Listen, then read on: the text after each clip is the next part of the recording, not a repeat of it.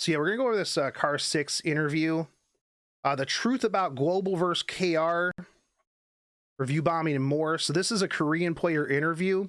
A lot of people linked me to this today. Well, actually, like last night and then today, there were a couple of people in the comment section of like my interview video telling me that I should watch this and everything like that. So we're gonna watch this and go through it. Now, I'd like to preface this by saying I'm cool with Car. Car is a good person. Car is a very middle of the road person. I feel like a lot of times whenever I watch Dan's thanks for the sub over on YouTube, and what's up, Waza. Now Car, I think whenever I watch his interviews and like whenever you kind of talk to him, Car always takes like the middle of the road, very lukewarm take on a lot of things. Whereas me, if I have a problem with something, I'm gonna be like, yo, this is a problem. Or if I don't have a problem with something, I'll be like, hey, I don't understand why people have a problem with this, because I don't have a problem with this. Now that's to say that I don't speak for everybody. Now I want to point this out, that when I talk about stuff, when I react to things, when I criticize stuff, that's me just talking for myself. I ran into this in past communities where people are like, Shogun is trying to speak for the community. No, I speak for me. If you agree with me, cool. If you don't agree with me, that's fine too. I don't really care either way. So all the opinions in this are my opinions. That's just what they are. Opinions. You can agree or disagree, but it is what it is, man. So let's get into this. I'm gonna turn this up. It's going to be very, very different. Chad, is the sound okay on this? My interview with Mr. Objection, who made a Reddit post titled, let me know if it's too quiet. Like to shed some light on the E7 issue. Overall, guys. So, oh hey, what are you doing? What are we doing just here? To break it down. Okay, hold on, pause. Now I read this thread. I did read this thread previously. Because whenever I was going through like the KR drama and everything like that, people would link me to, Reddit threads, other people's videos, like Mango did some videos, stuff like that, and to like the literal Korean forums. So I did see this thread right here. And so, yeah, so I am familiar with this one. Intro here. Korea views the global players. You could probably take EU and Asia as well into this. They view the global side as JP crying right now because not even mentioned Car. How dare you not even mention the JP server? They're going to be with us on the this March. They're going to be with us March, so they're part of it, man. Now I don't know necessarily how the JP player base feels about this. It will actually be interesting, and actually, you know what? I do have to get all those interview questions over to that JP player. So, you know what? Maybe I'll ask them how they perceive this, if they even know about this whatsoever. More complacent. Some have even said brainwashed. We're just taking it as is. We're too happy, and we should be a little bit more upset with the current state of the game. On the other hand, Global and the other servers view Korea as maybe entitled, overly whiny, maybe just always asking for more compensation, can never be happy. Guys, this interview is not to prove which side is right or wrong. True. I don't think either side is right or wrong, but instead to maybe bridge a mutual understanding, because I would definitely had an eye-opening experience after talking with Mr. Objection. And whether you like it or not, boys, Korean players, global players, EU players, Asia players, we all play together. We all play the same game. We have the same patches. So whether you like it or not, their protest movement, their protest culture is going to affect us. So it's better for us to have an understanding. I'm not asking you. What was this? So whether you like it or not, their protest movement, their protest culture is going to affect us. So it's better. Oh, yeah. Okay, seen as the free stuff, the Slate and Molas that we got in the mail last week. Yeah. And here's the thing, too, is a lot of global players that I saw, especially on like Facebook, Discord, stuff like that, they're not even familiar. Like, they don't even know what's going on with this stuff, right? So they don't even know why they got that stuff. I saw a lot of people post and they're like, bro, why did we get this? What's going on? I don't know why we got this. So then a lot of people did have to explain, and then they're like, oh, okay, well, all right. All right, I guess I get it now. For us to have an understanding. I'm not asking you to condone or accept what they're doing, but it's good to understand how they view things, to empathize with them a little bit, and hopefully for them as well to view what us global players are thinking. So one last disclaimer, I don't speak for any of the global players. I may make some statements in this video. You probably will hear me say I don't pretend to speak for the global player base, and Mr. Objection as well will not be speaking for all Koreans, of course. We just So this is always really good to kind of like get out of the way, right? Because if you don't preface things like this by saying, hey, look, man, I just speak for myself, right? People will immediately jump on that and be like, oh, are you trying to be like the head of this? Are you trying to speak for everyone on global? Well, you don't speak for me.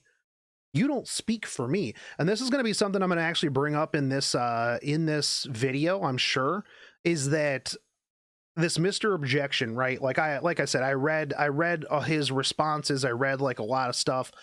First off, I mean, I don't know. I don't even know who the guy is other than like a Redditor. So, you know, it is what it is, but like obviously this dude doesn't speak for all of KR either. So we'll see how this goes. have to say that you guys are entitled to your own opinions, and I would love for you guys to Yeah, let this me is know my what you think opinion, of the by the way. overall state of the game, as well as this interview and the global versus Korea situation. Also, So if you're hopefully you not guys enjoyed subscribed this long interview. I kept most to of it Car, in, go do it. Only edited out a few parts that he I'm asked sure me you to, or already if I are. felt it was out of topic, but enjoy, and yeah, let me know what you guys think. All right, so Mr. Objection, thank you for coming on. I wanted to bring you on because you had a post on Reddit, which I'm showing right now, called I am a Korean E7 player. I wanted to shed some light on recent issues. And yeah, if you want to give yourself a quick introduction, you kind of stated here in the post. Chance, but yeah, is go the ahead audio and, okay? Just let us know. Can you hear Car your and this background other a little guy bit. okay? Right. Yeah. Hi, I'm Mr. Objection. Though I really only go by that name on Reddit. He's really Friends quiet. know me as Iggy, or I'm not. Car, in the future when you do this, make sure that you sound check it, and make sure that they're In Korean circles, a little bit higher. Okay, hold on. I literally have my my audio all the way up. So let me see if I can turn my desktop audio up. Here was playing E7 for maybe a little under. Is that better? A little under a year, between a few months and a year. I played E7 for the first time actually. It's better for me. Early in the game's history, but I kind of just quit. It dropped off. And I was convinced by a friend in the global server to come, play again, saying, Mr. Objection. All right, here, we're gonna go back. So I really only I missed a little bit what this guy was saying. Reddit. Friends know me as Iggy, or Hanang in Korean circles. But basically, I've been playing E7 for maybe a little under a year, between a few months and a year. I played E7. Okay, so first off, what kind of gets me here, right, is so this is the perspective of kind of a new player, right? This person's been playing underneath a year. So this person's has not lived through a lot of the previous controversies, right? They may know of it, but they weren't there. They weren't boots on the ground. Now, I'm not saying that I'm going to dismiss their opinion because they're a newer player, right? But I do want to point out that is kind of the perspective going into this, is that this person has been playing for under a year. They're a Korean E7 player on the global server. So this is kind of level setting my opinion, because I mean, like I said, back in my day, uphill both ways in the snow, and all of that jazz. So like, I've been here for the original Festa. I've been here for the 15% meme. I've been here for the pet snacks, the review bombings. So like I said, I'm gonna try to be as unbiased as possible, but that it is what it is. First time actually really early in the game's history, but I kind of just quit. It dropped off. And I was convinced by a friend in the global server to come, play again, saying a lot of things have improved since you last played. Yeah. They have. Yeah, And since then 100%. I've played a lot of gacha games. I've played once from Japan, once from China. So I know the kind of what goes on in mobile game communities. And Most mobile game as for communities are E7, super even toxic. though I play on the global server and I'm a global guild, I spend a lot of time on Korean kind of communities. I don't live on them per se, but a lot of E7 content creators I watch are from Korea, streamers. I go on Stove or other sites like Oh, that they every turn once off in a the while. And just like I mentioned in the post, I do visit Reddit because there is some good content here. Some people have some that great alert box is gonna be numbers real loud. analyses. Yeah. There's some great art, some great content. So Very like, good art. Let's be real. If you're going to Reddit for like anything other than the art, yeah. I mean, most people know my stance on Reddit a lot of the time. I do think that Reddit is like an echo chamber on both fronts. I think that there's a lot of Reddit hive mind on a lot of these. That's why, like, a lot of times I'll just straight up dismiss most things that people give me that are like, oh, Reddit said this or Reddit said that, and I'm like, yeah, Reddit represents a very, very small subset of the overall community as well. yeah. And I came in because there was this mounting kind of discontent ever since the release of Angel of Light. I think that's definitely the Yeah, sorry, Calamity. starting line we can set up here is that release date. And Sure. I agree to that. And in Korea, at least, that was the start of a kind of dark age where every subsequent release on the in Mystic, in Limiteds, like since Here's the thing, right? So like when I hear and I see the the complaints from the KR side of things, right? They always point out that like Angelica of Light was the catalyst, right? And I'm not going to say that Angelica of Light's entrance into everything was not toxic. It definitely was. She's very, very overpowered. She's got a lot of. It's easier to deal with her now than it was, but she's still really strong, right? But I personally think that like maybe Landy. I think the Landy buff was when things kind of started going off the rails because like they had no real reason to buff Landy as hard as they did. Landy was another one of those situations where she just needed a small dial tweak and they decided to just like crank that shit to 11. I think it's been around a lot longer. And one of the other things too is like Korea wasn't the only people that were complaining. Like I feel like a lot of times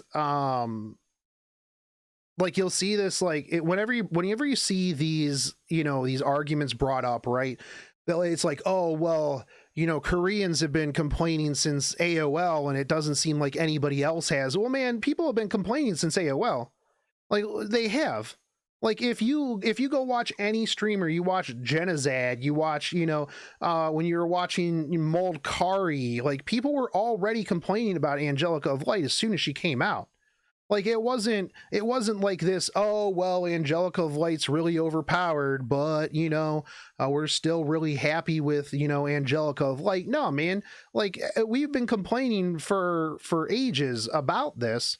Yeah, it seems like, and see, that's one of the things that comes back to why I feel like a lot of the global community feels like we're not listened to, which I think it's hilarious that KR thinks that global's the only ones who are listened to, because we've been complaining about the game balance, for ages.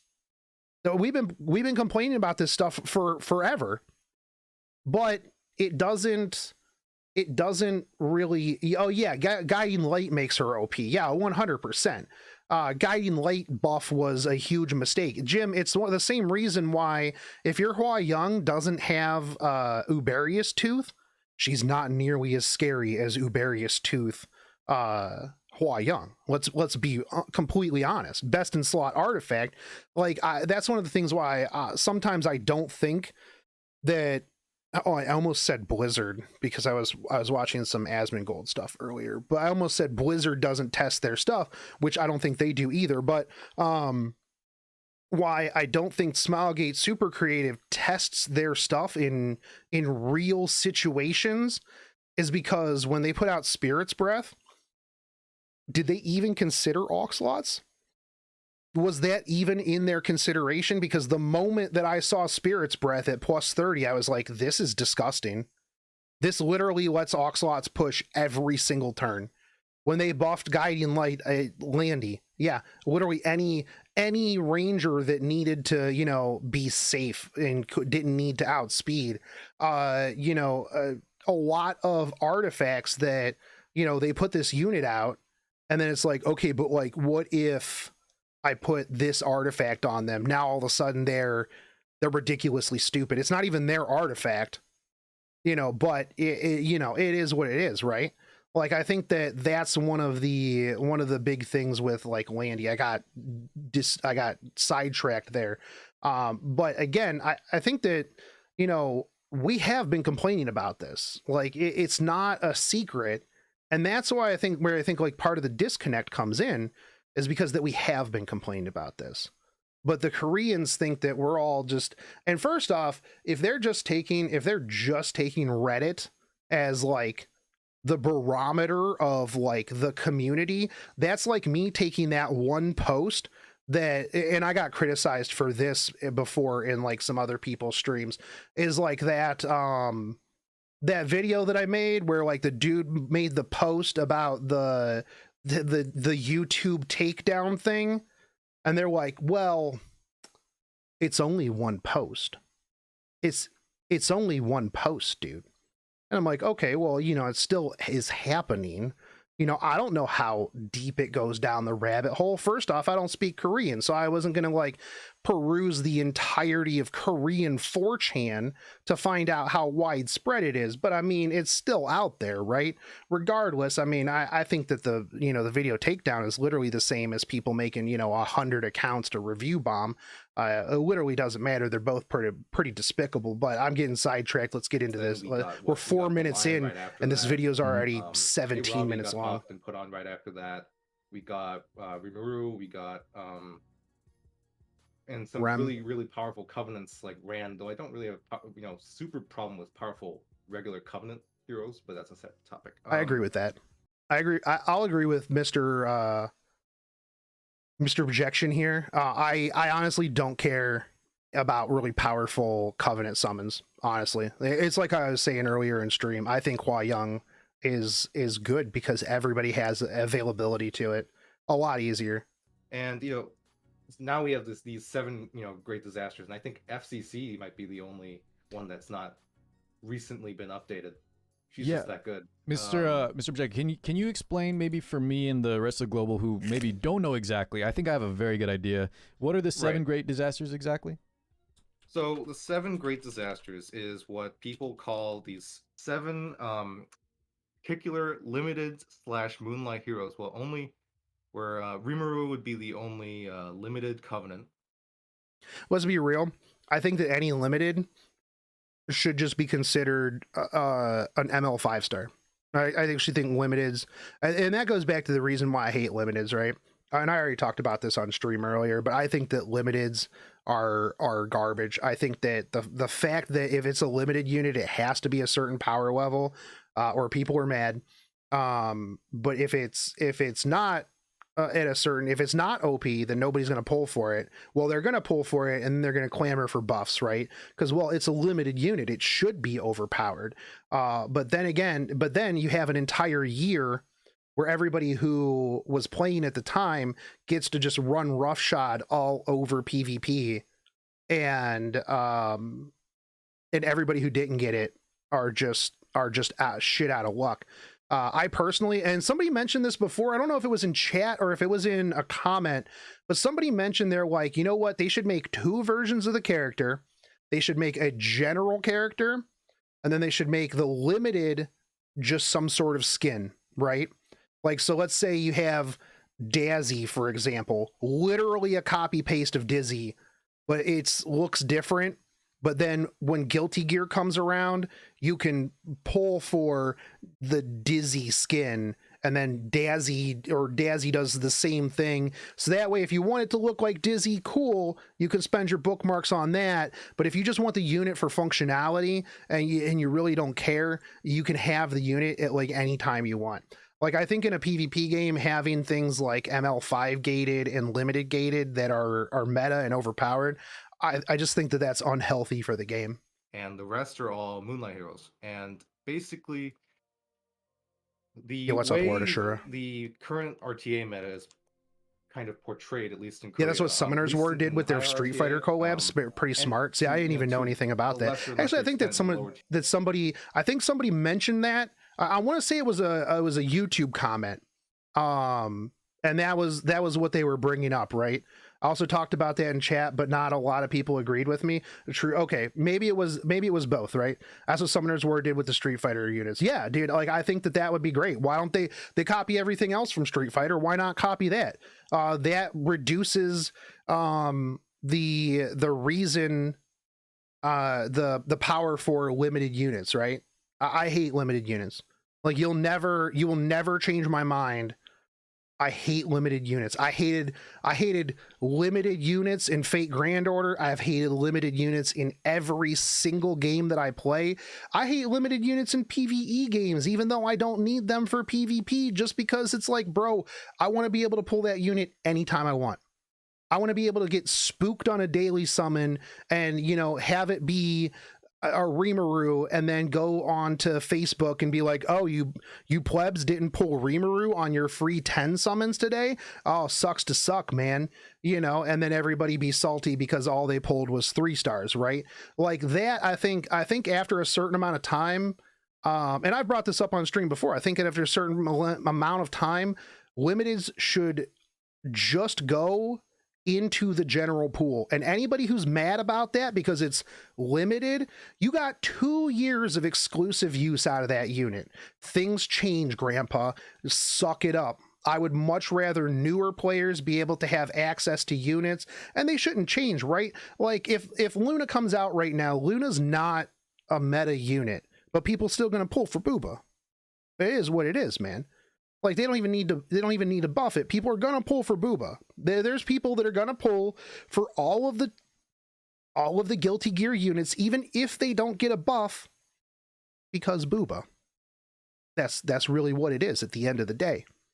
So you should let people be able to have access to those, because if you limit gate your meta units in a PvP game, that's just reducing the amount of people that can be competitive in your game.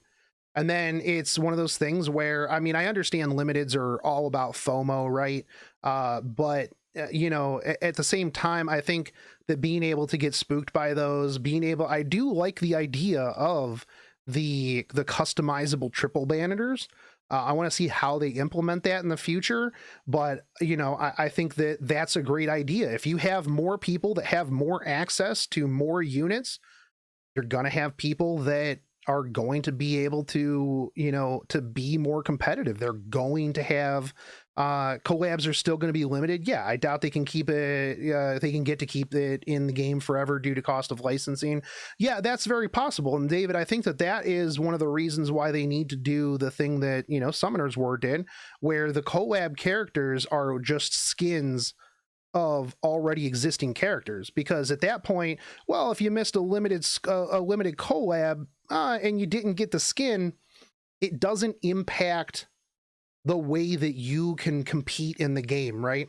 Because, like, let's be real, if I have a bunch more ML5s and I have a bunch more limited units than you, unless you are Rhyme from the the CN side of things, who doesn't have, I believe, a hand guy. I think that she was saying that she didn't have hand guy. She didn't have like a couple of meta units.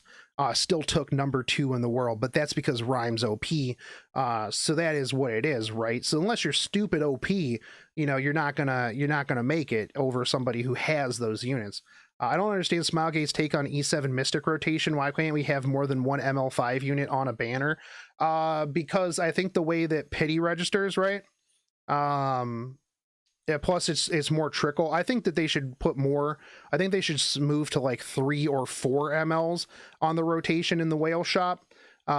Just because, I mean, there's people that are sitting on, you know, potential tote coins, just waiting for like a unit that they actually want, and being able to get it from there. And I think that the trickle of ML5s that we get once a month and then once every other 3 weeks is a little bit too slow in that rotation, you know, is what it is, man. E7 should have a ban list like Yu-Gi-Oh, and people who actually play at high levels identify the really unhealthy units. I actually think that one of the things that they need to do is just have more high level players beta test their changes before they actually put them out. I also think that they should have like maybe a council, like people who play in the World Cup and, you know, play at a very high level can look at the changes. The problem with that becomes that those people are only playing at a high level, right? But I do think that RTA, it's really impossible to balance, you know, master, like silver through master, even low champ at the same level as, you know, Emp and Legend, right? Because once you, like, there's certain characters that just have a certain gear break point, and then once they hit that break point, they're literally godlike, versus if you're even just like slightly below, it just doesn't work like Rylet. Anyways, we're 5 minutes into this video and we're already 26 minutes. Basically, 26 minutes and I keep getting stun locked. Disasters you take in your draft, you're basically, you know, if you have more than the other team, you're basically going to win. This is the stream tonight, boys. Looks like right about now, and these would be number 1 Rimuru, number 2 Aravi, number 3 Belian, number 4 FCC, number 5 Mediator Karik, 6 Conqueror Lilius, and 7 Angel Light. Yeah, I still don't think FCC should be a 7 great disaster. Yes. And there's a lot of alternatives to her. What I noticed is like I you know, people were just raging in Korea basically, and a lot of content creators, lots of streamers had announced at this breakpoint of the 16th, where this mounting discontent has actually spurred Smilegate to do an emergency broadcast. And yeah, I remember hearing about the emergency broadcast. Just chill. We're just wait till. You know, the thing that got me about, yeah, I think Rem should have been in that as well. Rem more so than FCC, like, for sure, like 100%. But I think it's interesting too to see that, like, you know, there is that difference. Like, who on global would have been like, yeah, FCC is a problem. Like, maybe when you were like cleaving and there weren't options, like you pre-banned FCC, but like not really anymore. Like, here was the other thing that got me, right, is that can you list the video in the description? Yeah, 100%. I'll link it in chat, and I'll put it in the comment section as well, Jim, for sure. But like, here's the other thing is, like, the KR side got an emergency broadcast, right? And we didn't, like, which kind of bugged me a little bit, because like, they were just like, oh, hey, we have to do an emergency broadcast. We understand you're mad, all this other stuff. And I didn't find out about it until I believe I was like reading in like a Discord or something like that they had an emergency broadcast. Like, we didn't get anything like that on the global side. So this is one of those things where there's like that disconnect of communication, where global thinks that, you know, that they only really care about when KR complains, and KR thinks that they only care about global. So, you know, I think that whenever they do stuff like this, like, it needs to just go out to a much wider group. Like, even if you got to like call Mashu up and be like, hey, Mashu, wake up. We got to do this thing. I also think KR should give, you know, Mashu and stuff like a little bit more flexibility in what they can do. But like, you know, at the literal same time, you know, because otherwise, like, global doesn't know. You know, we don't know. You know, unless we see it in a Discord, unless like a YouTuber content creator like talks about it, you know, something like that, like we really don't know. I mean, I'll go out there and say that, like, I think that most global players don't even use any social media, and don't actually, if I called up Godhand Gary right now and I was like, hey, Godhand Gary, do you know anything about like the KR drama that's going on right now? He'd be like, nah, man, did you read that new chapter of One Piece? Which, if you haven't read the new chapter of One Piece, holy shit, boys, let's The go. 16th, just please. And we're like, okay, fine. Looks like they know what's going on. We should be a step in the right direction. It's the 16th. We got this stream that was mostly about, it was a regular update stream. And people were just watching through the whole stream, waiting for, okay, when are they going to address the balance situation? And they ended up with, we're going to do a survey. That was the last thing. That was the only thing they announced regarding balance. And a bunch of streamers. Bro, hold on. Make any hold on, dude. Hold on. That's not all they released about balance. What the that's disingenuous. That's absolutely disingenuous, because they put out that statement before the survey that said, hey, look, we understand. We're going to look into, why people are, we're going to look into like how we can alleviate this with new gear sets. We understand that, people are upset about the same stale meta. We're going to look at different buffs and all this other stuff. There was a whole bunch of shit that came out before the survey. So that's completely disingenuous to say that there was no communication between the emergency live stream and the survey. Like, that's completely disingenuous. Like 100%. Create announcements about balance changes or anything in this next stream, then I'm going to stop spending. And a lot of whales did stop spending. I think this is stop spending then. Movement that's been less mentioned in global, but in addition to the sorry to interrupt real fast, Mr. Jackson. To be clear, when you say streamers, we're talking on the Korean side, and was this the Korean side. Was this the February 16th emergency broadcast in Korea? The February 16th update stream where they talked about Ancient Inheritance and Got it. And the new Vivian event or whatever. Right, because here on Global we have Mashu and Gegari, and I think sometimes it's a different stream almost. I see. But yes, right. So just to recap, before February 16th happened, do you know about how long the Korean streamers and player base were kind of like asking Smilegate to address our issues, make an announcement? Do you know how long about that was happening? I'd say those calls started happening ever since the release of.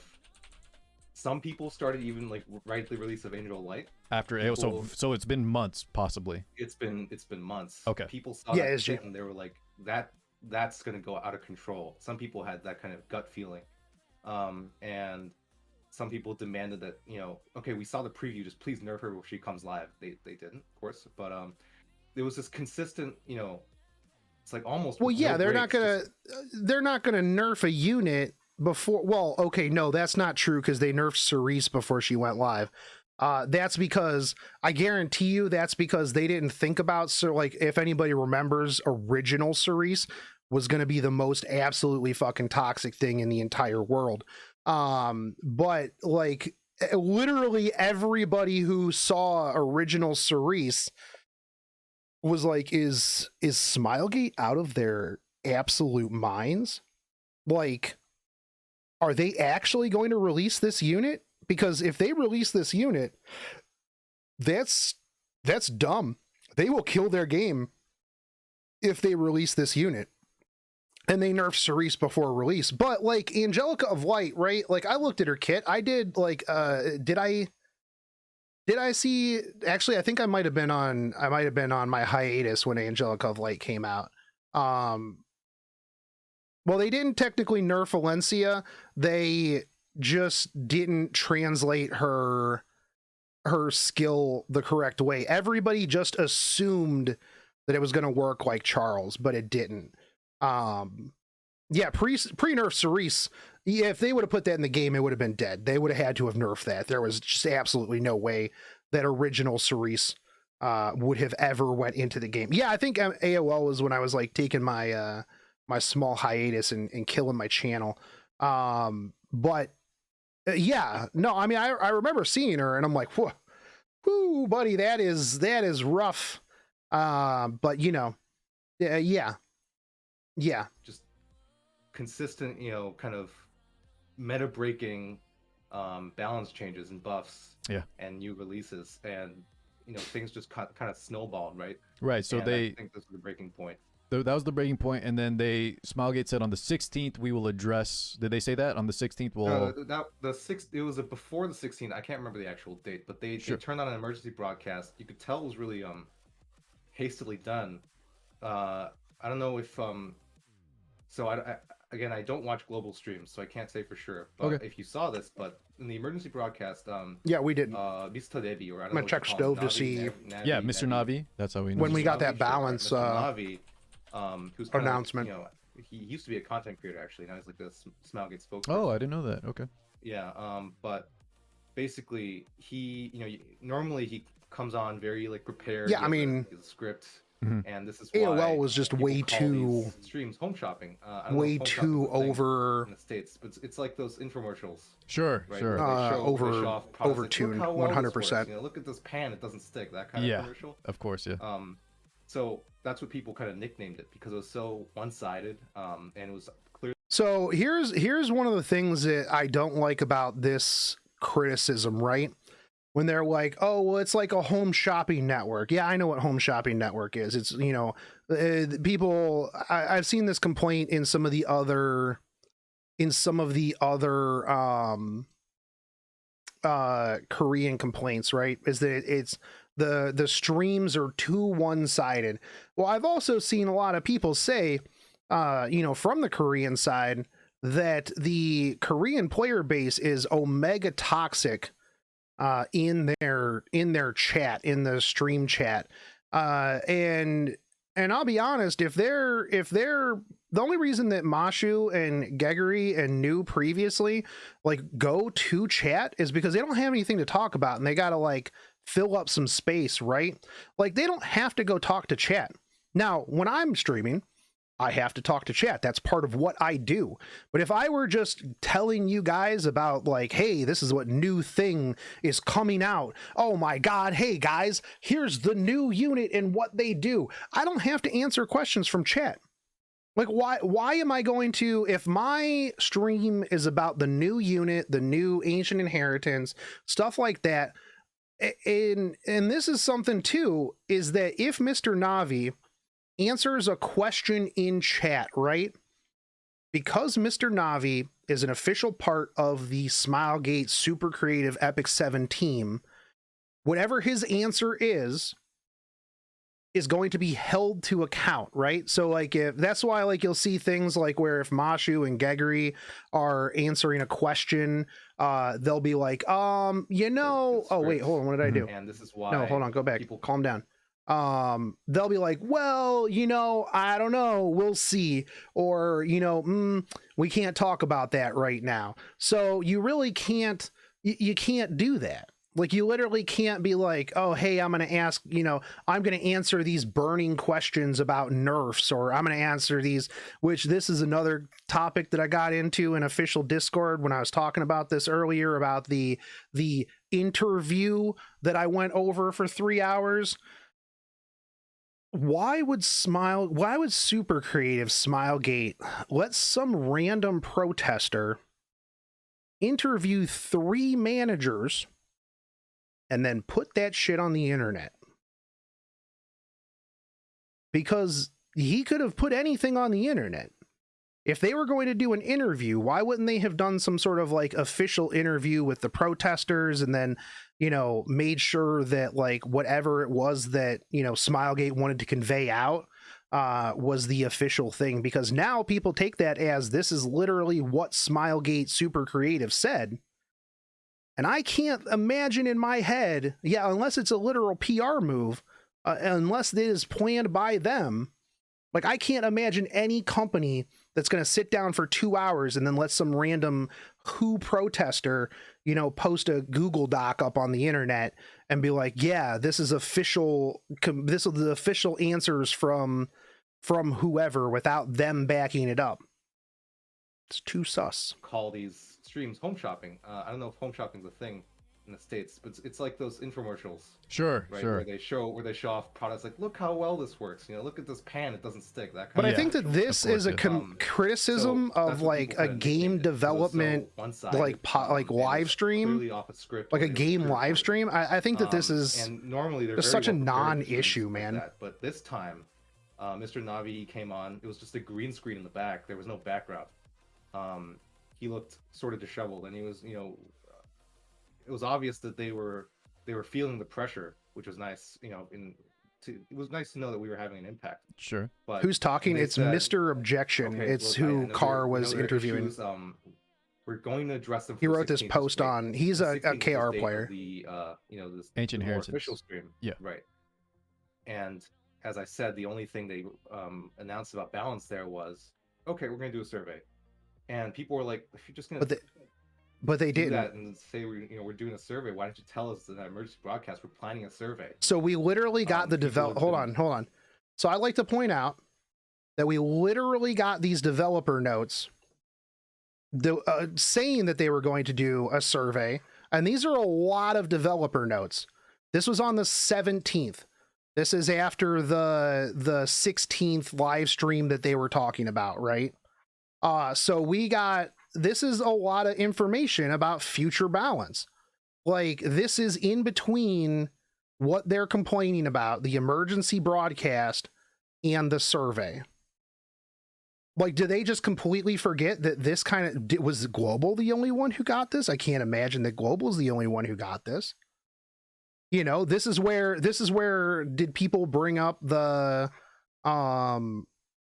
oh yeah, here, because obviously people remember, because this is where they brought up in the future we will not improve Moonlight 5 stars that are not used as much unless we confirm there's a way that it will will improve the current game state. Like, everybody quotes this. What are you talking about, dude? Like, so that's why I think that this is kind of disingenuous. I'll be completely honest. Like, the fact that they're like, there's no communication, blah blah blah. It's like they had a huge post for the developer notes talking about things, and that's where they brought up like what equipment is being used, and everybody's like, oh, you know, people 54.6% of people are using speed, blah blah blah. You know what? So this is a very disingenuous argument from there would have been Mr. Objection expectations ever since that stream, waiting for the 16th, because they acted like Got was it. some big announcement. So that's what a lot of global players were confused on. The way that some of the news came out, it kind of felt like Korea asked Smilegate to make some changes. They made that announcement, and then Korea was still upset. So we weren't sure on the time frame. What you're telling me is this has been happening for months. They said they had. I think you're missing the point. The growing discontent had been going on for months. I believe the KR players were expecting immediate parent change. Yeah, no, and that's one of the things too. Zero is that there's not going to be an immediate change. Anybody who clamors for like an immediate knee-jerk reaction is completely, you know, out of their mind. Like, these things take time, like 100%. Like, I think that people think that when they say that they're going to talk about it, they're going to be like, oh, hey, okay, we nerfed everything. But that is their own that's a failure on their own expectations.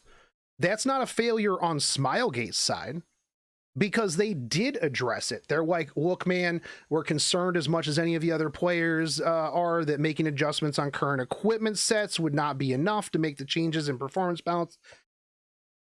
They have a statement, but it's not what the upset people want. So they're not happy with that.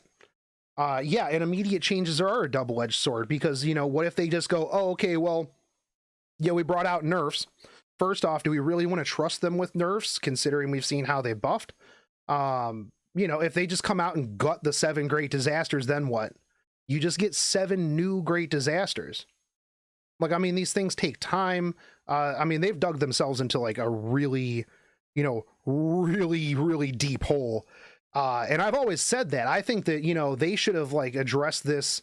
They should have addressed balance a long time ago. If you go back to podcasts, Infinite Library podcasts that I've done, a long time ago, I've always said that they should nerf and that they needed to balance PvP. At no point in any meta has anybody ever been like, man, I don't think anybody needs to be nerfed. Nobody's too powerful here. I mean, even like during Golden Boy's meta, which the 7 great ML selectors, yeah, exactly.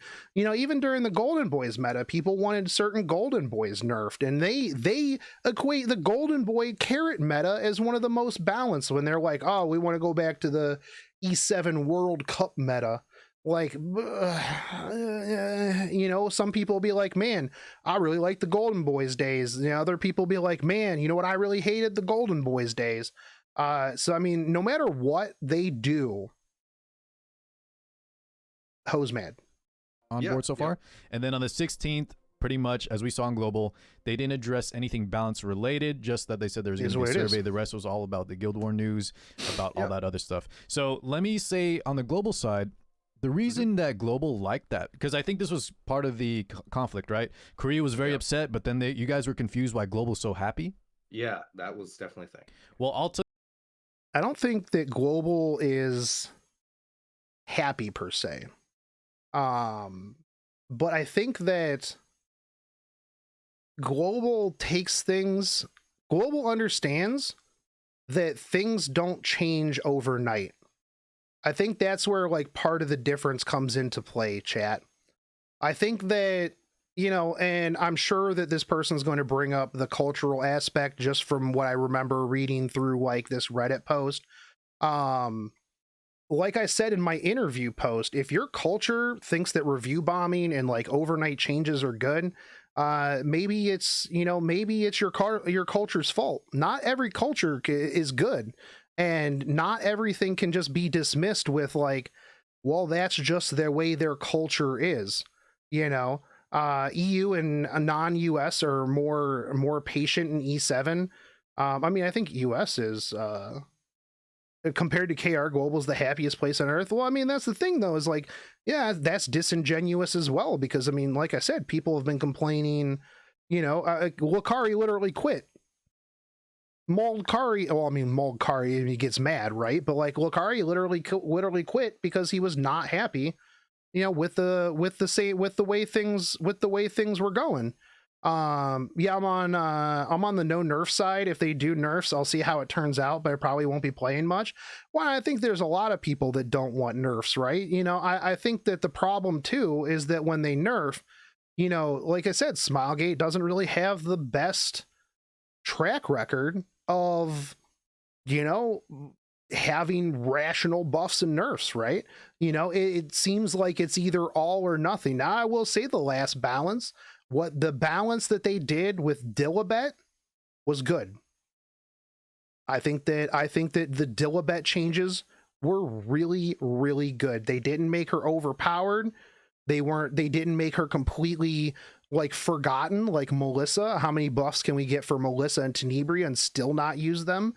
I think that Dilibet was fine. I don't think that Silverblade Araminta nerfs were actually Silverblade Araminta nerfs. I think Immunity Set was a Silverblade Araminta nerf. I don't think that any changes that they made to Silverblade Araminta had anything really to do with her falling off. It was Immunity Set and FCC. Same with ML Ball. When ML Ball couldn't strip 2 buffs, when it would just strip the shield and not the immunity, that's what killed them. Immunity Set nerfed Silverblade Araminta and Sage Ball. You can't change my mind on that. I don't think that their nerfs were really what gutted them. I think it was just their time to go after the nerfs, because I mean, Silverblade Araminta's changes really didn't do much to her. She would still been usable if you could actually, use her S3, but everybody had immunity sets by that time, because that was what had started coming out, was immunity sets. I'll tell you right now, we didn't know any of this was happening on the Korean side. We didn't know that you guys were asking for constant changes. Over on global, we also didn't like AOL. We didn't like any of those constant power creep, answers to another, overbuffing, all that stuff we didn't like as well. But we it's well, we can get into this later, but the way we kind of asked for feedback, it's a lot different than how I think you guys are able to ask for changes. So the reason we were happy is because if you remember the content patch before the 16th, 2 weeks ago, Global was very unhappy because Mashu and Gegri came on and they pretty much revealed nothing new. Not their fault, but there was literally no update. I don't even think they showed the Arby skin. They pretty much gave nothing. So when 16th came out, they showed the Guild War, they showed the Guilty Gear collab, they showed the new units, right? It was a lot of content, and that's why Global was happy. Yeah, we had no content clue Doko. all this balance kind of stuff. We weren't expecting anything else in that regard. So that hopefully that helps a little bit, and you can let other Korean players know. That's why Global was happy. It's not because I don't think we see things differently. Also, like there's a difference between being happy that new content came out, especially Ancient Inheritance, which I think was literally one of the best things that they put in the game, you know, like recently. But you can be happy about one thing in a game and still be unhappy about another thing in the game.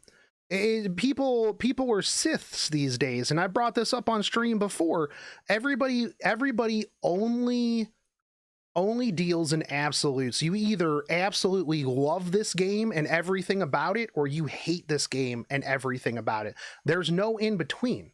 That's why people call me a White Knight Smilegate shill who never complains about the company. One, because they don't ever watch my actual content. You know, I'm sure I already got, you know, in 50 minutes into this video, I got like 20 thumbs down, you know, down doots on this video because they didn't actually watch any of it. They were just like, this guy's, I'm mad. I hate this dude. But like, that's the thing is I can be happy about Guilty Gear coming. I can be happy about Jacko. Not that I am happy about Jacko because I wanted Eno.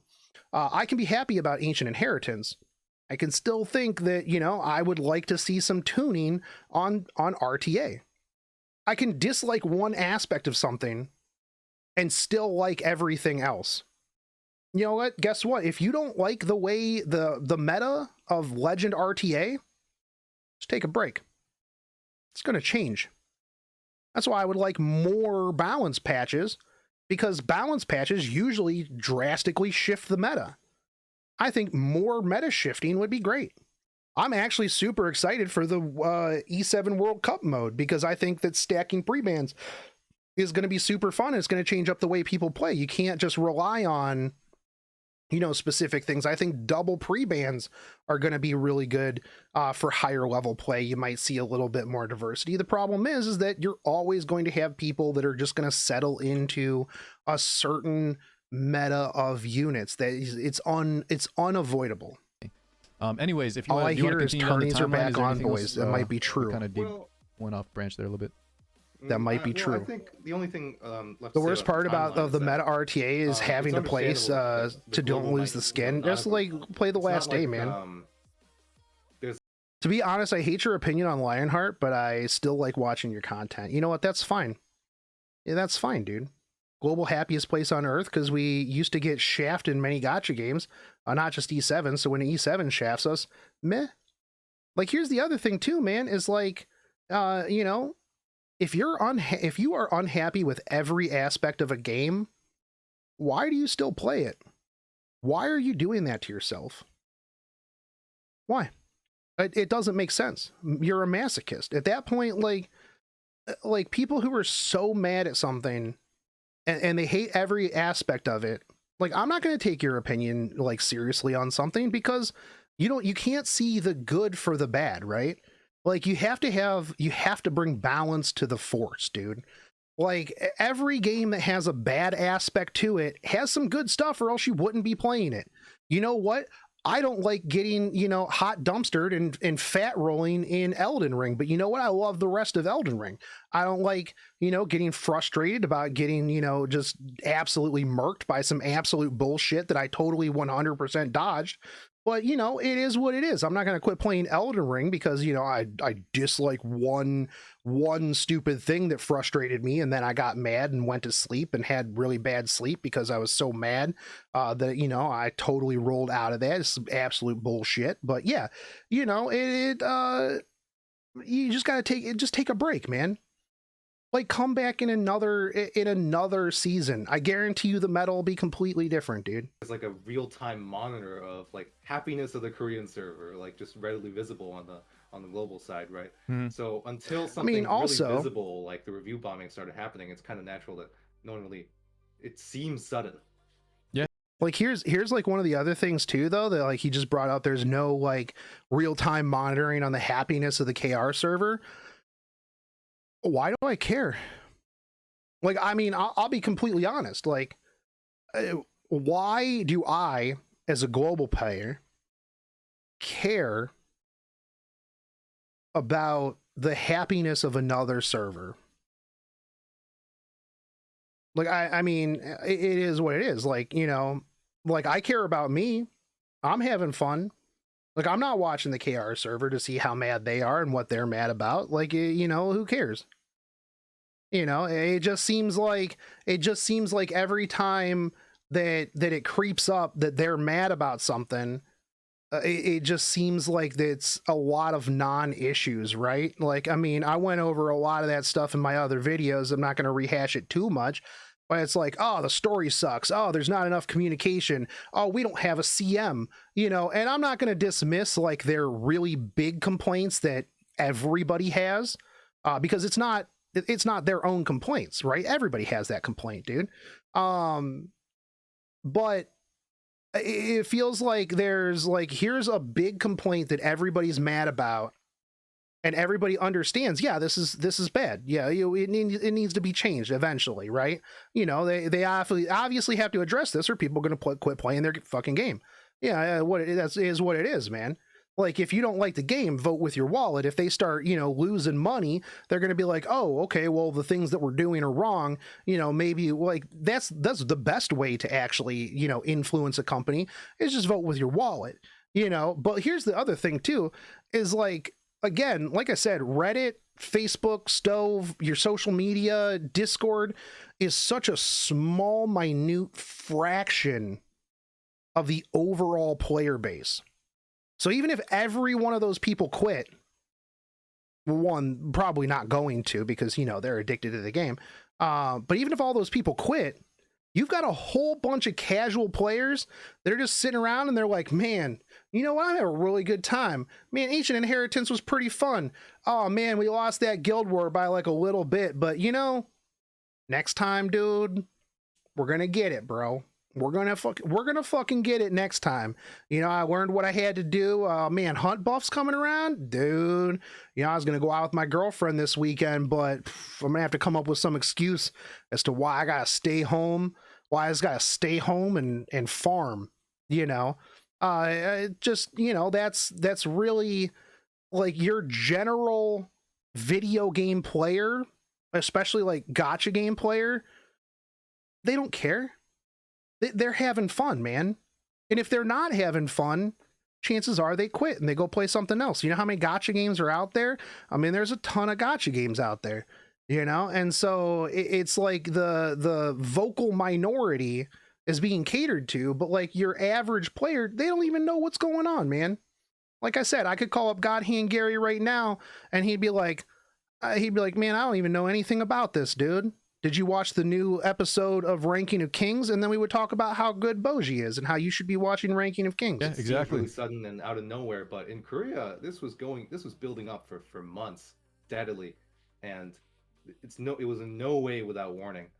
People were, you know, streamers and, you know, influencers they were going like, look, this is getting worse and worse. I don't know where the game's headed. We were doing so well just right before AOL. Where did things go wrong?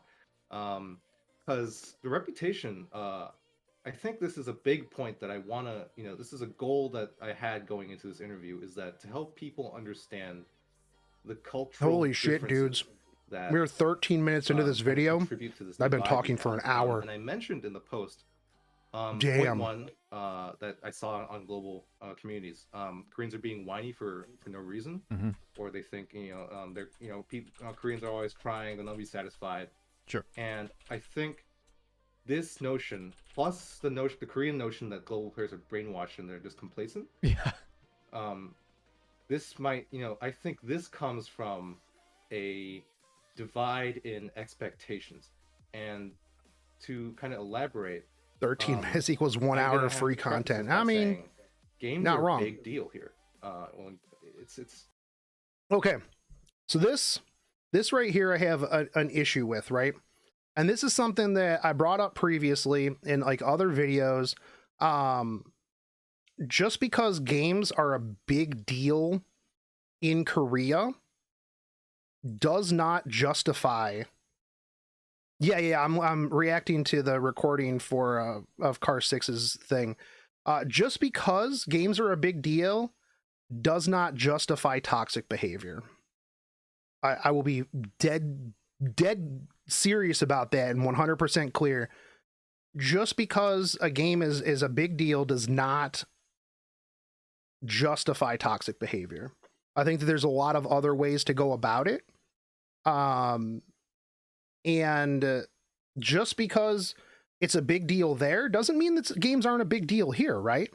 I mean, sure, a ton of games are a big deal here. Now, you know, do you really have people other than like Blizzard, you know, having people protest at, like, does anybody go to like, you know, Bethesda and protest? Because if you did, you'd probably just wake up in a wagon somewhere. But like, I understand that the game is a big deal. You know, there's a lot of games though. Like, I think that dismissing it as like a cultural difference is not a good way to foster a good mix of the two communities, right? Because if KR is like, oh well, you know, global is just too complacent, why aren't they outraged all the time like us? And then we go, holy shit, dude, you guys need to calm the fuck down, bro. Why are you so mad? That's gonna, you know, that's gonna raise your blood pressure and it's just not good for you, dude. Like, you know, touch some grass or something, man. Like, there's so many other things you can be mad about. Like, is this really like the biggest thing that's going on in your life? I mean, there's a lot of, you know, there's a lot of disconnect there. And I mean, I think that, you know, obviously opening up the lines of communication, you know, are good, but I think that like, I mean, you even see this on global side too, right? Where like a community, a content creator will like rally their user base and it just like snowballs and stuff like that. It is just a game, man. Like I understand people spend a lot of money on this game, right? People spend, I've spent a lot of money on this game. I've spent too much money on this game. Sometimes when I think about how much money I spent on this game, I'm like, damn, bro, why did I spend so much money on this game? But you know what? It is what it is. Even if you don't spend money on the game, you've spent time on the game. But like Josh, the prolific Josh Strife Hayes says, time wasted is not wasted time, right? Like, you know, it's not, if you're having fun, then keep having fun. Even if the game shuts down tomorrow, did you have fun along the way? That's really what it is at the end of the day. And if you're not having fun, then you should go do something that's fun. That's the whole point of games. If you're not having fun, just go play another game. There's so many games out there that you can have fun playing. It sounds really weird. You wouldn't really imagine, when I was not having fun with Epic like, 7 and when I played Final Fantasy 14. Everyone plays them, right? But no one like goes out and like talks about like, hey, what games do you play? When, you know, the first person you meet, right? Like, bro, what are you talking about? I asked people at the grocery store what fucking games they play.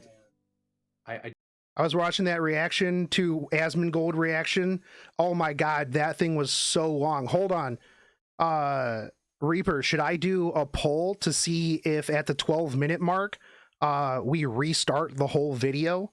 And then we just make this a 7-hour video? I don't really want to urge people to go. I love Josh Strife Hayes. But if you do, one of the other big posts I made was a very similar one to this, trying to explain to the global MapleStory community why Korean MapleStory was blowing up. That was last year. This is a very kind of similar incident where I saw. So wait, what we're gonna do is we're reacting to Car 6, his hour and 47-minute video This is going to be a minimum of 3 hours. And then he's going to have to react to my video, which is then going to be 4 hours. And then I react to his reaction of my video. Literally infinite content. Basically the same mentalities.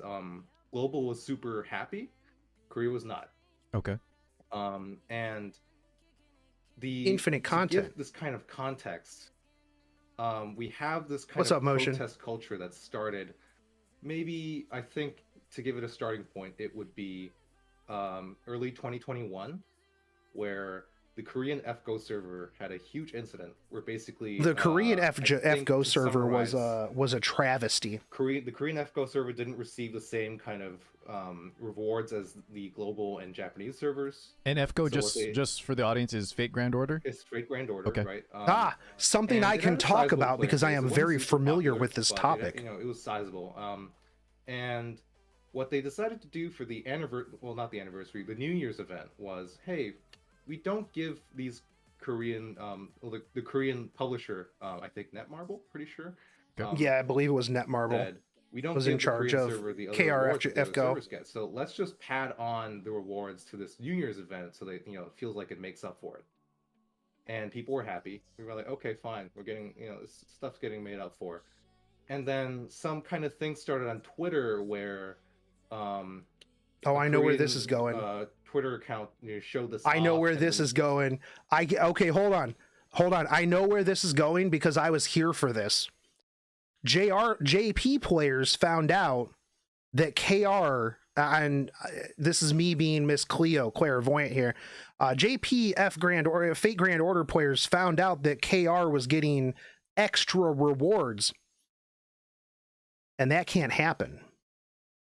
How dare you get extra rewards? We didn't get extra rewards on the JP server. How dare another server get something that the JP server didn't have?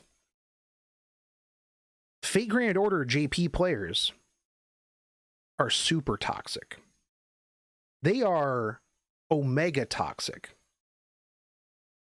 That was something that I brought up a lot when I played Fate Grand Order, because the moment that another server was even hinted that they would get something different than what the JP server had at the same damn time, that was completely unacceptable.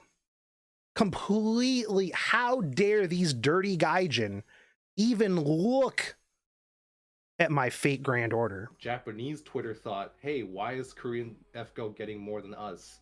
And they started complaining. So what Netmarble did was they pulled the entire event. They pulled it. The rewards are discontinued. They were like, okay, well, sorry, Twitter's not happy about it, so we're gonna stop you guys. Stop the event. That's when people, flip their lids. FGOJP is super fucking entitled, dude. Kind of, dev team.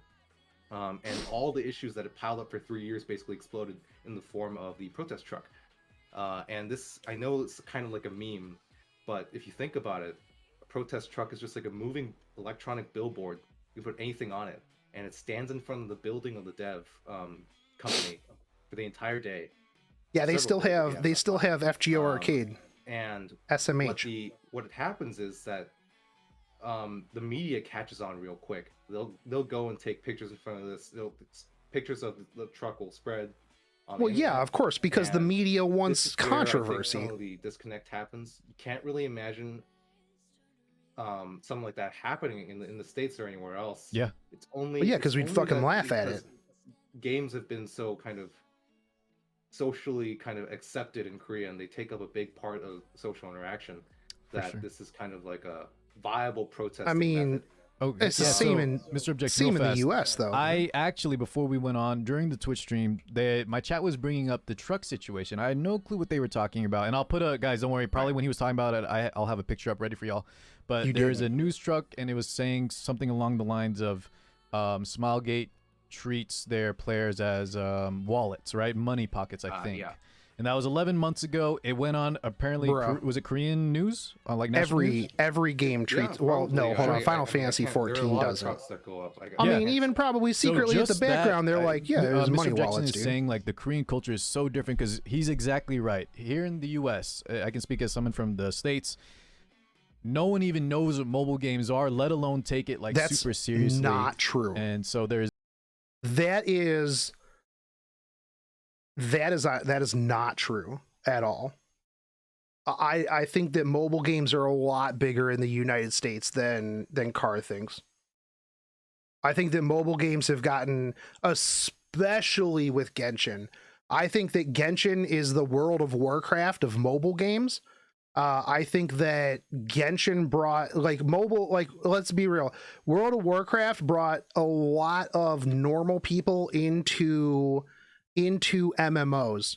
Like, I mean, I played MMOs forever. Like, I was a beta tester for World of Warcraft. Nobody really talked about EverQuest back in the day, right? Other than like my small circle. But like once World of Warcraft caught on, bro, everybody's talking about World of Warcraft, you know? Everybody is talking about Genshin. That's why Genshin has problems, because it's a whole bunch of people who've literally never played mobile games that are playing Genshin Impact. All kinds of people are playing mobile games now. I disagree with the mobile game aspect. I agree that the US doesn't take it as seriously as KR though. Yeah, I mean, I don't think that they take it as seriously as KR at all. But I mean, I do think that more people know about mobile games than car things. there's definitely a disconnect in the way the mentality is. Did you Yeah, have for more sure. stuff to talk about, Mr. Objection, or can I give my take real fast on the whole, I guess, culture on protests and things like that?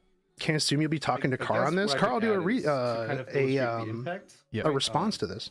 Infinite So- content, dude. When I mentioned about MapleStory, is that it was one of the biggest games in Korea. It's like a household name, basically. It's an old ass game. A lot of people played it. And Yeah. I mean, I played last MapleStory year, at one point. there was a RNG kind of manipulation issue, and like something dishonest that the Nexon did. Okay. So, Well, it's Nexon. but not going into too much detail. Basically, I mean, bunch of protesting. A lot. it's of Nexon, kind of, dude. Let's be real. Trucks were given. Has it got anybody major ever news- Chat, has anybody ever saw a title that was being published by Nexon and been like, bro, man, I can't wait to play that game. I bet that's not going to be scummy and monetized to all hell and back. Whoo, Nexon has such a good reputation. coverage. It was, you could see it on morning No. news on the TV. It was that big. And even my parents, who had no idea what any of these games were, they called me. They're like, "Son, do you play that MapleStory thing that I'm seeing on the news? Are you getting scammed?" That was the image they were getting. That is 'cause crazy. Okay. The news was, Son, are you getting essentially- scammed? I'm just picturing the son, are you winning? And this dude's like in his room playing MapleStory, and his dad just opens up the door and is like, "Son, are you getting scammed?" A truck comes up. It says, these. There it mentions like RNG manipulation, percentage For manipulation mobile gotcha games, yeah. Or sorry, MapleStory wasn't. It's an MMO, correct? Yeah. Right. Yeah. Yeah, but with Yeah, kind of. Korean games, there's a lot of RNG stuff. I'm not going to deny that. It's Sure. a lot of the same Well, kind yeah. of ballpark. Yeah, I'm So- playing It's like Lost Ark anybody who right plays now. a It's, Korean not any MMO. They different. know what they're getting into. Oh, Or at least they I think should. I will mention Lost Ark later, but Okay. later. But basically,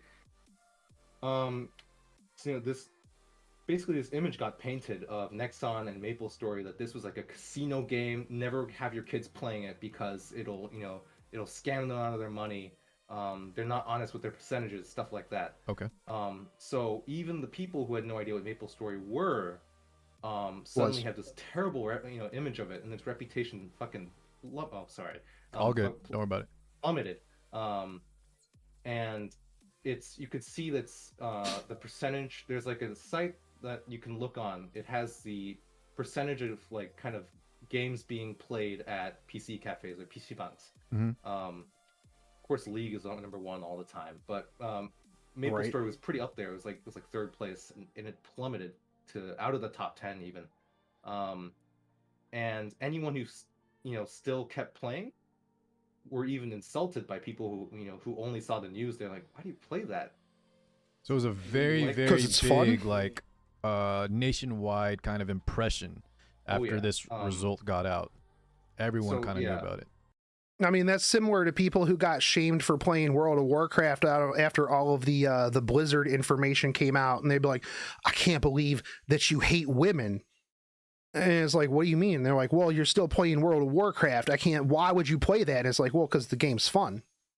What does Blizzard's politics have to do with the game being fun? Not that World of Warcraft has been really fun in a long time, but like, you know, if the game's fun, who cares? Oh, am I getting cheated? Yeah, whatever.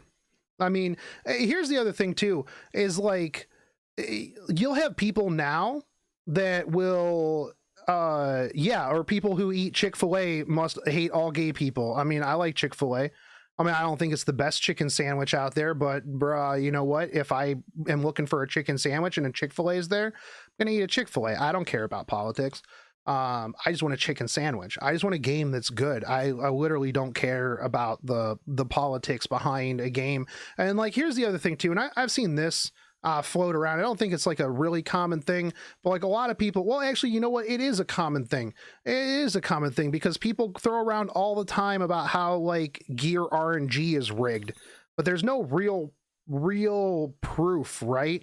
I mean, other than that one super good gaming psychopath video where he talks about how he's a developer and he knows how the gear is seated and all that stuff, and people would link me to that, and I'm just like, SMH my head, dude. But like, you'll see a lot of people, especially after it came out that the counterattack set was, 30% instead of 20%. Right now they're like, okay, well, what else is Smilegate lying about? Like, you have to back that up with like actual proof, right? Like, if you do 1,000 summons and then you tally everything up and it comes out to a certain like a completely different percent. If it's like a 2.6%, 2.5%, and you get a 2.2%, man, sometimes unlucky, right? Is what it is. But like, if you come up with like a 1% out of 1,000 rolls and it's supposed to be 2.5%, yeah, then maybe you have a case. Maybe that's something that you could look into. But it's just confirmation bias whenever anybody's like, oh, bro, if this piece of gear has effect resist on it, 100% of the time, low roll effect resist, dude. Smilegate's just a bunch of scammers, man. I bet they're lying about everything. You can't really bring that up. Like, do you have concrete proof that this is happening? Otherwise, you're just talking some bullshit. Yeah, so this, I hope, illustrates kind of impact that. But of course, media would run with that because, well, that's a good story, right? Koreans are so I hate the media. Quick Passionate. to act on, catch on to kind of greedy, practices and stuff like that. Okay. Because obviously, these things work. Nexon has been kind of, at least MapleStory has been scared straight lately. You can actually see it was in their 2021 shareholder report. There's actually a thing saying we're going to focus on regaining user trust instead of chasing short-term profits due to recent events. Dude, That was I from wouldn't want to be MapleStory, president, man. Get That out of was- here, yeah, dude. From Nexon's After the 2021. RNG manipulation. Got it. Yeah, Q4 like shareholders report. Today I rolled 2 pieces of available, DPS gear to online, 12 but and 15 it was and got crazy. effectiveness on And both so- pieces in a believe me, row. thank I you for mean, sharing that's pretty much, the culture. yeah, dude, that's difference is pretty definitely much huge. the And speaking of Yeah. RNG manipulation, the there proof is I something you need. mentioned. I don't know if you want to go to that now as a segue, but there is something you mentioned in terms of not necessarily RNG manipulation in Epic 7, but someone that Korea brought on that was known for having. Oh the yeah, past this was reading rates in another other games? complaint in their like big complaint thing. Oh, right. So I think talking about. So I'm not super eager to go into like Smilegate staff territory. People look into that a lot, but I know some global people think it's like conspiracy kind of territory. So all I can say is This is the vid where I get brought people up? Are, Oh, hell yeah, here dude. pretty keen on stuff like that. I haven't watched this yet. If there are certain like sudden suspicious hires with weird experiences, you can see like they look up their past jobs and stuff like that, and They literally for dox example, employees. like there have been mentions of rigging rates and stuff like that, and I'm just gonna say that this might seem conspiratorial, but the reason people dig into these things is because it's just the fact of the industry that stuff like this happens. Um, the There's actually a law that's struggling to get passed right now, trying to kind of set these companies, game companies, straight, especially in terms of probability. Yeah, I think that isn't it already in order? They have to reveal that happened also in the global. I mean, even things like loot everything- boxes. They have to disclose. everything in the game percentage rates has of which if the it's a percentages random gotcha box. listed. Yeah, it took a long I mean, time for it to Belgium get through bans the loot process boxes, because right? It was fought so hard by the game industry. Yeah. And these I mean, major I hate companies. loot boxes. And I'll be completely it real. actually was a part of the reason a lot of trucks happened in the last couple of years, because Okay, well, so I'm gonna go back to like them doxing employees. Yeah, that's messed up, dude. Like, okay, so some random dude who has a sketchy past got hired into like a role at Smilegate.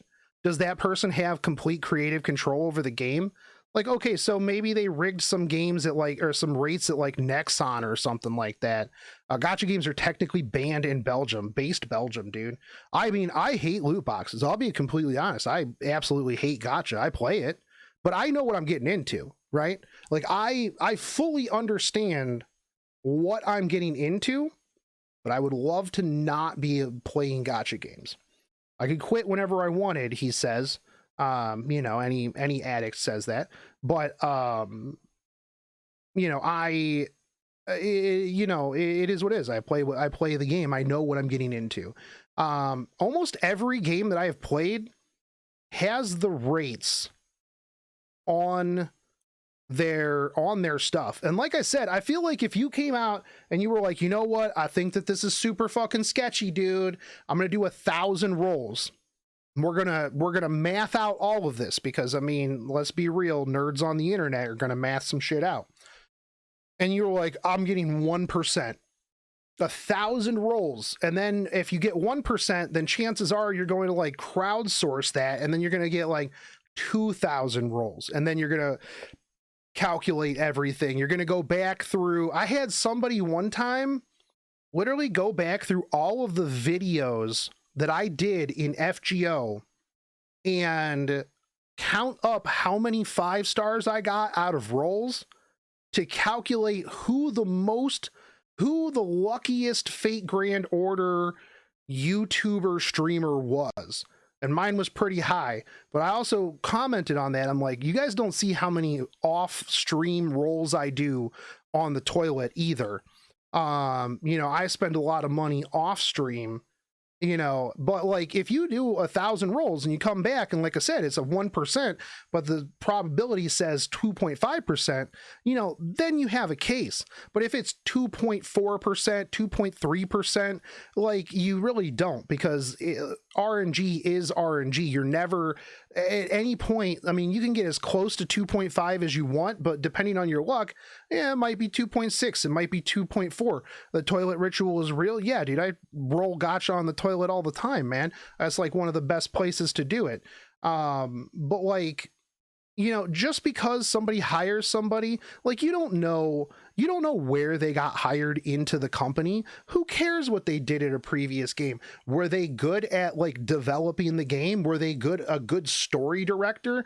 Oh, they rigged some rates? Well, whatever. Obviously, if the company gets caught rigging rates, which they will, after a certain amount of time, then the whole company's fucked, right?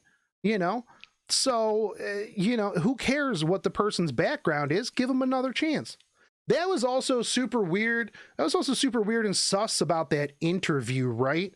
Was that like at the end, like the one dude was like, oh, in closing, I know I have a bad history and you guys really don't like me, but, I want you guys to like, let me do better. And I'm like, who says that? Who the fuck says that in an interview? I'm like, that's not, nah, man. No, nobody says that. Yeah, come on, man. Come on, dude. Yeah.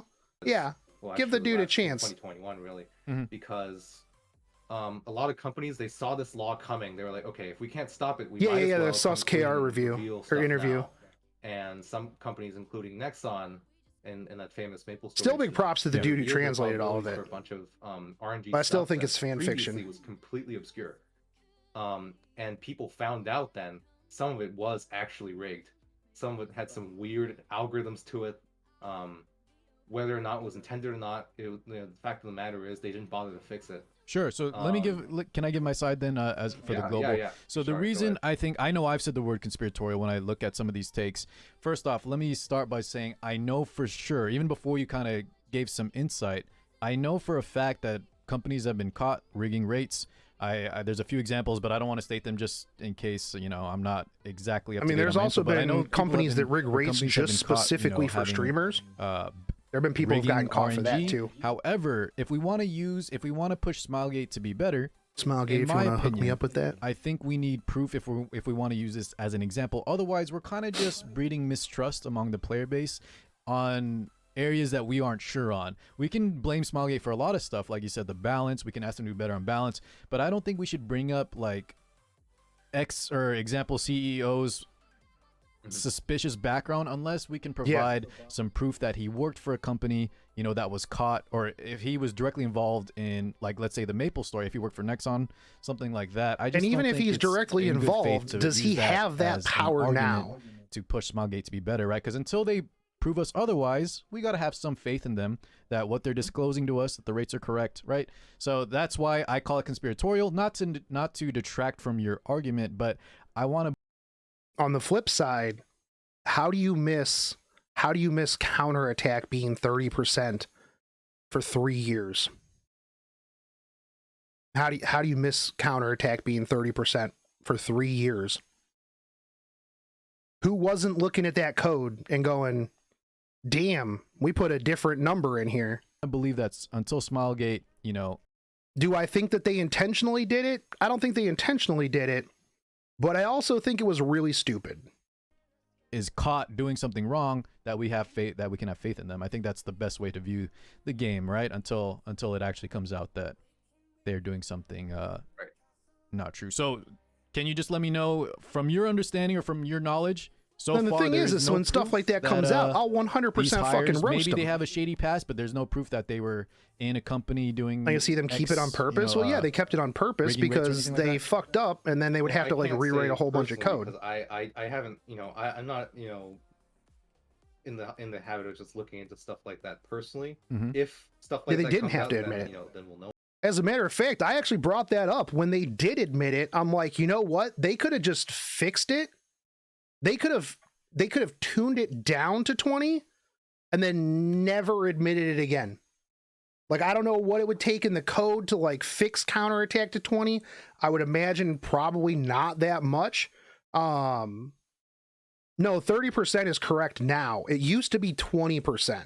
But then it came out that it was 30%. But like, yeah, here's the thing is they didn't have to tell anybody. They could have just fixed it on the background when they found out and been like, oh shit, it's been 30 this whole fucking time, bro. Yo, let's tune that down, man. Put that out in an emergency build. Tell them that we broke a unit or something. You don't tell anybody that shit, man. You get a bonus. We'll give you a raise. Yeah, they could have done that. No, instead they told us. And then they buffed it to 30%. Know about it. But as of right now, just to your knowledge from browsing the communities, you haven't seen like a news article post, right? Saying like. I think it's a lot of speculation. Okay, that's all I'm curious on. Yeah, all right. I just ask that you don't take, I wouldn't take all the speculation as another like argument, but rather just as a reflection of how, I guess, little the player base has come to trust the dev team. Sure. The precedent is there. It can definitely happen. But so far, from just you browsing around, maybe it'll come up. But from right now, so far, no proof yet. Okay. All right. We can move on from that topic. That's what I wanted to talk about. That. Where do you want to go next, Mr. Objection? Let's see. Well, I'm looking at my post for a bit. Sure. No problem. Yeah, I know it was a long one. Yes, I actually really appreciated that you made this. And while you look that up, let me just I'll probably make an announcement in my intro, but Mr. Objection does not speak for the Korean player base. I don't speak for the global player base, but he seems to be knowledgeable on a lot of what's going on. And of course, I've been part of the global partner program with Epic 7 pretty much since the revamp start, and so we can kind of share our except I got kicked out at one point onto the situation, but in no way do we speak for anyone, right, Mr. Objection? We're just here to kind of hopefully I also don't speak learn a for little bit anybody about except each for me. other's experiences, culture, and then maybe come together a little bit so that we can kind of not view each other so negatively. Each other being global and Korea player bases. Right. All right. Now, did you? I guess I'd like to touch on one of the major reasons I actually made this post was I got speak for coming these here and nuts, yeah. seeing- and on Reddit basically, and in every thread talking about the drama, Yeah. people are going, "Oh, Koreans," which it's a clever Koreans. word, I loved it, dude. Together, but it's That's not hilarious, exactly- actually. People actually on Korean communities actually do look on Reddit, and Good. because they always want to gauge the global player base's reaction. Yeah. But there just hasn't been any communication because no one there really knows how to speak English or has a Reddit account or whatever. But what they got away from a lot of these posts, like just scanning these posts, they were like, "Look at these guys! They're calling us Koreans. They're making fun of us. They're stuff like that." And it's just some very there were some, I think, comments that crossed the line. I'm sure. Some kind of not in great taste, and I got tired of seeing these comments, and I think I got called xenophobic for saying that they weren't literal gods of PvP. I'm just gonna throw that out there. a lot of them tried to attack the character of the Korean player base by mentioning the quote-unquote mass YouTube reporting. And I mentioned this in the post. Yes. The only thing I could Is this the part where they bring me up? find after a lot of scouring about mass YouTube reporting is one Arca.live post with like 50 upvotes, less than. And that was it. It didn't get shared anywhere. I didn't see any major streamers talking about it. I didn't see it get, the YouTube thing get mentioned as like a way to protest anywhere. So it just baffled me that one screenshot of this came up and a YouTuber is making a video about it saying Koreans are toxic, and there's a post with like 500 upvotes saying, "Look what they're doing now. They're trying to take down the YouTube channel," and all the comments are like, "This is despicable." I mean, I did talk about that. So, Mr. J, do you remember? I didn't catch the video. Do you remember which content creator made that one that was talking about? Am I allowed to mention specific? I'll cut it out if we have to, but I think we can. Okay, it's I believe his name. Oh yeah, Okay. that's probably me. I'll look it up later. All right. Yeah, it's probably me. People, and even Car, when you're reacting to this, you didn't have to cut that out.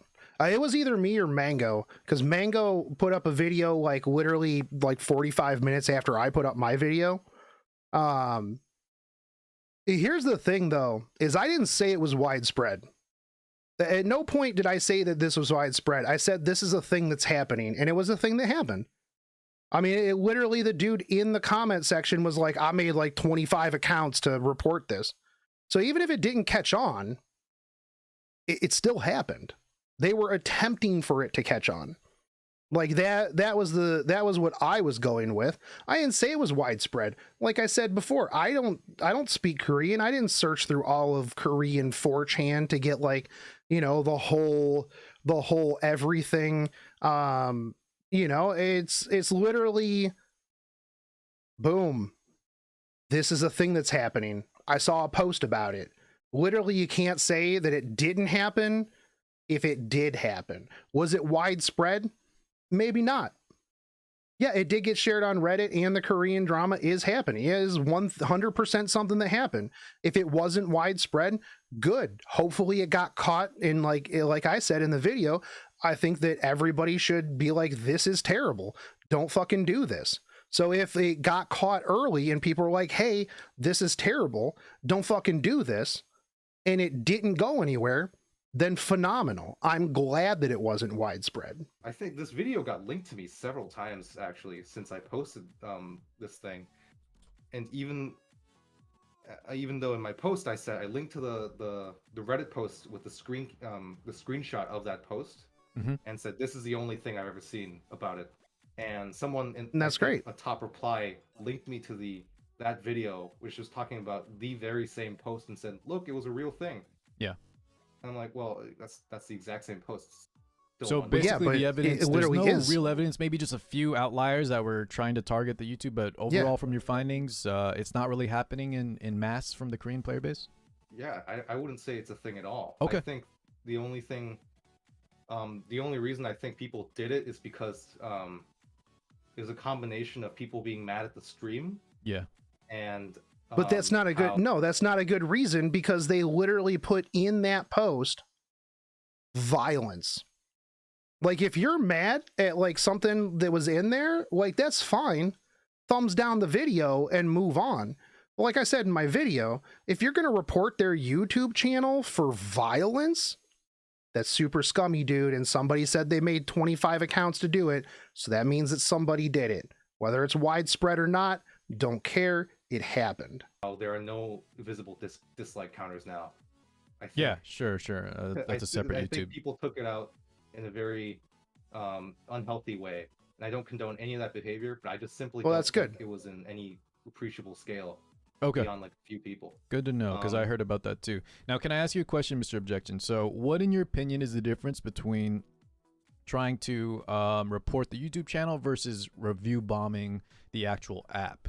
Because you said you're Ooh, not this'll cool be with good. the, mass reporting of This will YouTube. be good. This will be What spicy. makes the review bombing of the apps maybe more okay? So, rather than being more okay, I'd say review bombing is a pretty standard practice, especially when it comes to mobile games, right? MMOs don't exactly have an app store page, but MMOs, a lot of people would do it by, they would post pictures of them discontinuing their spending, stuff like that. And in mobile, there are some myths going around saying, oh, people can't download if the rating's low enough. This isn't really actually true. People can still download Epic 7. It's 1. Okay, well, I mean, that was what literally was told, right? That you couldn't download it if it got to a certain point. Now, I'm going to point out here that not fine with false reporting YouTube channels, but it's fine with people making mass Google accounts to 1-star a game with repeated reviews. I think I mentioned this like in the first video, where, you know what, if it's one person and they're mad and they downvote the game, if they 1-star the game, I'm fine with that. When you make 25 accounts to review bomb a game, how is that literally any different than mass reporting YouTube for false flag? How mass false flagging in a YouTube account? That's 24 fake reviews and one real review. That's not organic. Yeah, we did review bomb E7 in the past, and I didn't think that was good either. Like, honestly, if it's one person, if it's 1-to-1, and enough people are mad that they review bomb it, then I'm fine with that. I'm perfectly okay with that. But if you make 25 accounts, if you make 25 Google accounts to review bomb a game, then that's just disingenuous. That's not a indicator of the overall community. If you can only get 1,000 people that are mad out of 100,000 people, then that's really not that big of a deal. Now, if all those 1,000 people make, 25 accounts, 25 plus accounts, now that's 25,000. That's not a real indicator of how many people are mad.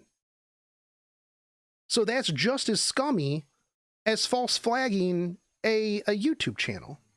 That's why I hate review bombs. 1, I think, right now. We're dispelling a lot of myths, because I actually heard that too, and I believed it. So you're saying even when the reviews aren't low, players in Korea can still download Epic 7? Yeah, people can still download it. It's not blocked right now.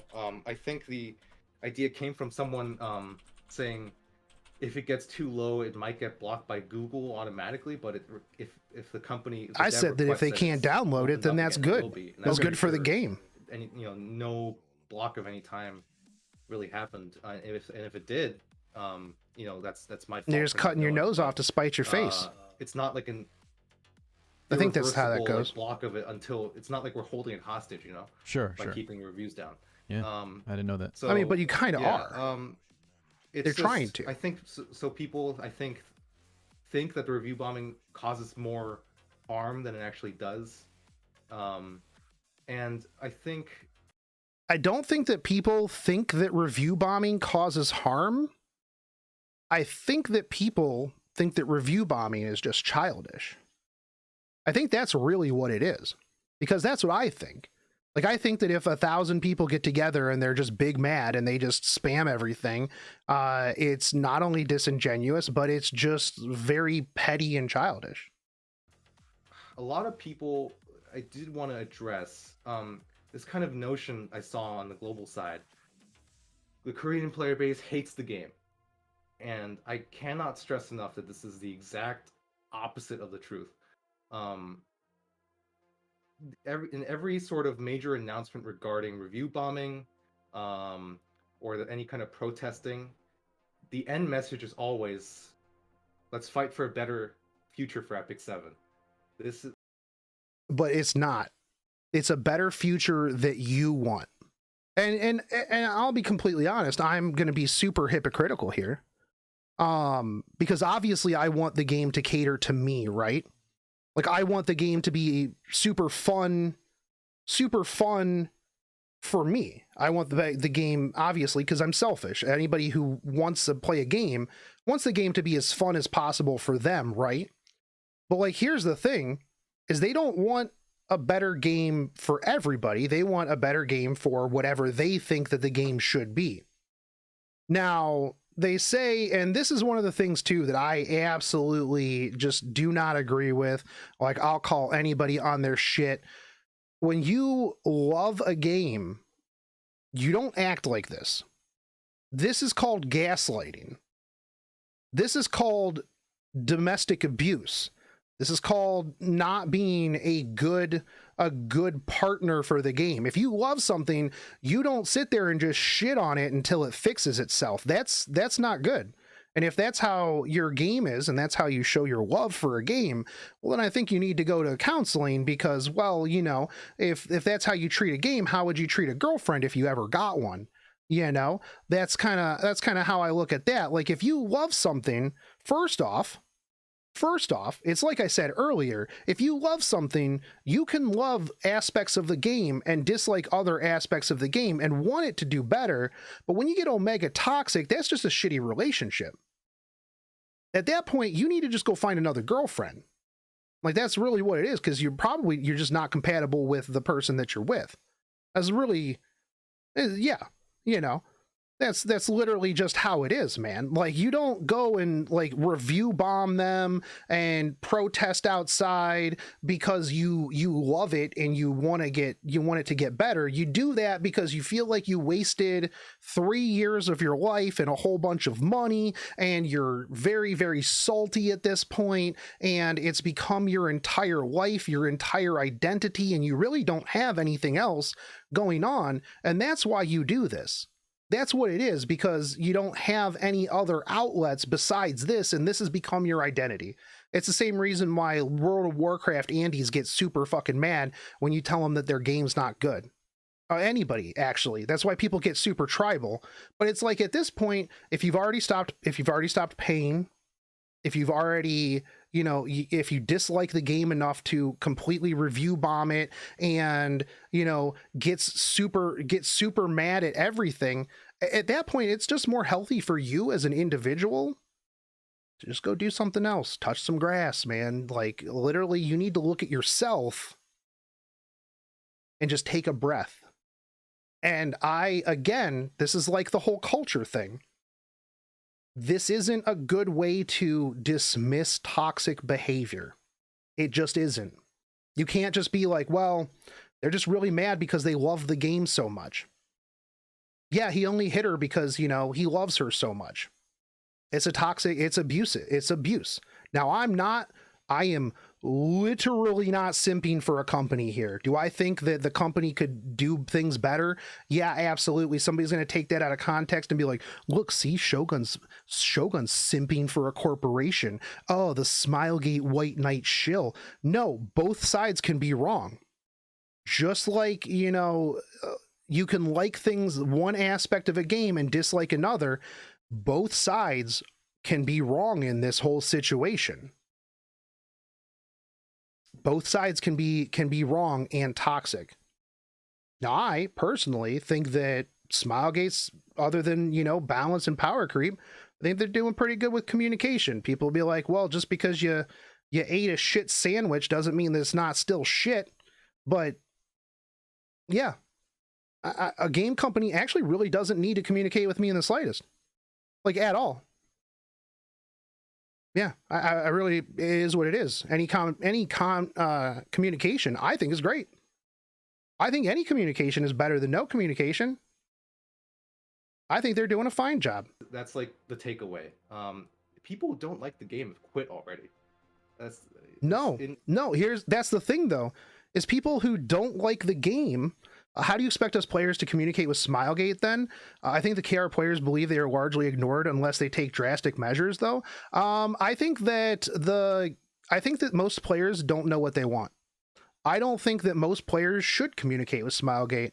I think that Smilegate does a lot of analytics on the background based on how much money they make on certain things because they're a company. I think that if players stopped spending money, stopped logging into the game, and just quit, then that's how you communicate with a company. If you just clamor and you're super upset about stuff, I don't think that is constructive at all. I think that if you want to send a message, I mean, it's always been the thing, vote with your wallet. If they start losing money, the shareholders are going to be like, yo, why the fuck we losing money, dude? I thought we were making tons of money. And it's like, well, all the players are quitting. And they're like, well, why are all the players quitting? I mean, there's no way they have people that literally look at this stuff and send it back to them. You know, like just because the players communicate doesn't mean that the players are right. Let's be real. Take the dumbest person that you've seen on Stove. Do you want that person communicating with Smilegate? For real. Like 100% for real. Like, because, you know, that's what you get. Like, you have to take, you don't get to pick and choose if you want them to communicate with the player base of like who they communicate with, right? You know, I mean, if a bunch of people quit, then they would have to make changes. If they like at the moment, they're just bandaging. And here's the thing is like whatever concessions that you give, whatever free stuff, whatever communication is out, it's not going to appease the people who are mad. They put out that balance thing to talk about what they think they would do with balance, but you know what? They wanted a knee-jerk reaction. They wanted a fix immediately, and that's not going to happen. So whatever they come up with in April, the big announcement that they're going to come up with in April, I can guarantee you it's not going to be enough. It's literally not going to be enough for the people who are mad, because it won't be immediate drastic change that's going to fix everything in the game, because most people don't know what to do to fix the game in the first place. And so, I mean, that is what it is. And honestly, like, you know, if you like it's been said before, and it's been said in the chat, man, just take a break, walk away, come back later. I honestly think that with power creep units, it actually allows for newer players to catch up faster than older players, because I mean, a newer player is going to be like, oh shit, I get this unit that's like a lot stronger than everything else. Yeah, I think that that's actually, you know, one way to kind of look at it as well. I thought they would preview it on March early now rather than in April. I don't know. We'll see. We'll see. The meta was always crap. I don't know why people want Nerf so bad. Back in the day without the Golden Boys, it was a pain to win a match. Some say it was fun. I think a lot of people are looking back at it like with rose tinted glasses, right? Like whatever meta is current, like, oh man, back in my day, I had so much fun. I personally liked Golden Boy meta because, well, that was my meta. You know, it'd take 30-minute games. But yeah, no, I think that everybody is going to look back on things and be like, man, back in my day, we didn't have any of these problems, dude. It was the best meta ever. Holy shit. First season was great because people who spent all their money and could just gear gap people for free, bro, let's fucking go, dude. Now people's gear's catching up and I can't just gear gap them for easy wins and I gotta actually think sometimes. Nah, man, let's just use meta units, dude. Free stuff, dude. In Korea, this is a phrase like "고민 접어." It means if you don't like it, then leave. Right? Okay. Yes. And I like that. It's, But I don't think that they do. And people do. They move on to other No, games. But people who some people are sticking around through this whole ordeal. Well, yeah, hero base speed is gross. I completely agree. Being this way, they do it because they love the Yeah. game. They want to keep playing it. And a lot of Korean players will stress that they're only doing this because they want the game to last. And the current balance situation is, bros, I'm only doing this. You make me hurt you because I just want you to stick around longer. Yeah, that's some gaslighting copium right there, and I do not agree with it. is not the greatest indicator for longevity in a game. Okay. I think. So then, do you mind, yeah, Mr. go ahead. If I start asking some questions here then? Yeah. Okay, so then let me start. I want to ask about the exact. I know you may not know the exact. Like I just mentioned, you don't speak for the Korean player base, but I'm sure you have an idea better than most on what exactly it is the player base wants, right? But before I ask that, I think one of the comments that I've heard from a lot of global players is, will Korea ever be like completely satisfied with the whole balance situation? It's such a tough topic to handle. I guess that'll segue us into what exactly are the demand, or not demands, but yeah, what does Korea expect from Smilegate so that they are happy again and so they stop review bombing, the ratings? Gotcha. All right. So obviously, I gotta stress, if some, there might even be some Korean that watches this and says that's not true. That's not what I want. But I'm just speaking for what I've seen a majority say. The only thing that's super just in common for sure is that people want nerfs. Nerfs. Interesting. Remember back in the day when the KR player base said, we don't want nerfs. Now they're doing a 360 and moonwalking away. Now they want nerfs. Is what it is, man. You made the bed. You made the bed, now lie in it. Nerfs. Again, though, like, here's the thing, man, is like the people who do want nerfs, do you really trust Smilegate to not just nerf a unit into oblivion?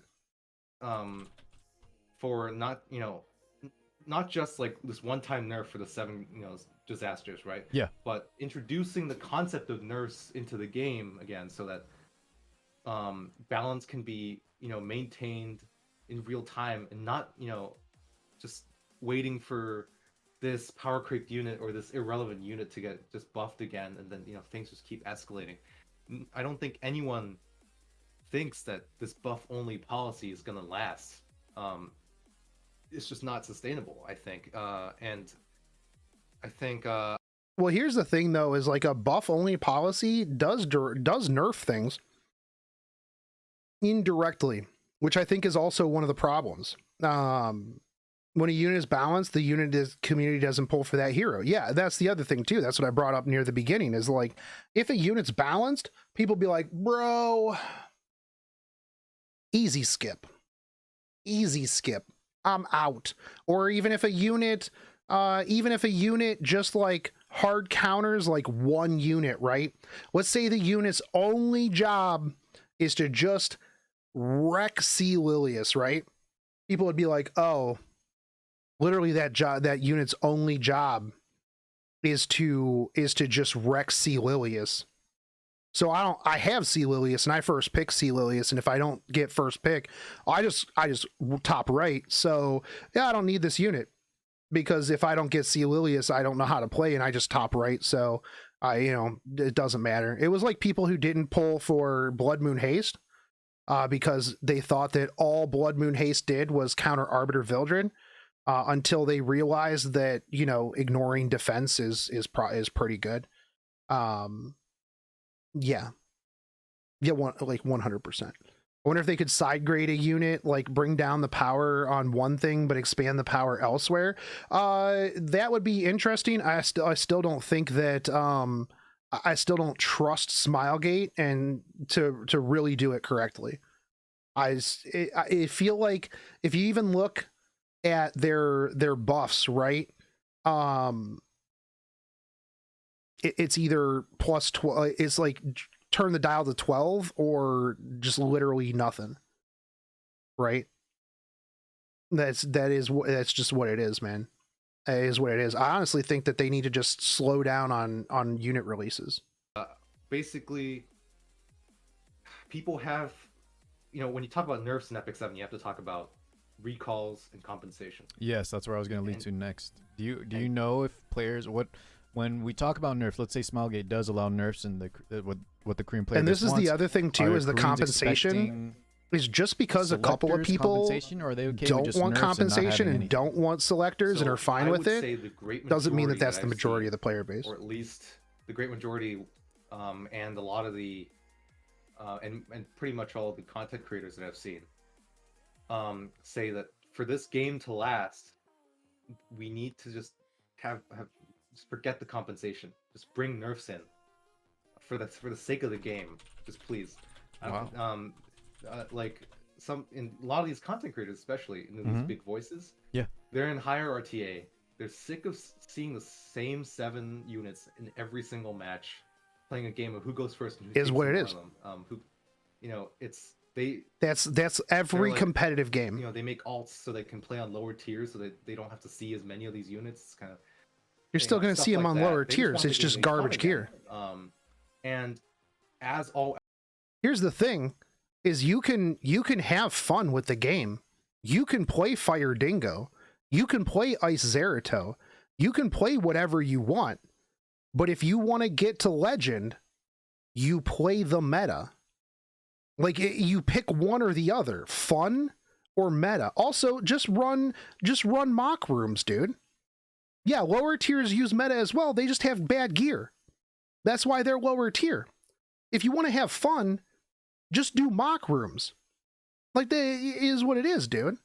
Like, you can have fun. And especially if you're a streamer, that's content, dude. That's easily free fucking content. Just do a mock and go, you know what? Come fight me. We're going to do off meta stuff today. You can't draft any of the great disasters. Let's just have fun. No, you can't get to Legend by using Elson. You just can't. I agree, because I want compensation. At least recall Molas. A unit is an investment. Semi-casual money is huge to me. Yeah, that's what I'm saying. I've said, like, if they nerf, being able to get all of your resources back is perfectly fine. I don't think that you need to get a selector. But I do think that obviously you would be able to get all of your resources back. Like, I mean, honestly, like, if you think about it, like, every cleanser got hard power creeped by the ML Queric buff, right? So all of the cleansers that you put Molagoras and all kinds of other shit into just fell out of the meta, and you don't use them, right? So those are nerfs, basically, indirect nerfs. So it's like, yeah, if you nerf something, then I should be able to recall that. Honestly, I think that, we should have like an every 3 months literal recall so I can get my Molagoras back from Green Silk. I've said that for a super long time as well. But when you play at a certain level of play, and this has been true for every single meta, every season in Epic 7, there are set meta units that you will see in every single match. In every competitive game, there's a handful of units that you will see in every competitive match. You know why? Because why would I gimp myself if I want to fucking win? That's stupid. If you want to have fun, go do mocks with 4 stars. Make it so like, hey, you know what, boys? Today we're gonna do some mocks on stream. Only 4 stars. That's it. That's all we're gonna use. If you break that rule, I'll just quit. I'll kick you out of the mock. It's not a big deal. You know, oh, we're gonna only use 3 stars. Okay, fantastic. Naked 5-star fight. Let's fucking go. You can have fun. But when it's time to get competitive, it's time to get competitive. And it's always gonna be that way. You're not getting to legend with, you know, your Elson Tierra Ricorous team. You're just not. It is what it is, dude. It just is what it is. Pretend like the entire Korean player base is saying we're gonna sacrifice the investment I put into this ML5 unit so that the game can last longer. There are always gonna be people asking for stuff, like free stuff. There's always gonna be people in any community. Yeah. And again, imagine, and I talk about the like average player, right? That doesn't use social media, doesn't use Reddit, doesn't use Stove, doesn't like go to YouTube videos or streamers. You know, what if that dude like wakes up one morning and he's like, bro, my favorite unit's Ravi. Why doesn't she hit so hard? Because she was nerfed. Now this person's like, bro, dude, what the fuck, man? That's my favorite unit, man. Yeah, like the people who have a voice, who are talking, you know, they can't talk for the people who don't, you know, who are the average player, the like, you know, the dude that just plays the game for like a little bit, you know, before he goes to bed, stuff like that. You know, those people matter. And that's why Smilegate literally has put in like all of their things like, yeah, well, we don't want to nerf because like, you know, you got to look at the average player's opinion on that, because I mean, nobody likes nerfs. Yeah, nobody really likes nerfs. I mean, I would accept nerfs, but I don't want nerfs. I mean, I think that I want nerfs because of the balance of the game, but like, you know, if they nerf like one of my favorite units, I'm gonna be like, man, I know she needed it. I know she needed it 100% because she was too stupid, but I'm still sad. I'm still sad. And all I ask is that people don't take the opinions of these, you know, these people who just want free stuff and say, see, that guy wants free stuff. All Koreans want free stuff. They'll never be satisfied. Good enough. Yeah, and it's this. We actually did get this free slate. I think free bottle. Yeah, so a lot of surprise for global. A lot of free stuff in our mailbox. It was Sky Stones, I believe, a bottle. Mm-hmm. Yes, we did get a lot of free stuff. Yeah, and I saw a few comments saying Koreans are still mad. Team, we're only 39 minutes into this. Yeah, but that's not really addressing the overall issue. More of a band-aid fix. Let me, before we move on to that part, in terms of the free stuff we got in the mail, 20 minutes, I'm very 1 hour of happy. content. I shouldn't say happy. I'm trying to be more objective, but I want you to know that a lot of the, I think, content creators and more competitive RTA players, I'm not going to speak for everyone, just like Mr. Objection, only speaking for the players that I know, they're also okay. I think a vast majority do want nerfs, and we're also okay with nerfs without compensation too. I think a lot of us were under the impression that if Korean players wanted nerfs, you guys may have wanted ML selectors, because in the past, I think you mentioned you only played in the past year. In the very beginning, there was selectors given out after a nerf. Yeah. Okay. So I agree with that, Jones. People are taking. I've always said that's how Belian should be changed. Like kind of requests that the Korean player base had for the devs back in 2019 or something, as a kind of precedent as to what we demand this time. Exactly. I don't think that's I don't think that's a productive assumption. The game's in a different place, and the game has changed quite a bit. We know that change can be enacted, and I have to say the mentality of playing a game like this in Korea is to have it last as long as possible. You hop on a game, you're I think the majority of players do not want nerfs. I mean, a lot of people I've seen don't want nerfs. The kind of standards you have for a healthy game are, one, bombs for everybody. Needs, dude, I hate bombs. Have somebody like Smilegate loves bombs. PvP dude. is like the main appeal of the game. No shade to people want to focus on PvE, but for a lot of players, RTA is like the most enjoyable content. PvE mostly represents autoing, and there's some fun stuff maybe with the new Asian inheritance mode, but still Yeah, PvP. PvP is one of the major features of endgame. So Yeah. let me ask Mr. Objection. Another impression that global players have, or assumption, with precedence, is that the reason the game has no nerfs at the moment is kind of a result of that previous outrage from the Korean community where they nerfed the Moonlight 5 units, got compensation, and now Smilegate doesn't want to do another nerf because they don't want to give out more ML5 selectors. I think that's the impression a lot of Yes. global players have at the moment. Do you have Right. you have a take on that? Right. So I think this is a super tricky issue. Mhm. I don't want to make any hard statements here or there because you can't deny that ML5s are worth a lot compared to a regular Covenant 5-star. Sure. Trying to pity a Mystic takes it's not a small investment. Just buy the packs, bro. And of course there are people just just pop them like candy from Covenant summons, but how many people are, I personally haven't gotten one. Same, yeah. So but the majority I've of gotten a people, couple. ML5s represent a huge money investment. So it's you can kind of understand where this where some people might get mad if an ML5 was nerfed without any compensation. And some people say even if there's no like free ML5 selector, at least let us like recall the molars or whatever. I mean, that I just think makes sense, that's a though. fair demand if they recall just like recalling Yeah, I agree actually. molars or whatever. Yeah, sure. I don't think that's an unfair assumption at all, but I don't think the ML5 selector is really on the table really right now.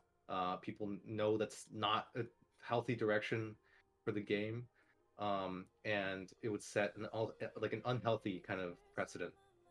The problem with an ML5 selector is that with an ML5 selector, whatever unit's nerfed, you just literally get the next most powerful ML5.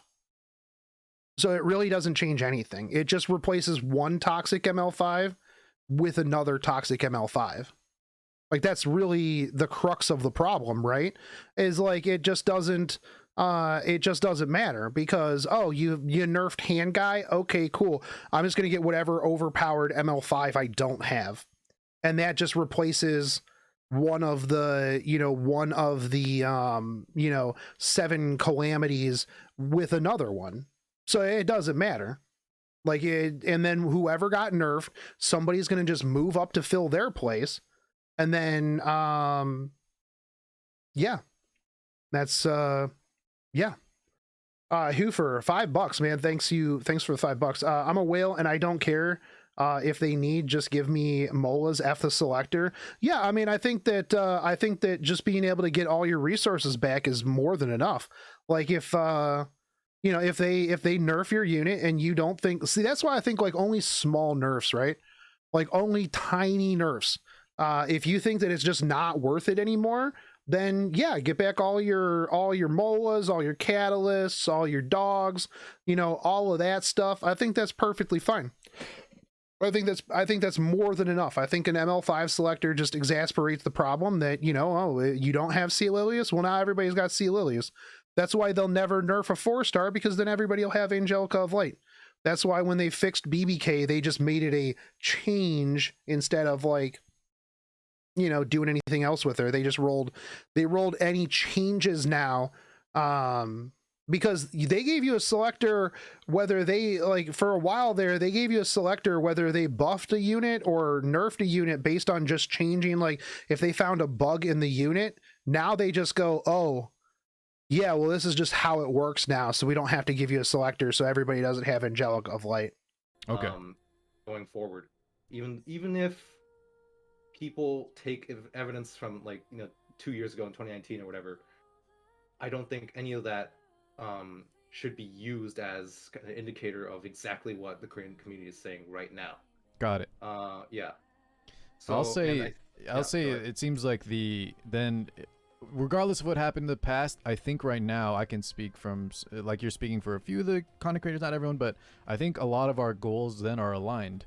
Global also wants balance adjustments, and we're okay also with nerfs. Maybe some people aren't as cool with nerfs as others, like, the more casuals that just want their Moonlight 5s to be special. But overall, I think the competitive players that focus on PvP, RT specifically, definitely want nerfs. And I But think the we thing can just is say, that regardless of what happened in the past, at that least our two definitely communities are aligned on hurts that. So that's the good for me to more hear. casual people. Yeah. And so you have to think about them. It's And I not think just the high tier players. a lot of this kind of like hesitance, I think, comes from a fundamental issue in the design of how they made Mystic roles. I think Mystics people definitely Yeah, the BBK have changes noticed were a that buff, but you like look at it just kind of technically from an objective it was standpoint. kind of a bug, Mystics so are they worth would have way too much changed it compared to a regular like comic they book did role. with Caesarito. They're super limited in how many. Yo, what's up, you get. Eros? The It's been an pity's way epic higher, time. you Love the can carry content. them Thank or you. Whatever. Rabbi Rabu, 100%, dude. And the rates on Covenant or whatever are super low. Tell in a E7G I time said where hi. I haven't been there in a You while. don't even really want to be blowing any Covenant summons because I'm sure they miss me a lot. whack ass Covenant summon's going to come next. So I think people notice that. That's why there's these clashes. People in Carr shouldn't have said global are saying this and stuff global like, that in well, the if start. He Korea said really it is doesn't his care opinion. about He compensation, changed to speaking then as if he why are they represents complaining global. about the Yeah, no, M4 that's pity? why I said like I Right? represent me. And I think I see a this. great majority, if you ask people, anyone in the Korean community, would you prefer not having the ML4 pity or having this ML4 pity? Everyone would say, yeah, I think the ML4 pity is great. The only reason there's discontent about it is that it's still 110 rolls, I think, 120, 110. Again, here's a perfect example of what I said earlier. You can like one aspect of something, but also dislike the other aspect of it. I really like ML4 pity. I don't like how much it is. I think that 110 is way too much. But I really like the fact that I have the option to pity a new ML4 star. This is what it is, dude. But like people just be like, this aspect of the game that literally wasn't in the game before is bullshit. I hate this aspect of the game. I hate every last bit of it, and they can't really see why it's not that bad. Also, the other thing too is don't use it. Just go roll another 8 spezzes while you're trying for Angelica of Light. Go for it, dude. Like, literally the ability to use the ML4 pity is something that I really like, because if I want the new ML4 but I'm saving my ML5 pity, then phenomenal. It's an option, and I want more options, even if the option's not great. If the option's not great, I won't use it. I'd be like, man, I'm not doing that. That's stupid, dude.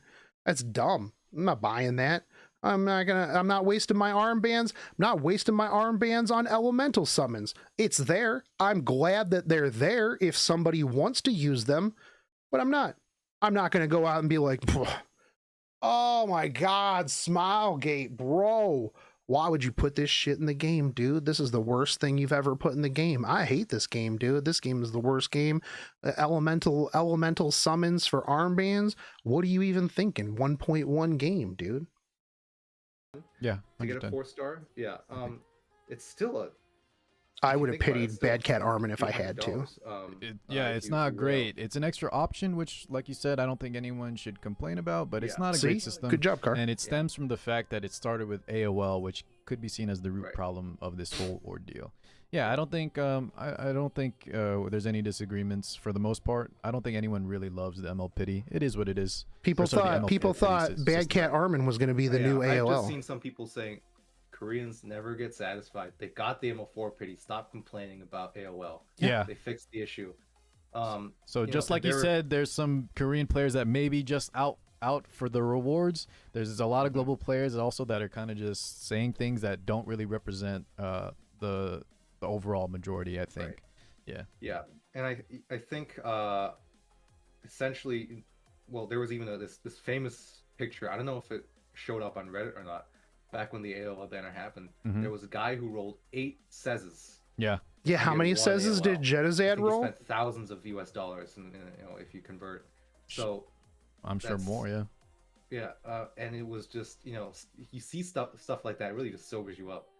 But I'm sure in the position of that guy, ML4 pity is great, but not everyone is that guy who can Yeah, both, AOL yeah. banner was more like eight Jenna's sad. 5 pities or whatever to get, one ML4. More like Jenna's So, sad. stuff like that. I think, that's why Koreans like think of spending money on these games as an investment rather than just I'm having fun. Well, that's so I'm spending stupid. money. That's It's an dumb. investment.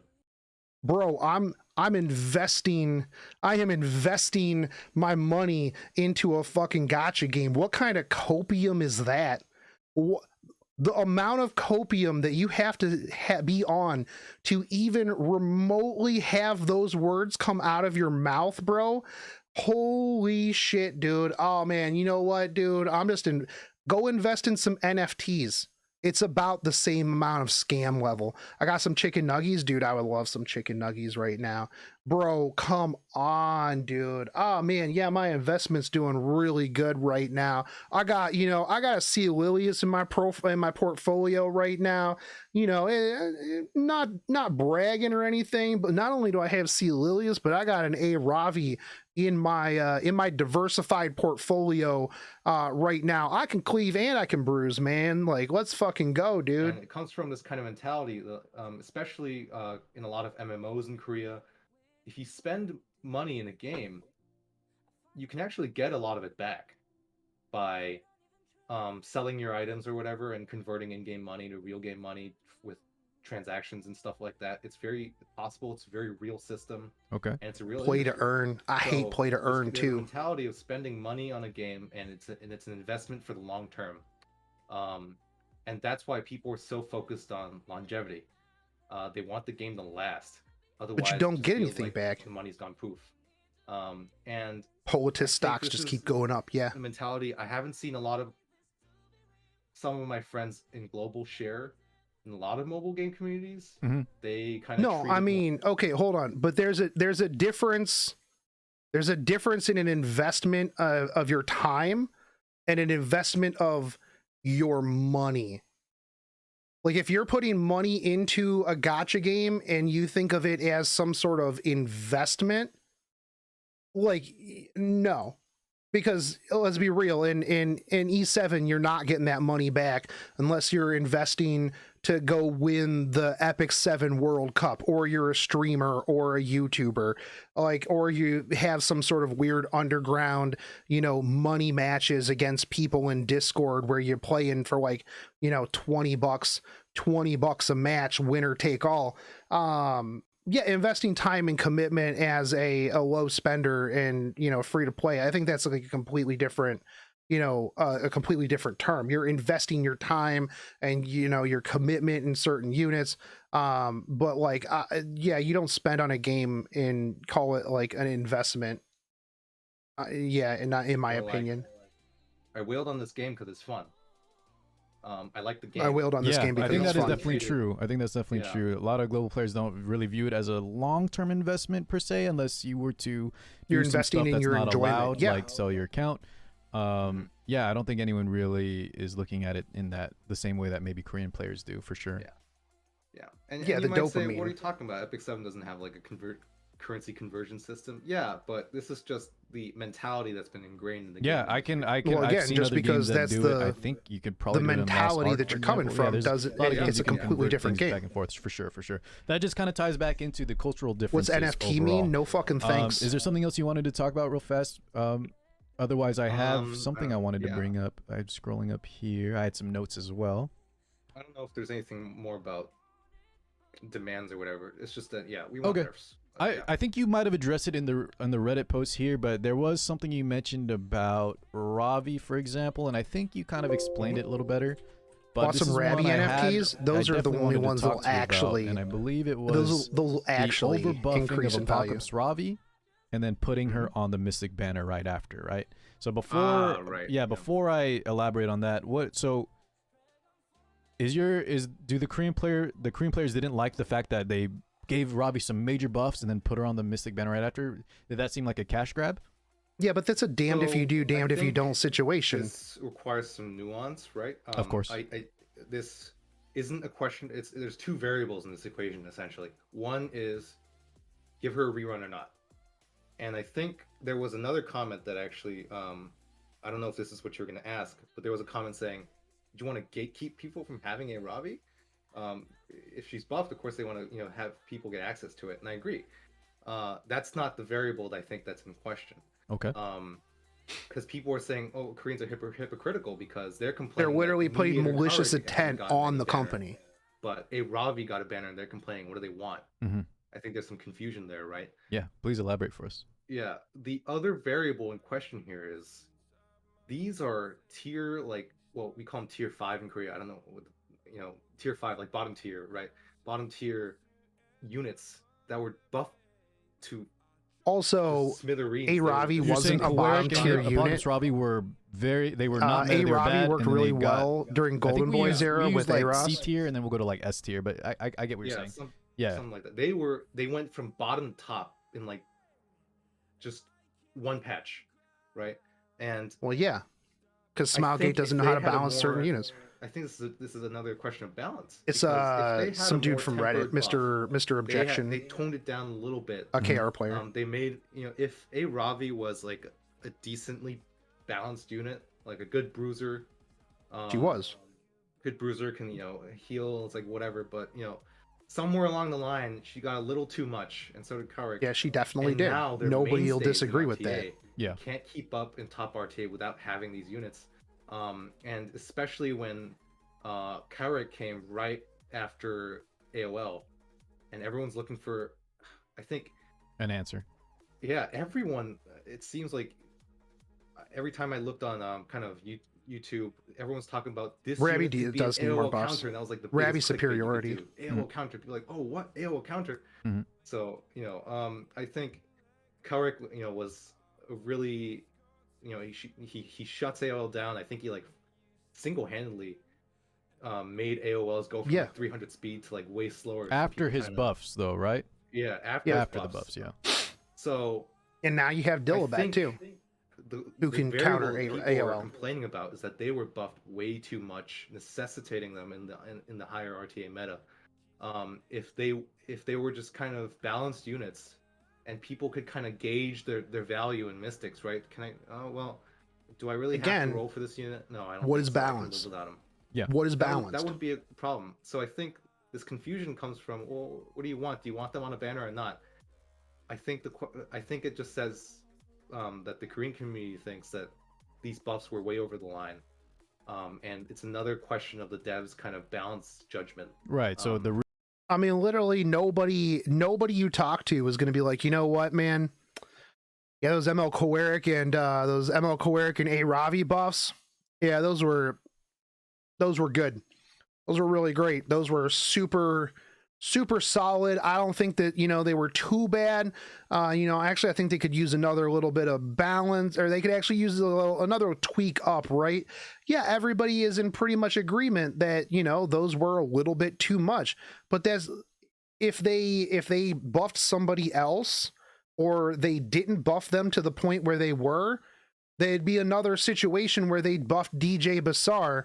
And then everybody's like, oh man, this is going to be phenomenal, dude. Let's fucking go, bro. And then it wasn't really that big of a deal. And then everybody just kind of stopped using it. It'll be another Melissa buff or another Tenebria buff where it's like, oh, cool. I think that they did Dillabat really good. I think that Dillabat's buff was really good. I'd like to see more buffs like that in the future. But no matter what, if they didn't buff them to hard counter, if they didn't buff Kowarik to hard counter AOL, then everybody would be like, oh man, trash buff, dude. Trash buff. Literally still garbage. Oh man, there's still people that don't know how to use hand guy. But yeah, that's a bunch of bronzies regardless. What do you mean buff A Ravi more? Yeah, exactly, dude. I think A Ravi needs another buff, man. Like, why doesn't she just revive on her S1, dude? root of the problem was that they just got overbuffed. Yeah. I think the main thing, and you already corrected it, but the whole whale baiting for I think the Aravi is not the best example, because the alternative, like you said, is to release a overly buffed unit, or sorry, to overbuff a unit, but not give him it's a rerun, damned which if you is, do, in damned my if you don't opinion, situation even from worse Smilegate. Probably than worse. You even either if it- release even the if banner Smilegate and look is like kinda you're being whale greedy on baiting, giving the banner because they know or you overbuffing don't, unit, and then you you're get a like, lot of oh, well, sales. sucks. The alternative is not having access, and you're punishing the player for not pulling on Kowarik because everyone, right? I think the Koreans also viewed him as very weak. I pulled on before he got Kowarik his because he buffs. looked Is that cool. true? Yeah. Right, so a lot of players skipped, and then if you don't give a rerun, you're just punishing players for not having access, even if it is secondhand a cash grab, right? Whale baiting to an extent. I think it's a lesser evil, and in my opinion, they should have definitely ran Kowarik. Knowing how big the buffs were, they should have gave him a rerun banner too. But I think we can come together and say, yeah, they were over. Yeah, now that Hua Young destroys Aravi, they want to nerf. Yeah, they want to. They do want an ML5 talk about game. this. If maybe Smilegate needs to hire a better balance team. I don't know how hard that is. They need but to hire a balance team. It's very tough to release either, right? To have either a buff patch or a unit release to be perfect. Like, do you guys know about I'm going to give some Boomer reference here, the Goldilocks and Three Bears. Have you heard about this? Oh yeah. So the kid story of, the girl has to find the situation that's Did exactly Car just bring right. up Goldilocks and Three sometimes Bears? it's too hot, sometimes it's too cold, sometimes the unit's too powerful, sometimes it's too weak. Boomer and Car, when come on. Smilegate releases something too strong, people complain. When Smilegate releases something too weak, people complain. So I think it's inevitable that they're going to try some things out, and they can't hit that perfect balance I every like time. that reference. Good job, So Car. if they do happen to overbuff, It was a little they bit really of a got to Boomer run a reference, banner though. with it, even if it's seen a little bit as whale baiting. Does that kind of make sense? To be honest, this game whale baits a bit too I think the often, whale but that's baiting just my kind of thing opinion. comes from I mean, the yeah, it's intent true. behind the extent of the buffs. I think the most clear example That's of it. whale baiting, which you put first, was AOL, and I think that is 100%. I was not happy with that move. The fact that there was no pity, the fact that they brought in a 4-star that strong was clearly, right, trying to get some money, and that was a move I definitely disagree with. But the balance, the other stuff, I think can be a little bit more nuanced. Yeah. For the Yeah, other but I mean, units. at the same point, dude, I mean, at the same point, everything is going to look like it's greedy, right? Like, if they put out AOL and she was just another mediocre 4-star, then nobody would have rolled on it, and everybody who was super, super hard for Angelica of Light would have been like, bro, dude, she's canonically super powerful. Why isn't she super powerful in the game, dude? I know it's a 4-star, but come on, man. Why isn't she super powerful, dude? This sucks. She's like my favorite unit because the FBI comes to my house like every 3 days. But, it's cool because she's like an ancient space chick. So it really doesn't matter. But, oh my God, why doesn't she just kill fucking everybody? Yeah, with the great Mortelix, man. Why isn't he just dumpstering people, dude?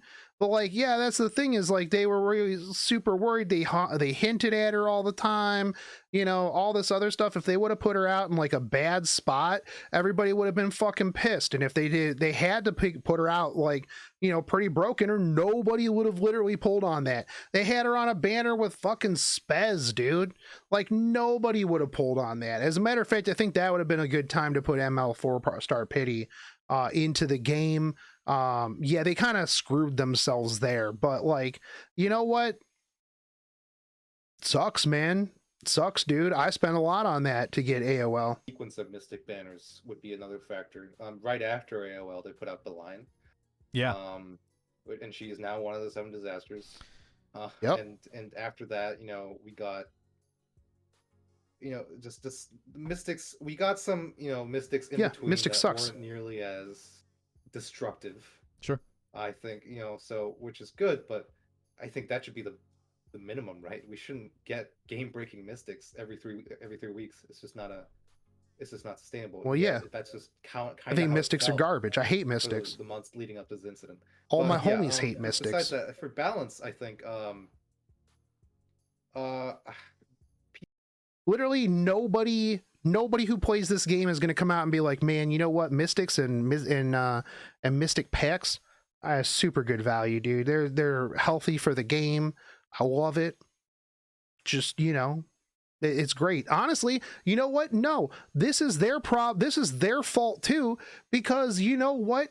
We used to have a month. We used to have a Mystic banner for a month.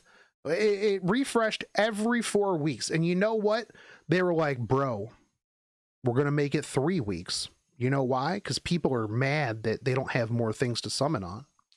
Now, whether or not that's true, I don't know. When it happened, I was like, who? Who said that? Who said that they want a faster Mystic rotation? so that I can make fun of them because they're stupid. Why would you not want an extra week to save mystics from guild wars, to get mystics from Wyvern 13, to refresh the shop for more fucking mystics? No, man, we need it every 3 weeks, dude. We need it every 3 weeks. We need more units faster. That's what we need. Yeah, no, we don't. We need them slower so that you can put out good units at a good pace, not a breakneck pace, dude. People, I know balance is most likely issue, board members. Yeah, but, yeah. Some dude's sitting there in like a meeting. He's like, man, I don't think we make enough money fast enough. I think we need more mystics faster. There's one thing that people know is that everyone knew faster mystics was a result of people wanting a faster mystic rotation. Yeah, I mean, I know that they wanted a faster mystic rotation. Yeah. Like they wanted the older one back, but like still, yeah. And the stove post came up with the update. All the comments were like, "Don't let that thing into the game," but they did. A lot of calls for nerfs before she came. That way, you know, even if you this. Yo, let's be real. Let's be real, dude. People who complain about a unit before it even comes out, whether it be overpowered or underpowered, are usually wrong because they're stupid. Other than Cerise, because that was stupid. How many times have you seen a unit come out and go, and people be like, yo, this is the most dog shit garbage unit I've ever seen in my life. Why would anybody roll for this ever? If they rolled for this, they're actually the lowest IQ human being that has ever existed. And then 2 weeks after the banner has gone, it is the most broken unit that has ever existed, and everybody be like, oh damn. Wish I would have rolled for that. When's it coming back? ML Flan has mixed reaction? Yeah, no, 100%. I think ML Flan is...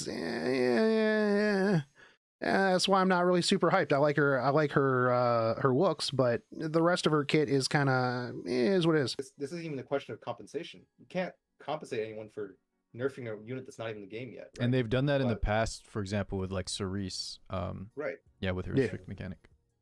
Yeah, so it's just you know, why didn't they do it? This is kind of a reason why people still think use LRCraft. communication is lacking. I'll go into communication a little bit. No, that's perfect. That's actually what my next question was going to be, but I'll let you wrap up this right.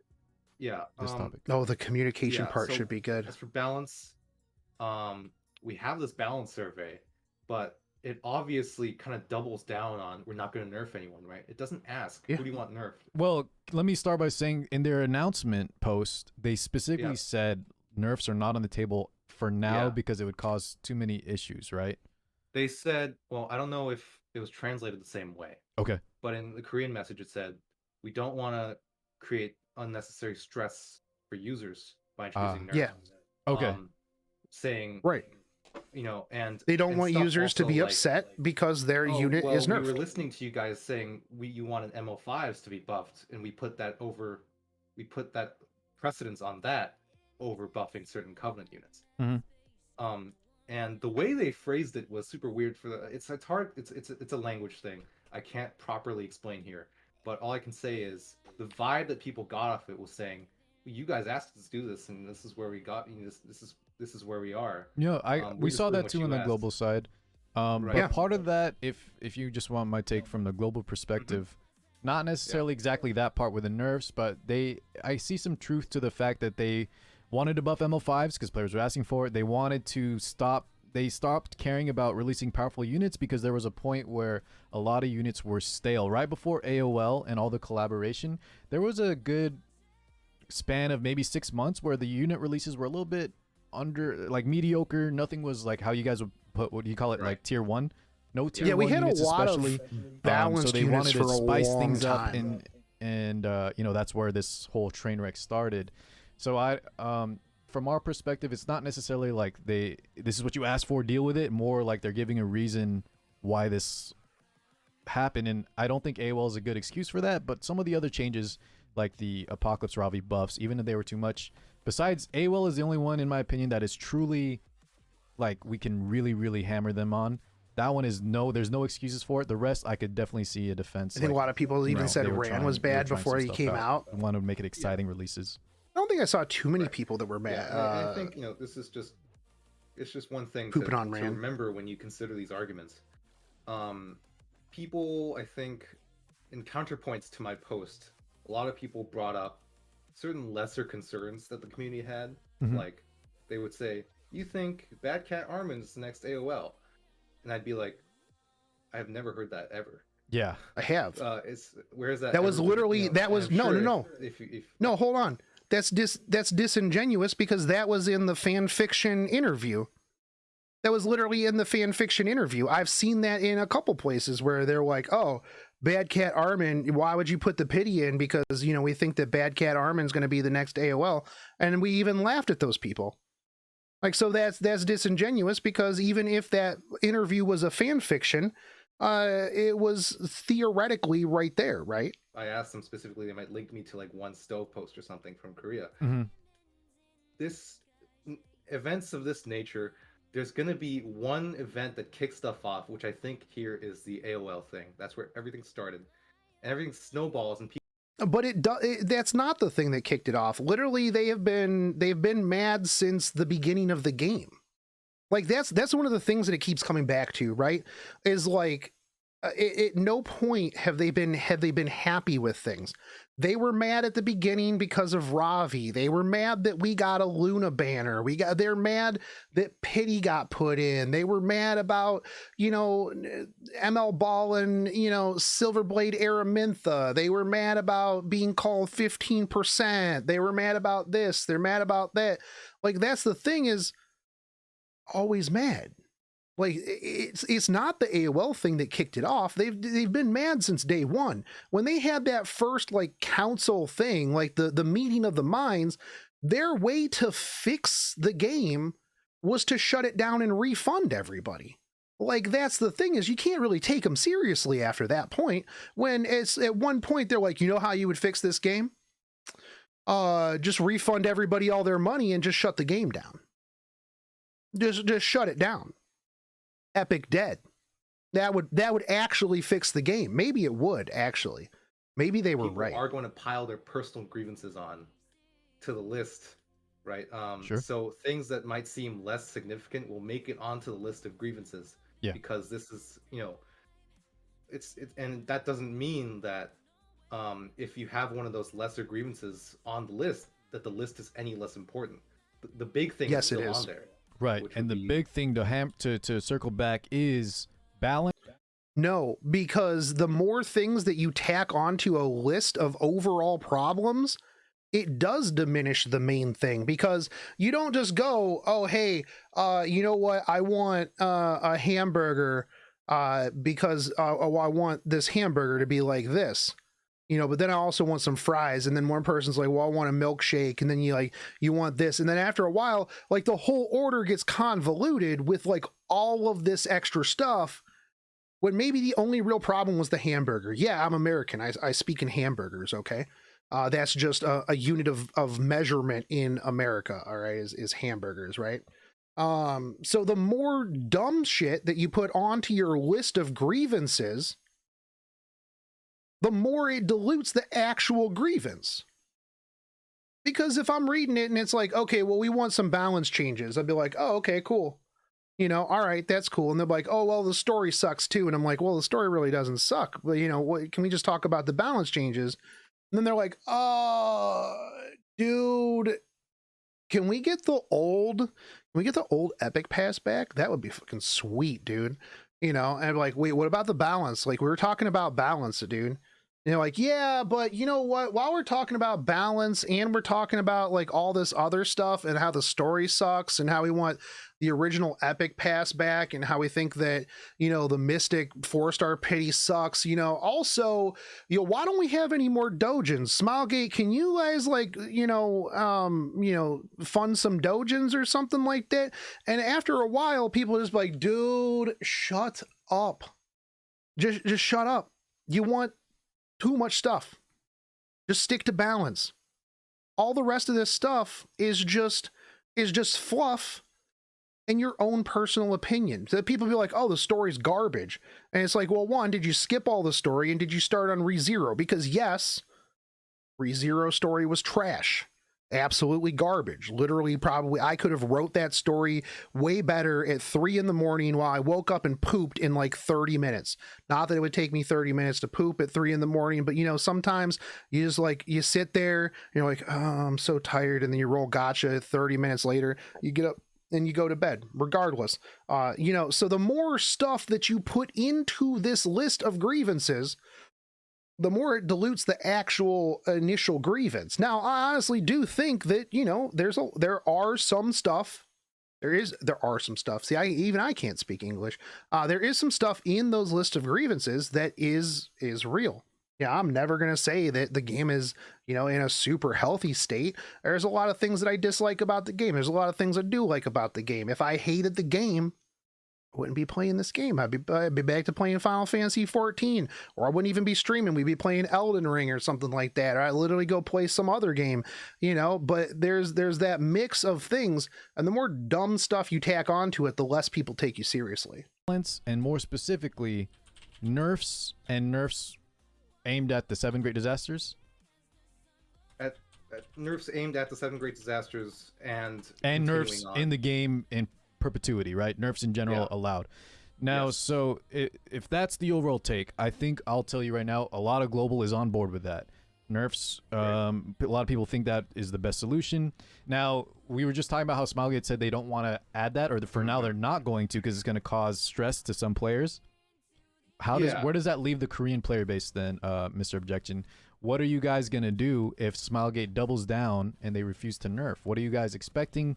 Are y'all going to continue the review bomb situation? I know you can't speak for everyone, but maybe you've kind of heard what people are talking about in terms of content creators, just what you see on the stove. I can absolutely guarantee you that whatever big announcement that they put out is very little. They're still going to be mad. Some people are kind of getting resigned, right? They kind of doubled down on it really hard. Smilegate has? Is that what you're saying? Yeah, Smilegate. Yo, I'm not saying that the story is good. No nerfs. Yeah. And there are some of the story is good. Well, damn, they said no nerfs, but I literally never said that it was like the most immaculate story that has ever existed. You want the game to last, you need nerfs in the game. Think about it, Smilegate. And you know, I think some of the story is good. A lot of the side stories are good. Some review bombing might die off over time, as is the nature of these things. But you think the Korean player base will hold strong? Most of them that are going to stick around. I think for not having that's the main objective. I think for not having an already established IP like Fate Grand Order or some of the other games, I think that Epic 7 has done an okay job with their story. It has come quite a ways, as a matter of fact. Sometimes it's hit or miss, right? I do think that a lot of the side stories are really good. I think ReZero was garbage. I think there's points in like the main story where I'm just like, bruh, fucking what? Why is this a thing? No, maybe compromise. The Vivian side story was good. I think you know, very little with the incest in the Game of Thrones. When they've have this hits like, a lot of tags, right? Underlying, we're only. Why don't we already have dojins for it? Thing on the table. I think that they really should rethink that. So I think people are going to continue to fight for nerfs. Of course, there might be a small portion of people who are just kind of resigned. Bro, you can clip it right here. Right here. Clip this. I guarantee you whatever they announce for the big April, whenever they announce it, it's not going to be enough and people are going to be mad.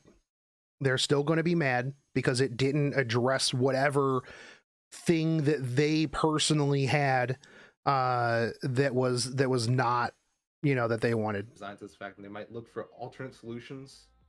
But I'm, you know, also of the opinion that episode 2 and 3 is so much better than episode 1. Yeah, episode 1 was super generic. I can't say exactly for sure how long the review bombing will last, if Smilegate will hold on to this kind of position for until it dies down. You know, who knows? Honestly, I think they should just war of attrition and just stop caring. I can't say that people are not happy.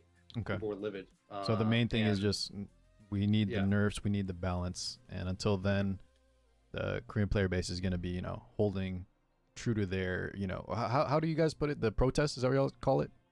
yeah, I guess so. Yeah, Okay. protests. We say when a game is in the state, we say it's on fire.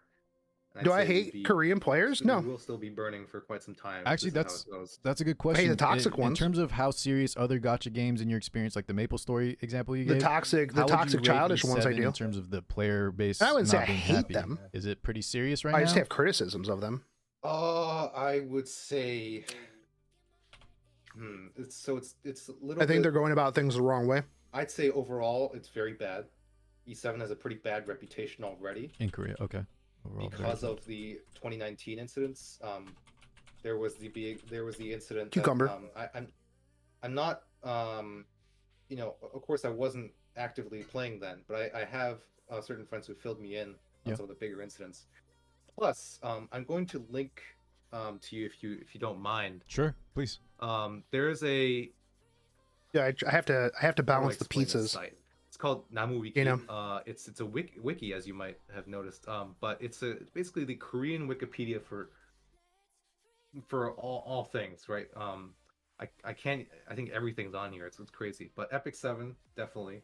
Okay. And I use this site a lot because for any given topic, like celebrities, games, corporations, or whatever, they always have a page that details every controversy that has happened.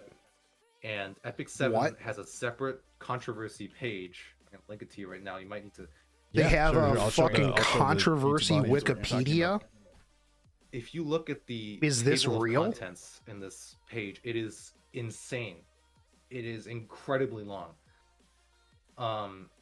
Epic 7 does not have a great reputation. It gets Wait. You might not even have heard of some of these incidents in global, but they've been happening like Wait, hold on. every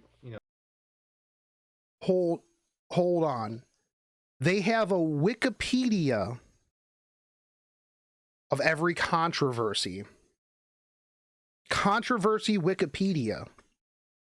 This is ridiculously toxic. Hold on. Long-term inspection on the day of opening. So let me guess that was just long maintenance time. 4 to 5 star watery ticket Ruel payment bug. Not sure what that is. Bookmark of the Covenant unlimited payment. Sounds like there were some issues with payments. Ravi downgrade patch. Now I have heard of this, and I too am not very happy about that because, Ravi, they should only buff Ravi. Ravi is the main heroine of the game. So why would you downgrade the main hero of the game? Play the Ravi. Charlotte downgrade patch, probability manipulation suspicion case. Not actually a real thing. It's a suspicion case. So this goes as, controversy on the wiki. Friendship point bug, arena abusing incident. What does that have to do with Smilegate? Timetable controversy, November 7th update controversy, world server translation controversy. Mm-hmm. Fucking what? Hold on, I gotta go back a hair. No, I'm too far. Sorry. Suspension of World Arena Invitational match. Oh, dude, this is so much stuff. New Year's passing controversy.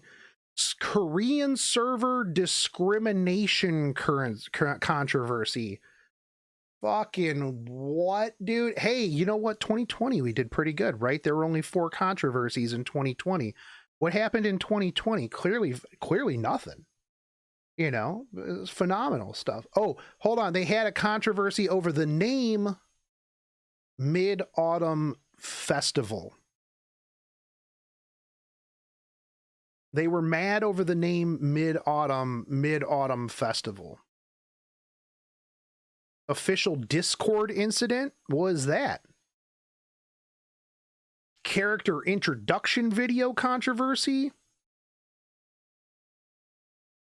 the YDCB tournament controversy? What YDCB tournament controversy? You mean where he picked where he let Celine through and got absolutely dumpstered? Pretty insane. So compared to other gacha games, this is a lot. And you said this is a website that a lot of Korean Creator Me Too incident. Yo, what's the Creator Me Too incident, bro? Who's got the dish on that, dude? Who's got the dish on the Creator Me Too incident? Who got Me Too'd over in Korea? players use, and it's well known as just a database for what it catalogs like certain controversies. Is that what? Is that what this is? Well, it catalogs everything, and controversies just happens to be one of them. Okay, got it. Yeah. That was the amazing, in my VTuber? opinion, but, Yeah, thank you for sharing this. it's- I don't think a lot of Pandarum? global players know about this stuff. Pandarum Yeah. Pete. So this, even if you What? Pandarum Me Too got don't Me read Too? through the whole thing, just the That's number crazy, of incidents dude. on the table content should give you an idea of how many Where's things Tenha in incident? history of this Keck game, W. that have led to it being less of Secret shot probability error. It wasn't actually an error though. They added in more stuff, dude, and that changed the probability, man. having a bad reputation. Smilegate actually as a whole, God, imagine having a to be frank, Wikipedia they have over a like good every little reputation thing that right people now, got fucking only mad because about. of Lost Ark. Randy's Landy. Because their other games have had good, have had happy fates. Okay. Can I give the global and- perspective on this, Mr. Objection?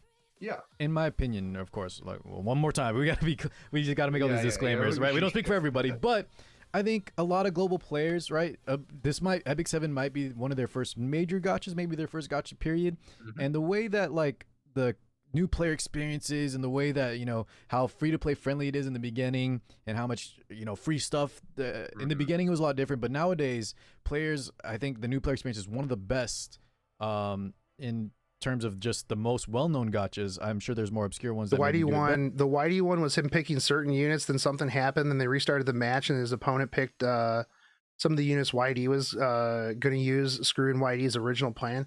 I don't remember that. Was that the global versus KR tournament? I don't think I saw.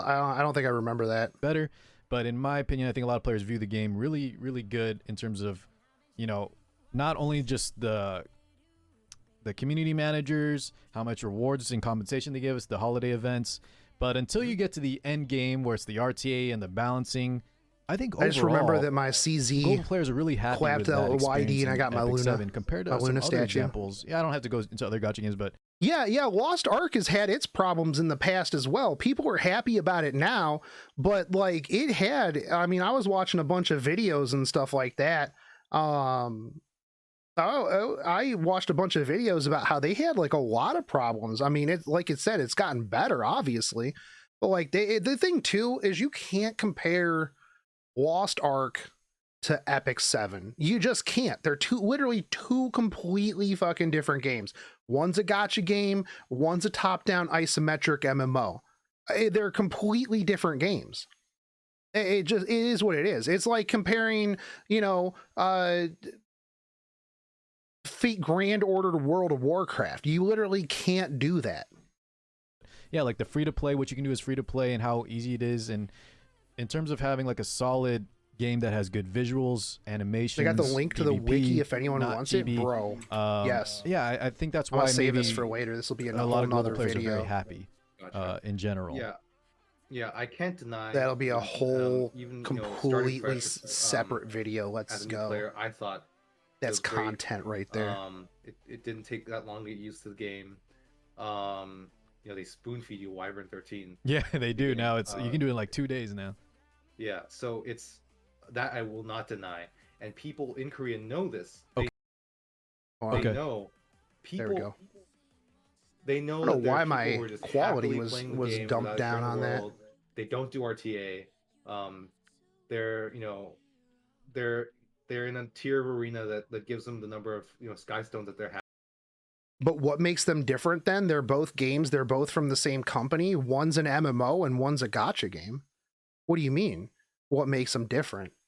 I mean, outside of like communication, there's like a completely different play style in the game. I mean, one's an MMO, one is a gotcha game that's turn-based. I mean, I'm not saying that like you know, the communication and stuff like that shouldn't be different. I think that the Lost Ark, I mean, I've talked about it before. I think that the Lost Ark, like, big conference thing that they had was amazing. It was very similar to like the Final Fantasy 14 stuff, but there's a lot more content in an MMO than there is in a gacha game. Let's just be completely honest.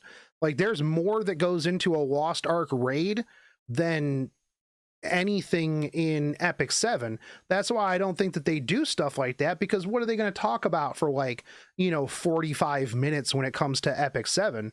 You know, pay to win complaints haven't started in Lost Ark yet. What do you mean? Everybody's complaining about it being pay to win, dude. Everybody's complains about it being pay to win with per week, and they're having a great time.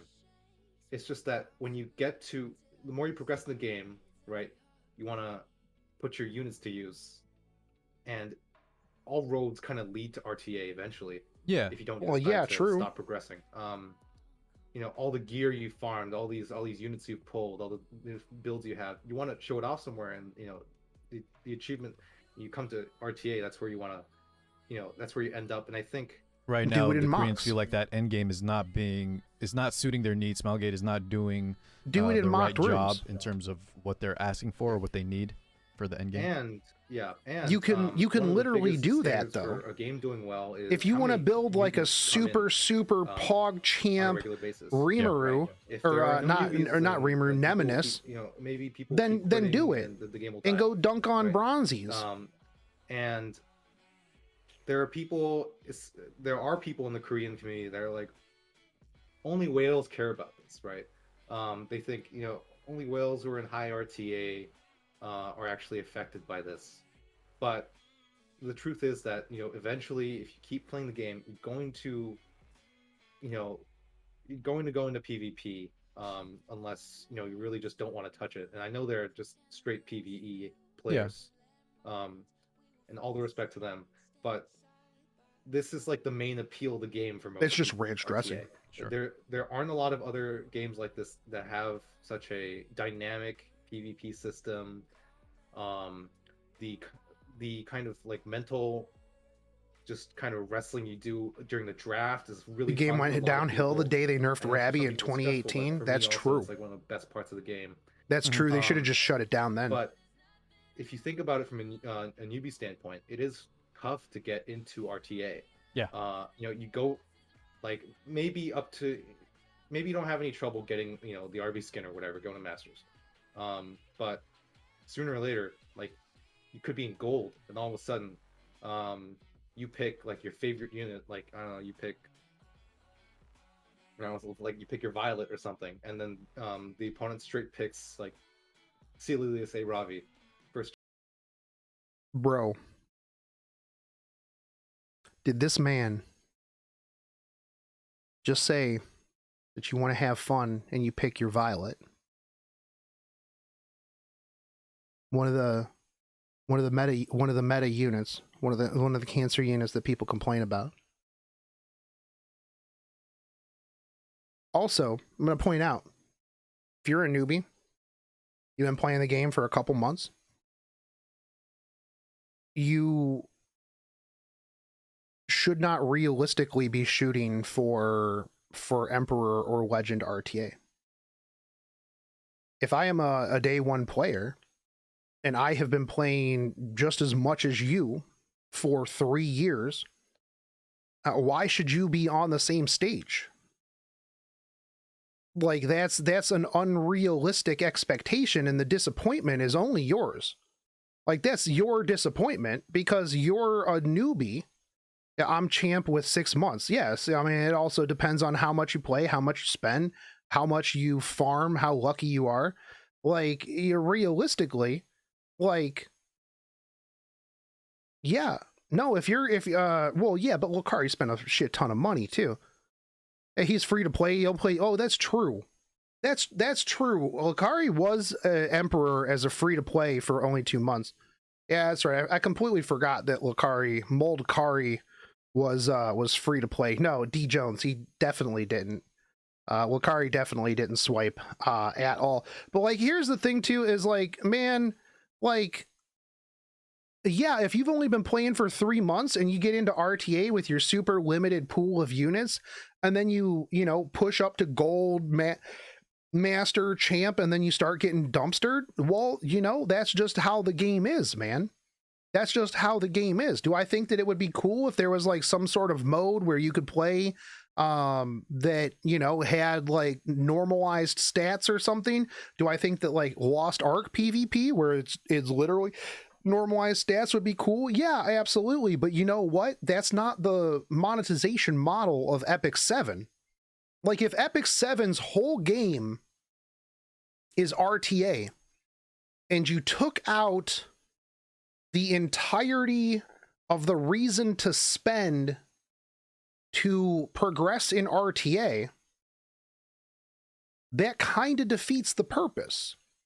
In Lost Ark, the whole point is to fight raid bosses that take you 3 hours, and if you are like half a second off, you wipe the raid. It is what it is. They're completely different, you know, completely different things.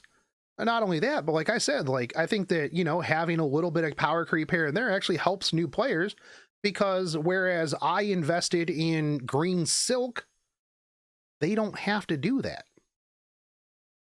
And also, again, if you want to have fun in RTA and not play with meta units, just go join the E7G Fight Club. Those guys, except for like 1 or 2 dudes, you know, they use all kinds of weird off-meta stuff. Like, go play in some mocked rooms with your friends and have fun. But if you're pushing Legend RTA, you have to accept there's going to be a cancerous meta at the top. There literally is in every single game. That's just how it is. 2 drafts, and you're like, oh no. You know, and I know a lot of people who are newer players who've been scared off of RTA due to stuff like this. They're like, I don't think I'm ready for it. Well, And they're it's a probably shame, not. because it's like, I think it's the best content the game has to offer. Yeah, And I think we can all agree to that there is an issue. I've discussed in the past that there needs to be maybe some kind of I think the Koreans are viewing it as the nerfs will kind of help that new player experience. I want to take it even a step further and say there's definitely an issue with RTA, and new players, after they enjoy the PvE aspects, branching into RTA is very, very tough. And I think a lot of players have issues and maybe even quit at that level. Yeah. And in my opinion, we would want like some slight catch-up mechanics where it's not trivializing the endgame player's investment, but helping new players get to that level faster, whether that be through the balance like the Koreans want or through other means. But I think that's a separate case. What I wanted to ask was, so I think, like, okay, hold on. This hold on, page hold on. on E7. Hold on. When you're playing League of Legends, right? You can play mocks, right? I haven't played League of Legends in like 10 years or something like that. When you're playing League of Legends, there's ranked, and then there's just regular, casual, whatever League of Legends, right? When you go play a ranked game, there's an expectation that you're playing against other people who are also competitive. Am I right?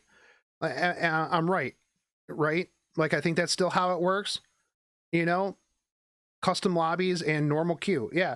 Like, so if you want to have fun and fight people of your own level, just go open up a mock room. Go play with your friends. Open up the room to anybody, and when an emperor comes in to flex and just shit on everybody, just kick them. And then just literally put in the title, hey guys, bunch of newish players just playing, having fun, drinking some beers. You know, let's just go, dudes. Let's play some off-meta crazy shit, man. It'll be super fun, dude. When you jump into a ranked ladder, you should expect a certain level of getting dumpstered. That's really realistically what it should be. Now, do I think that the matchmaking is garbage? Yeah, absolutely. When I was like silver, I was going up against a whole bunch of like Emperor and Champ players. I'm like, man, if I were an actual silver, dude, I would be free points. Let's go. But then, you know, I wasn't. But you know, it is what it is. I think that, you know, because there's not a whole lot. That's the other thing too, is like, yeah, everything leads to RTA, right? But like, there really isn't an incentive for newer players to do that, whereas they could literally just like, you know, that's how Dota 1 is. Dude, I played Dota 1, man. Dota 1 was rough because you always had levers, and then you had to have that like little extra thing to detect people who left all the time. But yeah, no, I mean, I think that, you know, if you are a newer player and you're afraid of getting into RTA, then go do other stuff, read up. It depends on even if you want to get into RTA, right? Like, I think that a lot of people, they, you know, they're just like, oh, you got to get into RTA, bro. You got to get into RTA, bro. This is the coolest shit ever. But like, if you're a couple months old, probably chances are that you're literally not ready for it. You know, yeah, like you're probably not ready for it. So go do some mocks, get yourself some, you know, some gear, work on your account, figure out what you need, enjoy your time. Epic 7 is a marathon, not a race.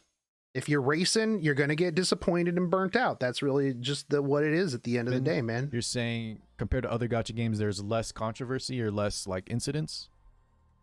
The gear gap is just too heavy at higher ranks. RTA is impossible to reach for newbies and casual players. Well, yeah, definitely. The higher you go, the harder it's going to gear gap you. And I yeah, 100%. You're going to get hit by people that have been farming nonstop for the last 3 years. Narrow it down into Korean. I get gear gapped. Yeah. They're all going to have some amount because Korean mobile game companies are not known for. Let's just say they're not known for being super transparent. Okay. Yeah. So obviously there's going to be a lot of, you know, communication differences, and I think I do want to segue into communication here a little bit. Yes, let's go ahead there. A lot of this. Let me just say I think this is a good example of showing another time the cultural difference or expectations that a Korean player will have versus a global player and what they kind of expect. But yeah, let's go ahead and move on to communication. I'll let you start because I also have this one's going to be share some this one's going to be shed some light on that as well. Sure. Weren't they going to talk about communication a little while ago? I think. Then again, I've been talking fucking forever, so. But there is a difference, I think. We still got like a half an hour in this. Of what communication means for Korean players versus global players. Okay. Because global players, when I mentioned there hasn't been any real communication in my post, people brought up counterpoints saying, "Are you kidding? You guys got this and this and this. You don't call that communication?" And I'd say, "Yeah, no, that's not communication." And I don't want to. Maybe you could show this on video. I'm gonna type in 2 words in Korean. And this isn't the communication that we want. It's not that it's not communication. Again, I mean, I don't think that companies really owe you a dialogue. I think the companies come out and they go, hey, look, this is the way we're going to go with things. All right. I don't think that there necessarily needs to be a back and a forth. I think that, you know, the vast majority of players are stupid. I think that a lot of people come up with really bad ideas, me included. You know, I think that a company needs to come out and just go, hey, look, this is what we're going to do.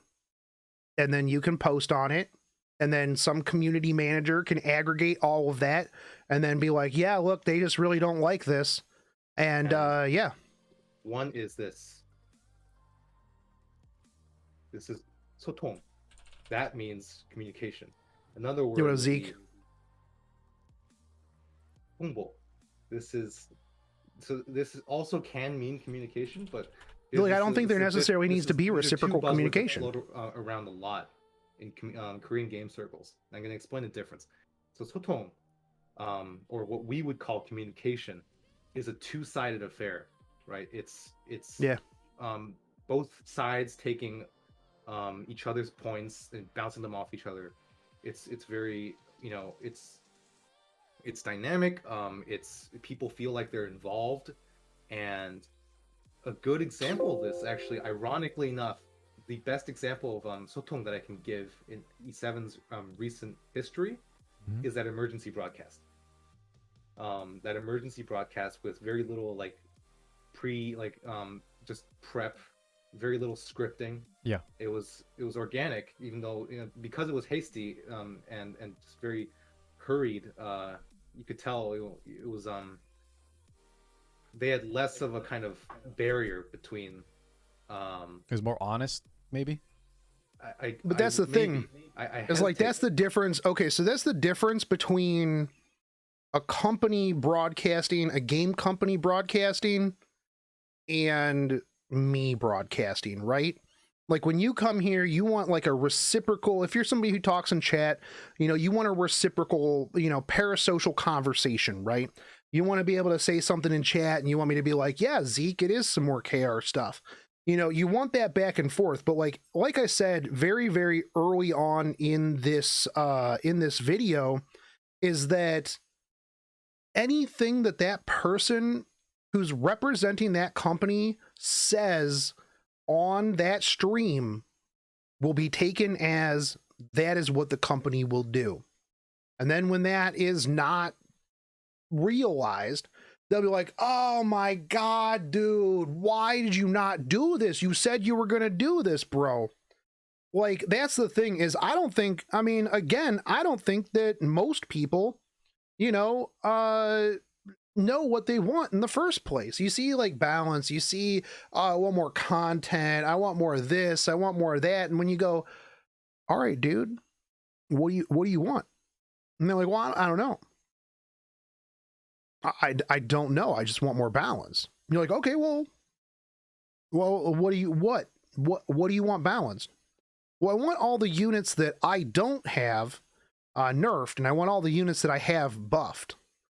That's what I'd like. That would be great. I want Hua Young nerfed because she kills all of my fancy ML5s and my limited units, and I'm super mad that she can do that. That's what I would like. So, I don't think that having reciprocal conversations with a company, yeah, Japan did get a Wendy's collab. I'm super mad. I would go to Wendy's instead of McDonald's to get some Epic 7 merch. But regardless, I don't think that a company owes you a reciprocal conversation. That's not me simping for a company. That's just the reality of it. Because I think a company should do what a company is going to do. And if you want to quit the game, then just quit. Like if you're already mad enough that you're going to just quit anyways, or you probably stop spending anyways, then it is what it is. They should just come out and be like, hey, look, yeah, we heard that you don't like the balance and we can see that a lot of people aren't playing the game. So we're going to do this. And if it doesn't work, yeah, we'll do something else. Is what it is, man. But I don't think that the live streams owe you any sort of reciprocal conversation. I think it just does more harm than it does good. Because let's be real, man, Twitch chat's pretty stupid in those streams. Like, let's be real. Yeah, it is. Yeah.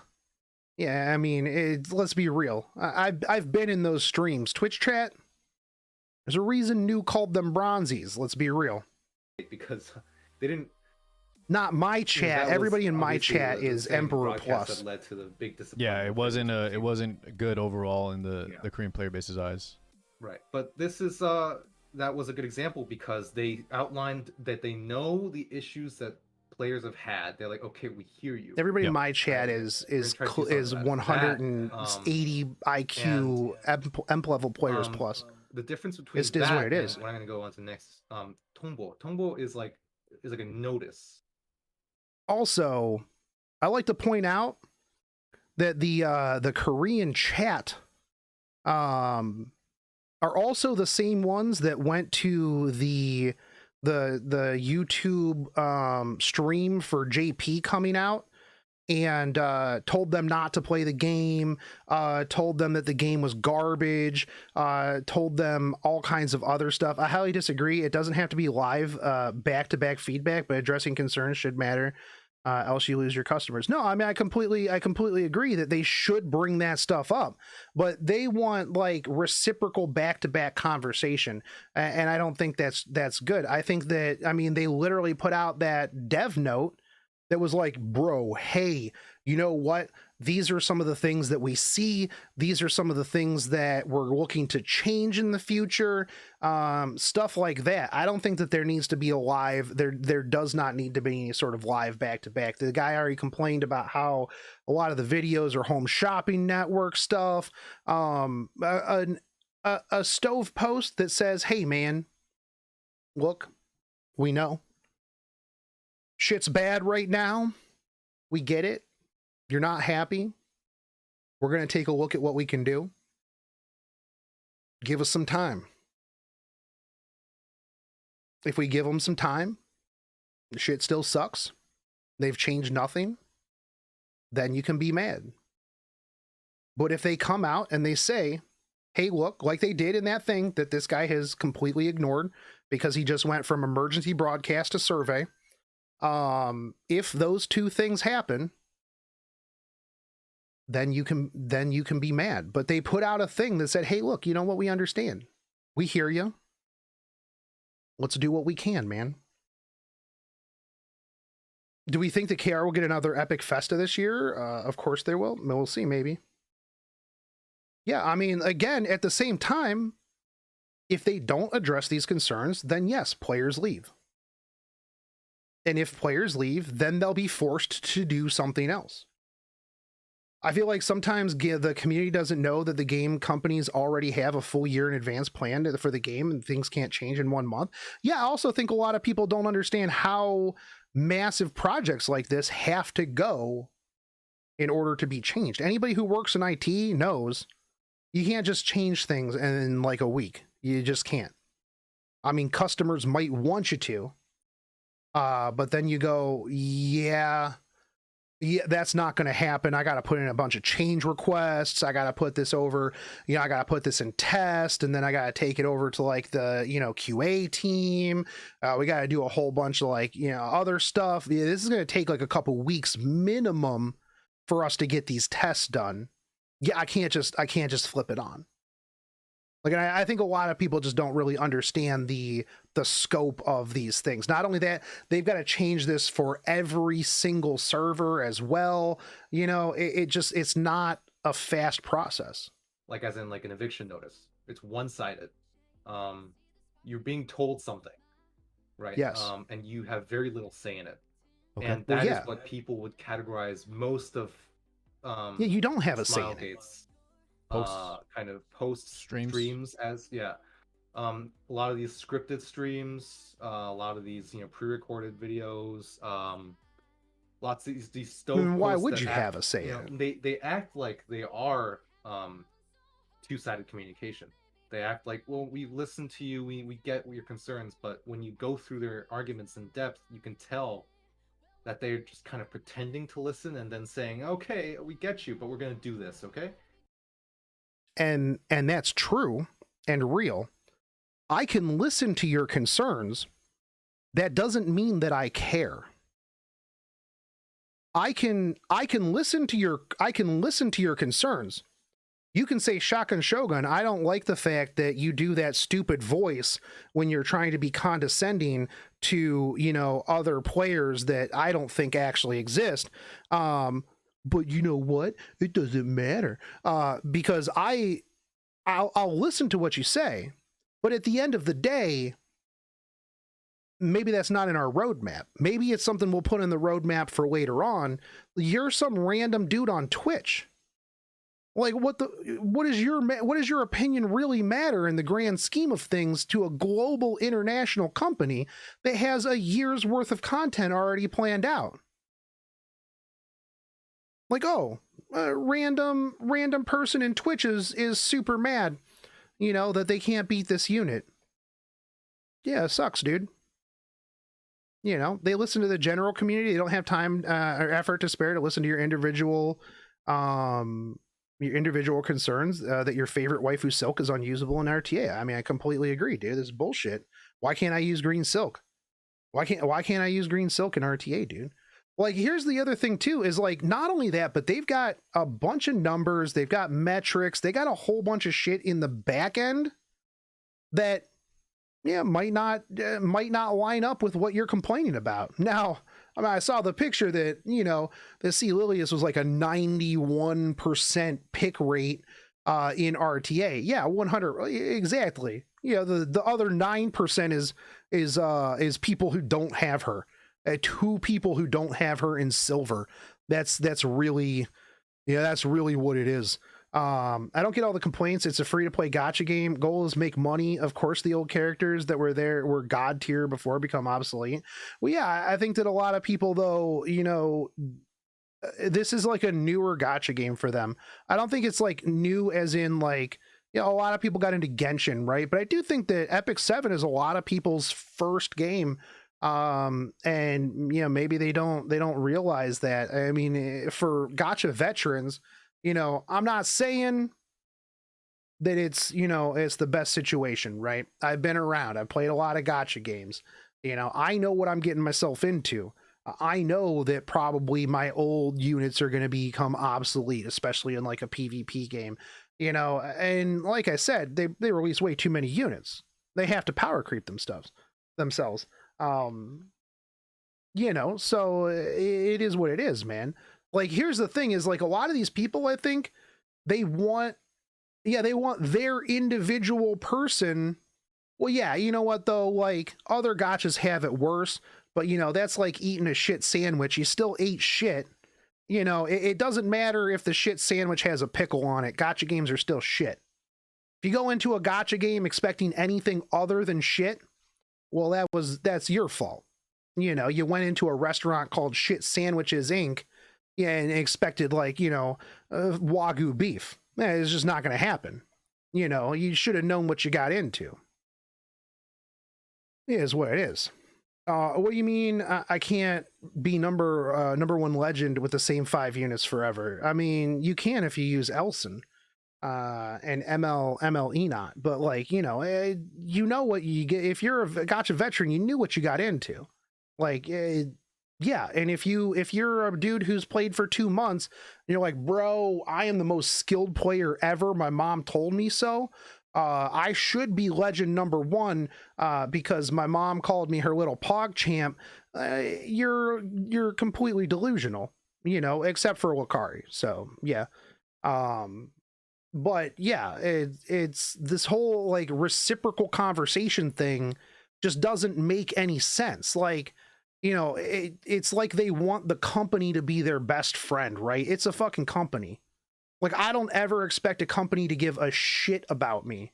Like, you know, I don't go to McDonald's and expect the manager to be like, oh, hey, Shogun, how's it go? Well, actually, they do because, you know, I'm one of their like platinum, triple platinum, you know, frequent customers. But like, if I go somewhere else, yeah, I don't expect them to be like, oh, Shogun, you know, how are you doing today? I hope that everything's okay.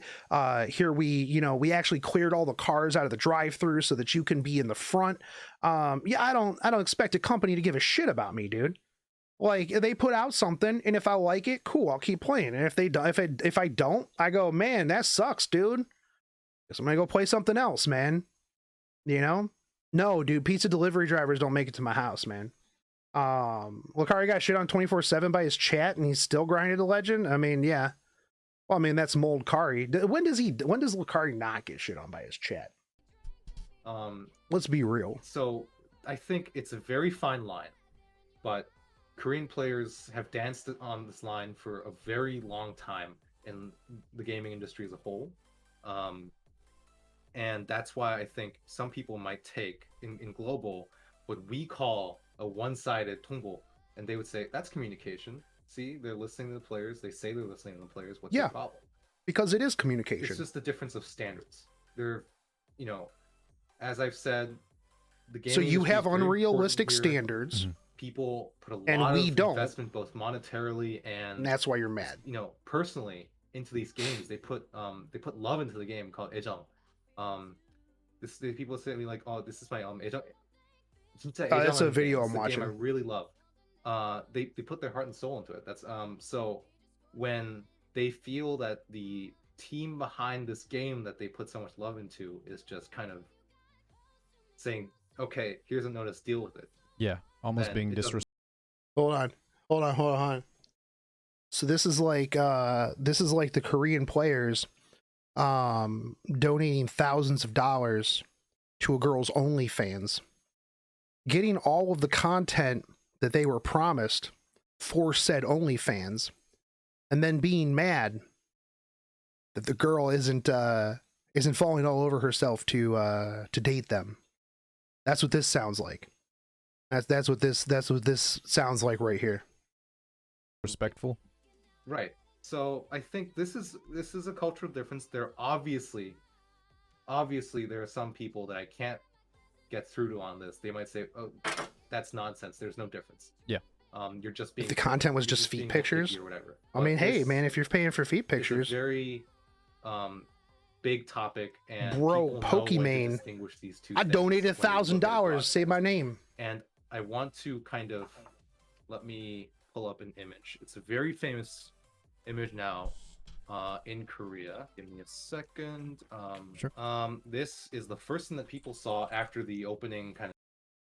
Go on, $10 from Thomas Ullman. I'll never be legend. I've wailed before when I could, but I play for the throw of pulls and badass animations. This is mobile World of Warcraft. It will get stale. Just depends on your preferences. Yeah, I completely agree.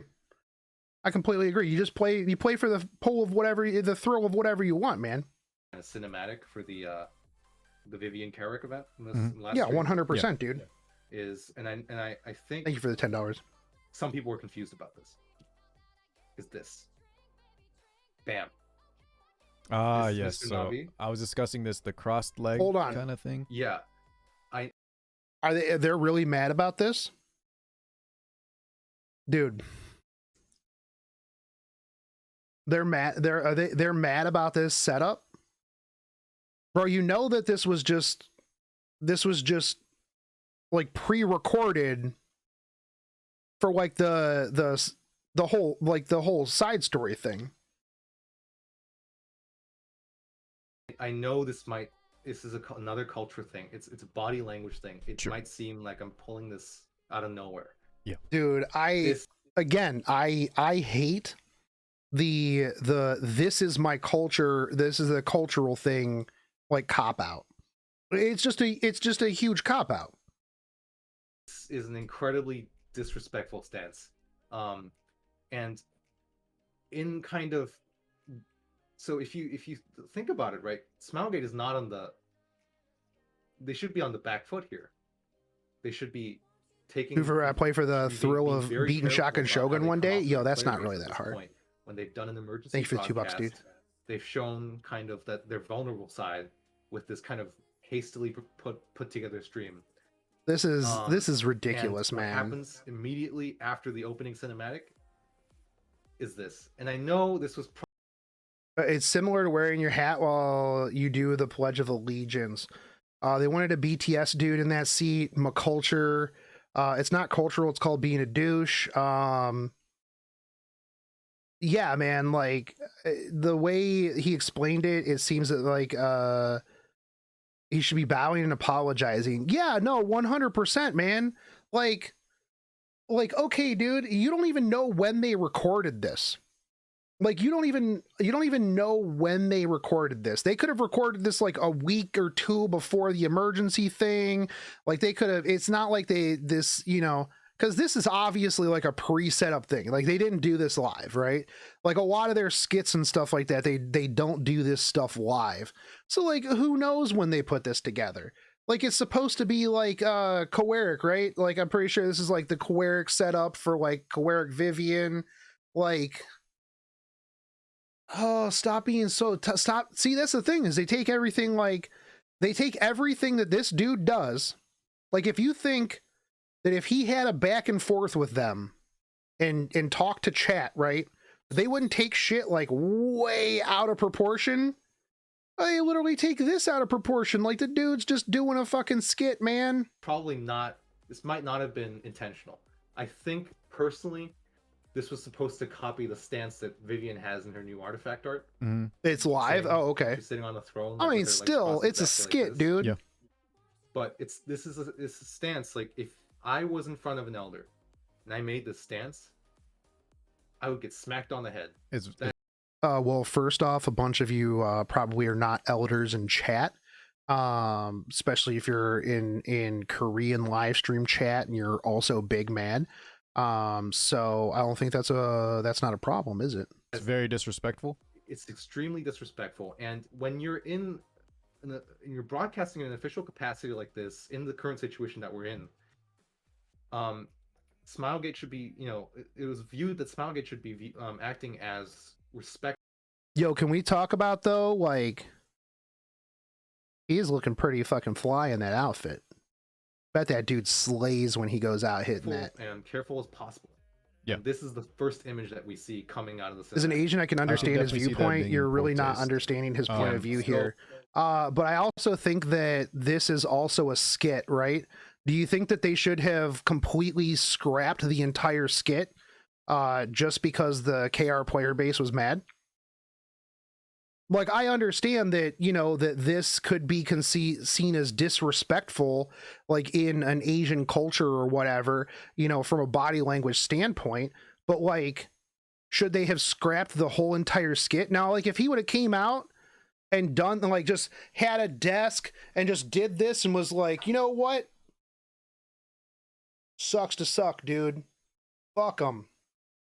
We read your complaints and then just paper shred them.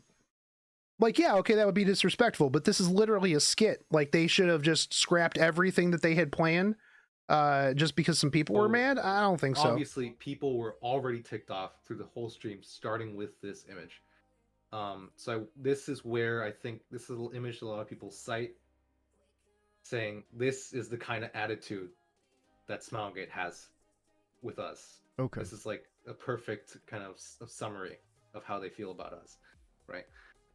It's kind of symbolic at this point. So like, I think that's taking a skit out of context. When you have a one-sided notice, a tumble, it has the kind of this power dynamic where the recipient feels like they're being looked down upon. And I think that's the core of this issue, is that game communities in Korea demand, even if it's just on the surface, even if it's just an attitude issue, we demand respect, right, from the devs. Even if we know all the money that we're spending on the game is going into their pockets or whatever, as long as they keep on this respectful tone and they're open about trying not to whale bait and stuff like that, then people will spend money because they love the game. They know that it can last, right? So when you get stuff like this, it's obvious, maybe this will help some people. I'm Asian. Even I was shocked when they showed this, but why, Schizo? Like, if it's a skit, he's literally doing the Coeric pose. Like, I mean, it is what it is, man. Like, I mean, if they've got a skit and they've already planned the skit, I mean, I don't know. I don't know. Like, I think people are being mad just to be mad at this. People understand. Reading the room only applies to actual conversations, not skits on a stream. Yeah, I completely agree with you there. Like, like if this, like I said, if this wasn't a skit and dude just rolled out to a normal room with a throne and sat there like that, bro, even I would think that was disrespectful.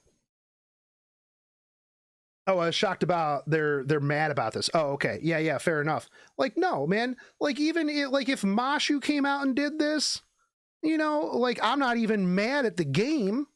Like, if Mashu came out and did this with no real other context whatsoever, I'd be like, Mashu, what the fuck are you doing, bro? I mean, first off, looking pretty fly there, but I'll be like, man, what are you trying to do here? Like, what? Fucking come on, man. Like, what are you trying to pull? Why people were so angry on the stream? Yeah. But if it's a skit, sure. I actually talked about this also. I heard about this in your post. I asked my chat about it. And definitely, I'm not Korean, it would be kind of funny. Yeah, it's true. For sure, you can have things that are other people will not understand. This can be seen, I believe it, as super disrespectful. But just to play, like, Do you know if when Koreans make these, when the Korean Smilegate streams decide to do like skits like this, in your opinion, do you think they're also Imagine if keeping New the did rest this? Oh of my God, Are they dude. also planning to show Actually this be kinda to hilarious. global? And you know, Bro, if New did this, he would look so fucking awkward on that chair. Oh my goodness, man. because That would be I think hilarious. they know a lot of other players, not just the Korean player base, watches this. Would you assume that, or would you say that's safe to assume? So again, I haven't watched. Who's the local Korean streams. dude in Maybe you the can, interview? Sure. It's Basically, some we Mr. follow Objection along, from Reddit. and Mashu and Gegedy used to be Mashu and New. They kind of have to No. wait. We let you guys go first. He's and then not they'll a get the go famous ahead, and then they'll streamer. show He's us. We like saw played this the game fourth for like a skit. year. Did this skit lead into Mr. Navi having like the Safari thing on, and then he started doing the Ancient Inheritance, or was it something else? I think this particular kind of script that he was going off of Yeah. was about the new Vivian event. It's supposed to be Okay. about royalty and stuff, right? All right. I'm not sure if we so- saw Yeah, this it's for the one Prince's- exactly. the I'll have to Prince's double-check game. on the stream. I mean, I always think that the So skits are a little on the like it's- awkward side, It's but weird, like, right? Because you know, is what it I is. can't say for sure the role that community managers have on the dev decisions. I do remember seeing on the anniversary stream, Uh-huh. I think, at the very end they had a bunch of Smilegate staff saying like, here's to like a great anniversary or whatever, and I do remember seeing global community managers appear at the very end on the Korean stream. People were like, who are these people? So wait, hold on. So if Korean players are like, yo, who are these people at the end of the anniversary stream and don't know or care about RCMs, then why do they expect us to care about their side? Like, that's just, you know, as kind of how I see it. Like, you know, what do they like? Why? Like, if they don't care about the global community managers or the global side of things, then why should I care about their side? It seems a little arrogant. I'm not sure if we can interpret that, and this is again all speculation, so Yeah. we can't say for sure.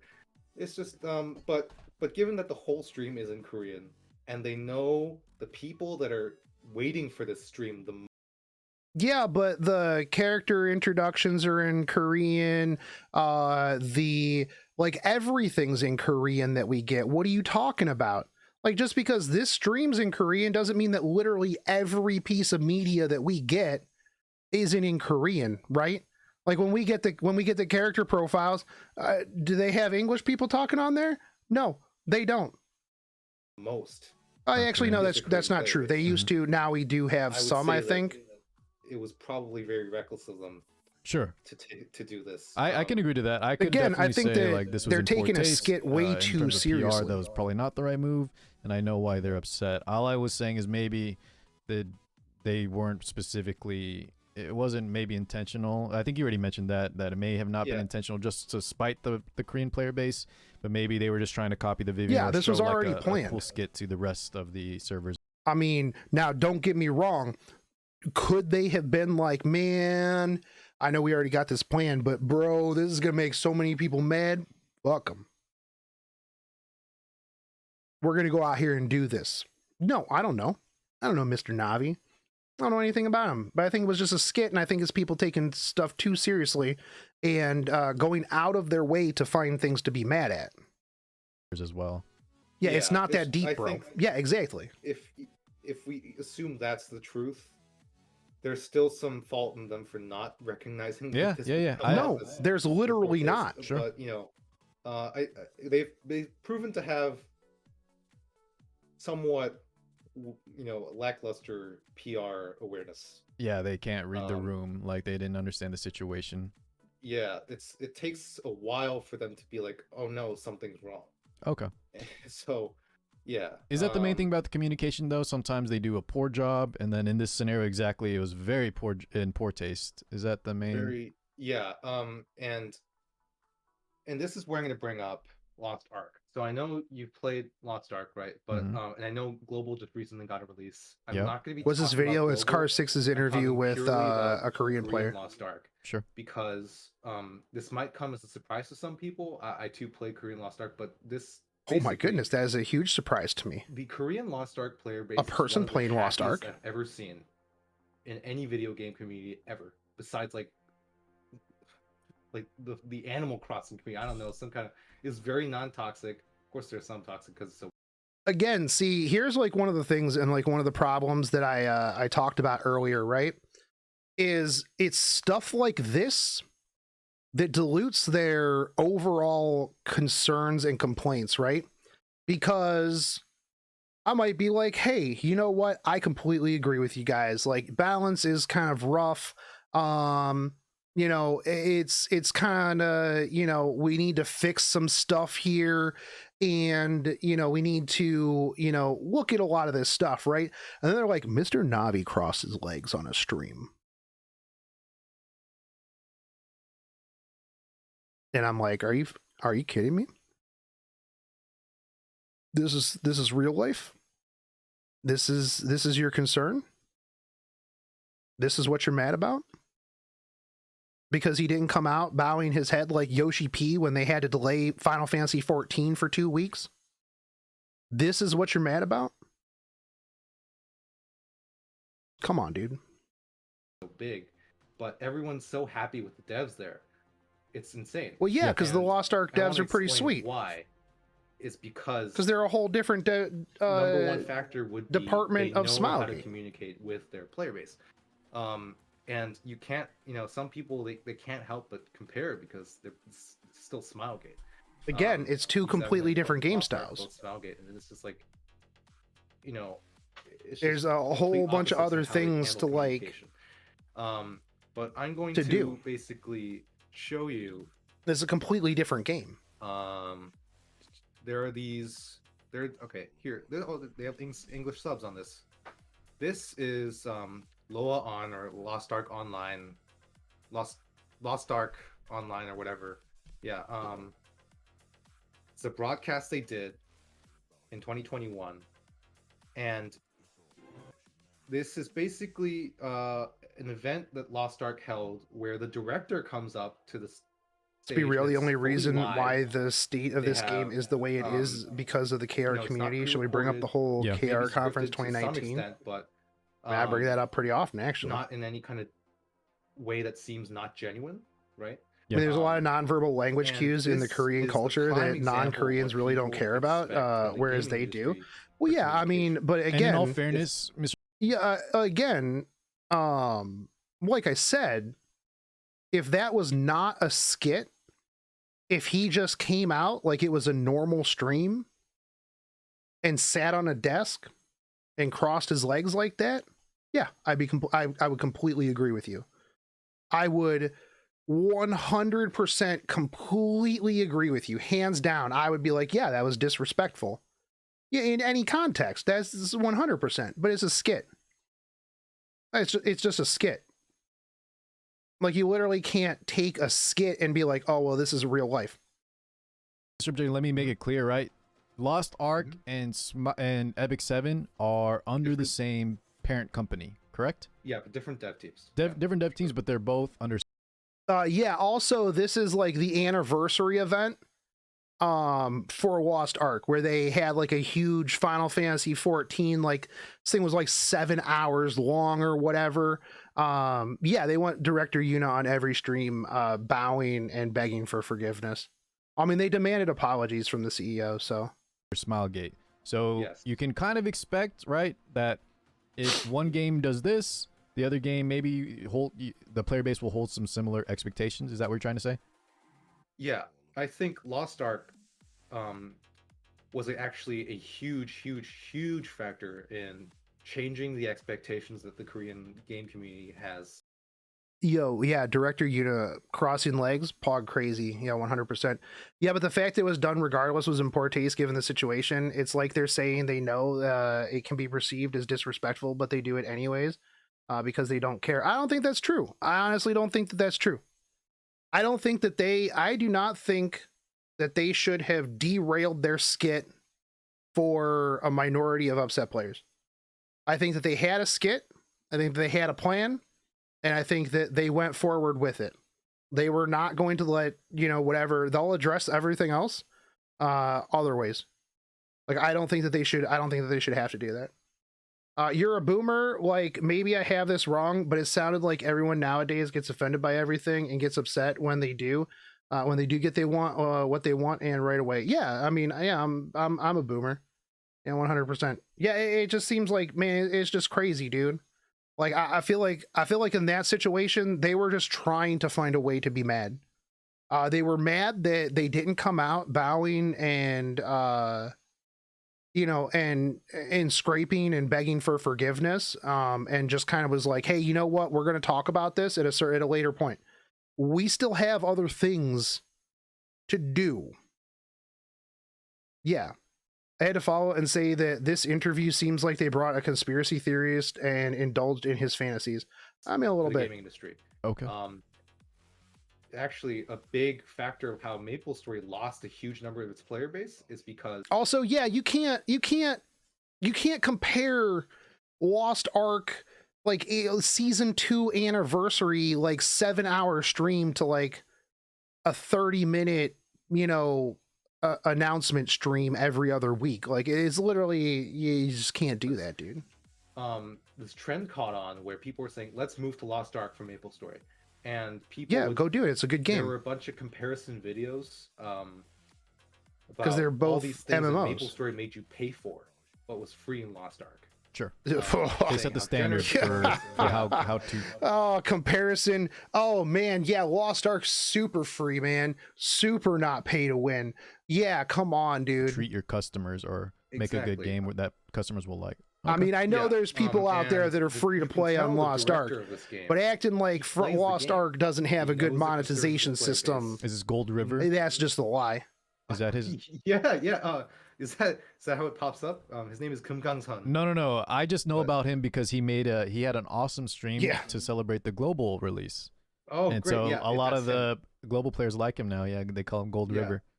He is basically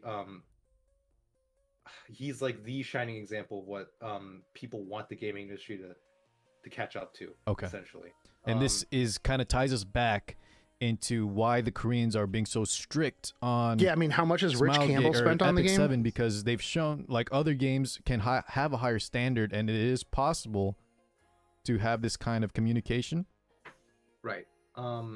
And the atmosphere in these streams is so positive. Everyone's like, "Oh my God, thank you." Yeah, how often do they have them though? People are, always just like appreciating what they do. And other game companies have been shown. For example, Nexon, which is known as I don't know if Global knows about this. But they don't have the best reputation in Global.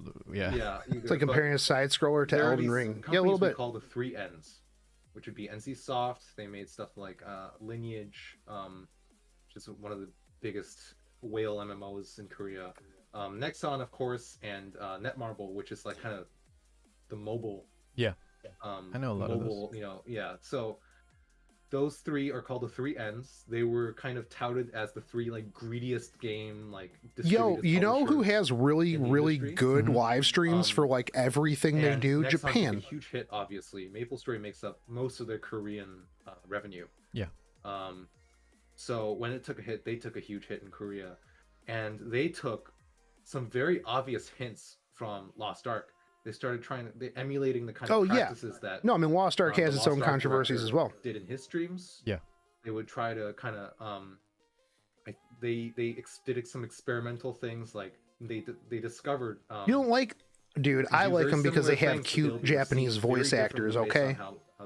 How much your player base trusts you. I'm a dirty weeb. All right, I'll listen to cute Japanese voice actors talk about stuff I don't understand for like hours. Second anniversary, he put out like a surprise, like extra like gift for the anniversary, and the anniversary ended, and a bunch of MapleStory players came in. It was a huge event, enough that he noticed, and he tough to have a positive stream when a certain group does nothing but complain about everything Smilegate does. Yeah, that's why I think they should just ignore them and just do their stream. And people might hear this and say, "Oh, what you're saying is Koreans just." Look, I'll be real. If a whole bunch of people flooded, no. Like, I'll be real, if a whole bunch of people flooded into my stream and just started talking a whole bunch of shit and demand, it was like, I'll go back to like when You know, I did the charity thing for Kaz way back in the day, and a whole bunch of people came in demanding a whole bunch of shit from me, like, you know, harassing me and stuff like that. Yeah, I can bend the knee to those people, dude. You're a little random person in Twitch chat, dude. Like, yeah, no, there doesn't need to be reciprocal conversation there. Yeah, they should just disable chat. Yeah, 100%. It's just a gesture. Here's the info Of Yeah. that the director knows. like if you that, have we reciprocal have all these conversations newbies, and then they get and all they're willing to toxic, take care yeah, of these newbies and, we tried. make sure that they you settle into the game. you And again, you like fucked I it up. said, the taking care of newbies like this is really, really important for the longevity of the game. So Bro, this they game tried is their best so to good kind to of, new like, players. you know, have What other do you members of the community mean, dude? teach people and stuff like that. It was very positive. I mean, they and did MapleStory they tried did to do actually something complain about similar. me censoring. They tried to undersell a reward they were going to put out. Yeah. And then be like, surprise, and then they discovered you can't do that when your reputation's in the gutter. All right. Because Okay. people just get angry in the first place. But now Yeah, they're gonna get mad about it's been anyways. almost a year now. They're only now beginning to recover trust In their player after base. Sure. They gave up a lot of game-based like revenue. When you talk about They Lost made a Ark's lot board of until at least quality of 100 life hours in, yeah, adjustments. just play 100 Yeah. hours, And dude. quality of life is super important. Is because when they make quality of life adjustments, these are really small changes, right? Mhm. Like, I don't really know where this guy's These are going right things that now. you don't really notice unless you really play the game regularly. Like, I really don't know the tangent that this guy's going off on right now, because like in terms of quality of life, anybody who is complaining about the quality of life in Epic 7 right now is being completely disingenuous, and you can tell that they have only played for about 2 weeks, because we've had so many quality of life improvements, and like this game's actually really good for catching new players up. Now, are you going to be beating Elf Mage in 2 weeks? No, you're not. Yeah, you shouldn't be. Yeah, you shouldn't be. I played this game for 3 fucking years. Your 2 week ass shouldn't be beating me, bro. Put in your time. And you can tell when a game kind of just leaves quality of life things alone, that dev team may not even play the game.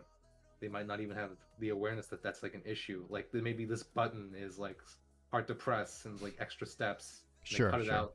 Then you know, oh wow, they really know what's going on, or at least they listen. But So essentially, Lost Ark set the gold standard, and yeah, the Korean Right. player base from Epic 7 would like the company to be more like the Lost Ark, how they operate, and no one is expecting them to be at Lost Ark's level. Lost but Ark just is to like, be more like that in terms of respect, yeah, listening to the player base. Okay, sure.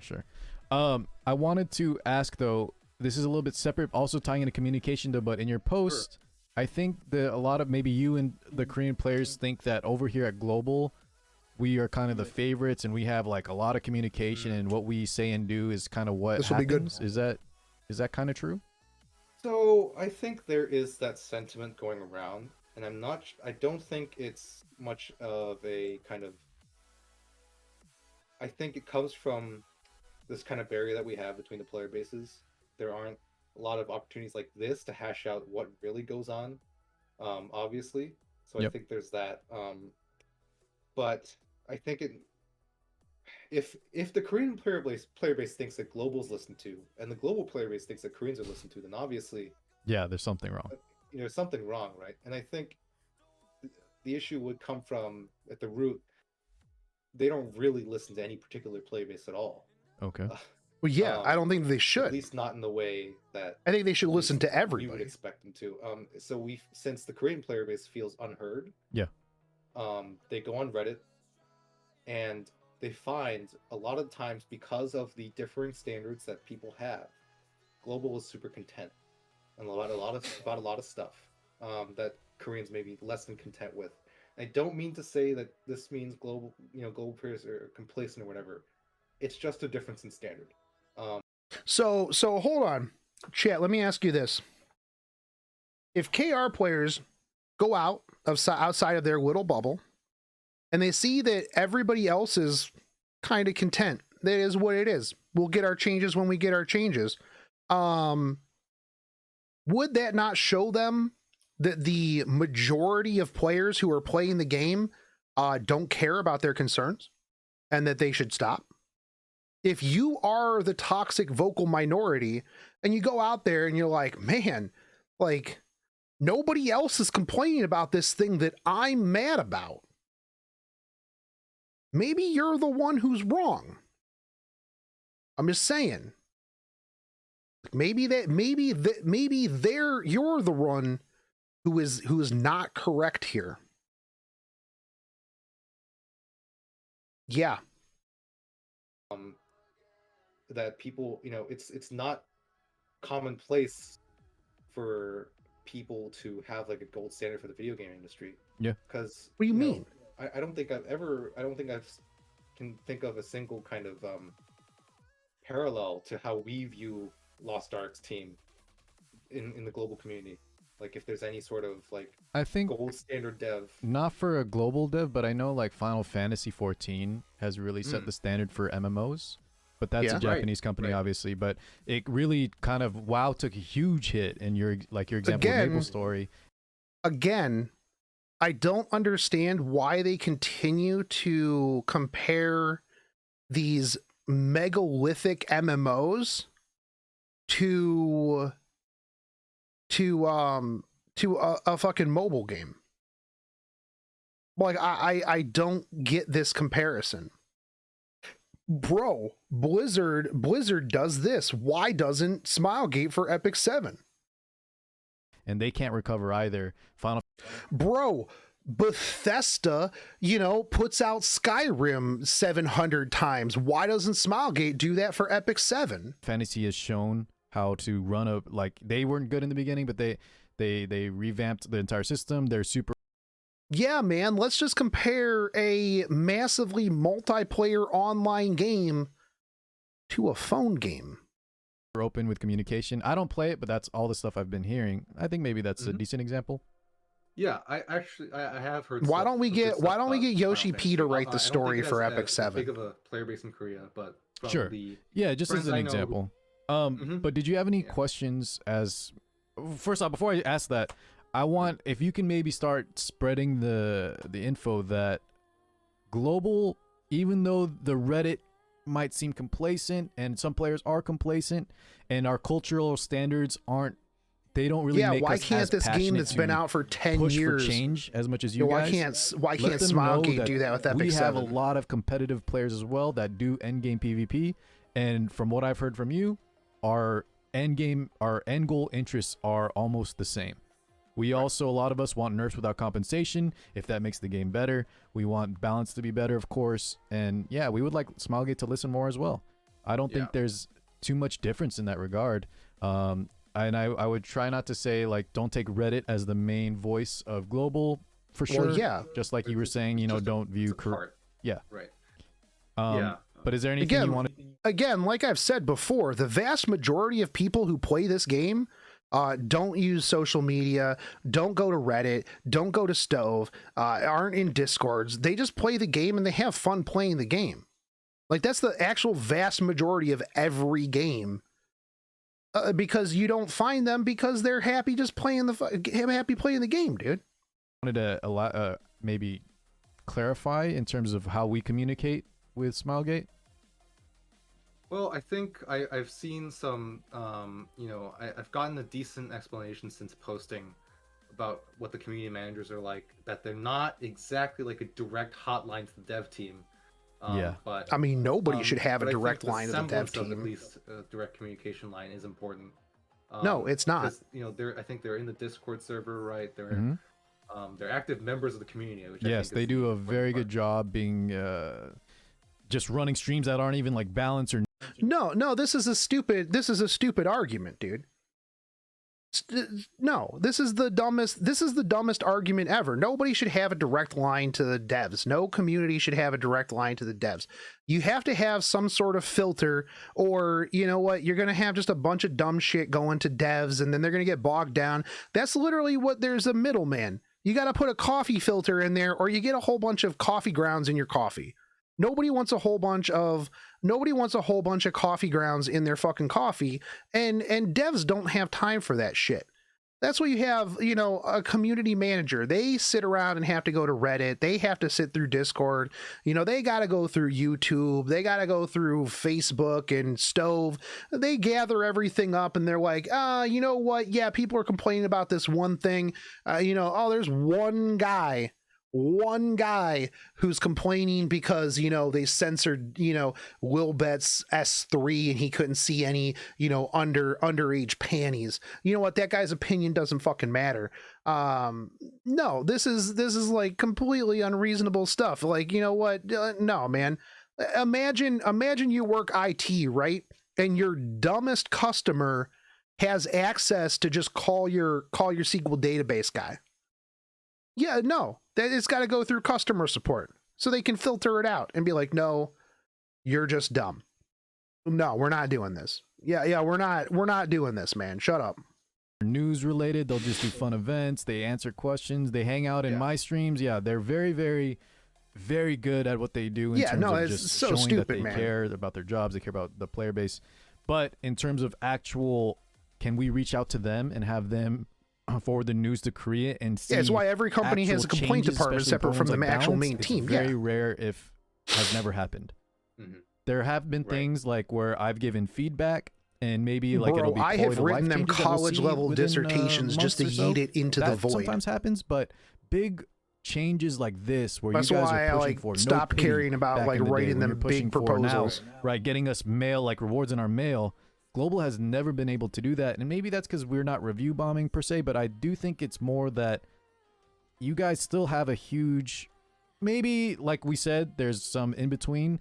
You guys think Smilegate doesn't listen to you. We think they only Wait, listen hold to you. on. But there is proof that you guys still have a very big impact on how they listen. And Not over here at wasting my Global, time. Yeah. we might be I mean, I don't more waste the my time profits, anymore either. More bigger player base, but we still defer to you guys, and I think you guys still have the major say. Just my opinion. You wanted not to repeat the discount fact that 2019 maybe meeting where the Global devs were does have, crying and you know, asking for forgiveness. some Yeah, stuff that no. Korea doesn't. But in terms of actual Sure. gameplay balance and what we can actually see happening, I think it's still mostly you guys. Right. I would say the only thing to qualify that would be to say that I think the sentiment kind of stems from when Smilegate does nothing, right? When they don't make any changes, and it feels like we're unheard, then people Think they're listening to Global because Global's content. yeah, so they think, oh, they're listening to Reddit or whatever and thinking Reddit's happy, let's not change things. Or Yeah. That's well, where I think the yeah, sentiment maybe comes it's from, not because that, but and I most people understand don't that, want that change. from- No, hold on. No, that's another stupid argument. If they're silent and they don't make a change just because KR side wants a change and they're looking at Global, well, yeah, okay, cool deal, dude. Then it's because not enough people wanted that change. So now you're mad because the vast majority didn't want the change that you wanted. And now you're like, ah, they only listen to the majority of people. How dare they? How dare they? from what you guys have said, that Global hasn't actually had the real power to enact specific changes or whatever, and that we have the say about that. I just think that Korea was looking for a way to explain why they would ignore certain demands or just tend not to hear it, stuff like that. Okay. And I think that comes from, again, a lot. Yeah, this Global kind of is wall less between toxic about it. depth Not of only players. that, but Yeah, a lot I of the could things see that they that. complain Alright, about, maybe that was Global good to doesn't know. care about The whole because it's a non-factor. How did the 15%? I think you made a post saying like Oh, Koreans have right. a meme now about being called like the 15%. Did Smilegate actually come out on a stream and say, "Hey, Yeah, you they guys did. are only 15% of the profit"? I mean, not Yeah. exactly, but did they say It's something fucking like, "You hilarious, guys are dude. 50% of the profit. We don't really listen to Wait, you was as much Car anymore?" not around for the Let Festa? me, give you the exact. Yes, please. Whoa, there was an event called Epic Festa. Yep. Amazing. And it was a in-person event. Where Yeah, you know, demands they have is these, d- you know, yeah, for that's people- yeah, you know what, D Jones, you bring up a really good point. Demands are a very strong word. When you go, I demand this thing, like, no, don't you fucking demand from me. Like, that's the easiest way to get somebody like defensive and be like, you don't own this company, dude. Like, you don't make demands of me. Someone comes in my chat and they demand I do something, I just tell them to go fuck off. Yeah, like, yeah, as soon as you start getting aggressive with me, I'm going to be like, no. No, especially if you're like the minority of people, right? Like, yeah, the Epic Festa, which Global doesn't have. Yo, we got the in-person New York event for streamers that was what it Games, they have was. these in-person events. It's kind of like where you go to like, it's kind of like you know, big crowds of people. They sit in front of a big screen, like yeah, PAX a convention. or whatever. I was there for Yeah, it. yeah. And People on Reddit cosplay, hated stuff me. yeah, basically stuff like that, right? And this event was largely Oh, that's a good seen picture. as a failure, because they made a lot of in-game decisions that are like they announced there that people weren't happy with. Let's see, the question who cares? was, are you planning so the preceding question was, are you planning anything for the first anniversary? And they said, yeah, we're planning this, this, etc., etc. And they said, are you planning anything for the global server? 열린 것도 이제 대만 유저들의 열망이 뜨겁기 때문이다. Okay, so this basically means, just like Guilty Gear, with Guilty Gear, every time we updated in February, April, May, the Korean profits were 15% about, and America, and this America, 미국 is strictly USA. Yep. Takes 40%, and we're going to discuss with our marketing team about the global anniversary in November. But the users need to basically express that they have the passion for that to happen. So here's the thing with this, right? And I think that both of them don't know this, but when they were talking about that event, the anniversary event, it was the in-person event.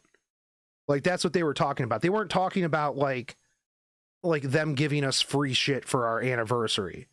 Like, they were talking about having like a festa for the anniversary.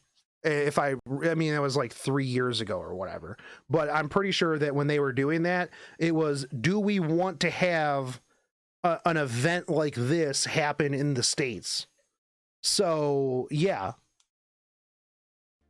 And this was really weird, right? It's like, you need people to speak up and say, yes, we want something to celebrate the anniversary, to actually do something. Yeah, see, I think this is the problem with having people who weren't around for it. Global players. Like, I think this is the problem with having a person who's played the game for less than a year. And I don't know if Carr was around at that time or not. Carr, if you're watching this and reacting to it afterwards, just, you know, let me know. But like, that's the problem with having you know, people who don't know and weren't there. Where's the speak up, said, or the Korean players to speak up? It just says, they didn't specify whose, but they said in another version, they had another roundtable conversation, and they said the only reason that opened up is because people were so passionate about it. So two kind of weird things here. One is that it's like, okay, they're gauging user kind of passion about this I also stuff. Okay. I think it's poor taste to answer a question saying, like, you know, you guys are profiting or making us this much, while this is America over here is making us way more. I don't think that's very good. Well, okay, I'll be real. I don't think that was good either. Like, you don't come out and go, hey man, yeah, you guys need to step it up, dude. You're only 15% of the profit. Completely agree. Yeah, if you got told you were 15% of the profit and you really didn't matter, yeah, okay. You you gotta definitely have a reason to be mad. Okay, I completely understand where they're coming from with that. Yeah, that was a bad take, but it was funny. The question was, are you planning any global events? And they brought up that, like, that's what I wanted. I wanted to know the context. And like, do you have a link to that? Yeah. Either the transcript. Yeah, just send it to me so I have it. But it was pretty that definitely. Article. And I can think something was bad taste, but it was also hilarious. So basically, imagine get effed, dude. Imagine wow, you're that's at bright. a event designed for the Korean player base, celebrating also your first anniversary. Bro, I like to point out, and So they ask, that "Oh, well, we have when a I global went, server now. What are you planning to do for that?" And they say, "Well, hold on, when I went to that like in-person meetup, like when I went to the New York Epic 7 sick meetup at like the cool club and stuff like that. Yeah, I thought that like I was gonna see. I went with the expectation that was like the FGO like things where we were gonna get some information. You know, they were gonna like talk about the game. You know, we were gonna get a bunch of stuff. Instead, they just threw a party, and I was like, bruh, what the fuck is this? But hey, at least I got a Ruel standee out of it, so I don't care. I had to drive across PA for it, which was boring, but yeah. well, I mean, global does make us a lot more money, so we're going to, we're definitely planning to do something, right?" And Yeah. then they add on some weird add-on thing about, "Oh, well, we're going to gauge like player wants, like how much they want that." It's like, well, okay, it's a very I weird didn't know that I response. wanted a It's Ruel definitely- standee it's until I trying got to, there. like maybe breed competition, or so say like you guys need to spend more, show us that you want it as bad. And Yeah. Just not the good. reason this stuck around so much as a meme, there was a particularly passionate person at the Yeah, it was a roundtable little. It was conversation, kind of which disappointing. happened very shortly after this in 2019. Yep. They said, Hey, there was my Ruel something that standee. a lot of players kind of could appreciate, and the way the devs were answering some of these questions, obviously, when you have a statement like this in mind, it kind of seemed like they were kind of thinking this in the back of their minds. And one of the players at I do still have the that standee. roundtable It's said, literally right there. "We can already see you have that 15% thing in the back Still of no your Archie mind. plushie. Stop Yeah. it." Mhm. Right? And the devs got very, I think they took quite a beating there. That was a Tamarin cosplay. And this is why, when people first, when I looked up 15%, because people are, always mad about 15% resistance, right? In Yeah. global. Sure. I will literally That's not forever the make thing. fun They of call it them tribalism. It's not about the 15% 15% because I Don't know it call gets it under that. their skin. 15% will refer to this incident. You guys are for It's this just- incident. Okay. Yeah. All right. So that's what I meant by this that. kind by of that. this kind of conflict between the devs and the players in Korea has been going on for a while. Yes, literally since the beginning of the game. Again, I want to reiterate, there are some people on my post saying, "Well, yeah, that's just facts, right? It's just business facts. Why are you mad?" But I will reiterate that this is a question of attitude. I mean, there was yeah. no reason they need to bring that up on that question. Yeah. Nor any reason for them to express it to the Korean player base at an event like that. It's just I mean, yeah, 15% in boggles the PvE mind. sucks. And we're currently 100%, dude. We're apparently some people have taken screenshots saying that Korea's share of profits is now up to 25. Yeah. Which I don't think makes a huge difference. 25%. But basically, I think this Let's fucking go, boys. hopefully, this helps some Koreans understand that, I think we have more of a chance to be heard, and if we don't get heard, it's I mean, not a does that question just of mean that everybody global else just is spending less outstripping money? us in Epic profits or dead. something. Okay. That's Yeah, a yeah, it was in misunderstanding poor I think taste. Yeah, that 100%. Koreans on I could both sides. completely, Yeah. Sure. And I think I will completely state that, yeah, calling them 15% was probably in poor taste. And probably the person who said it, yeah, is probably like, yeah, you guys are only like 15% of the profit, And then probably afterwards he was like, oh man, I probably should have said that. Like you say stuff, and then you're like, yeah, I wasn't prepared for this question, and I fucked that one up. I think the one default here would be Smilegate for having bad taste Yeah. at this event. But yeah, I think like this whole last part Was there anything else you is wanted two to wrap people up that don't with? I know think, what they're I talking got about all right my now. questions answered. I guess that's it for me. I guess I'd say this is like the 50th time we're saying this. We don't represent the Korean global, and yep. communities. Yeah. But I do appreciate that.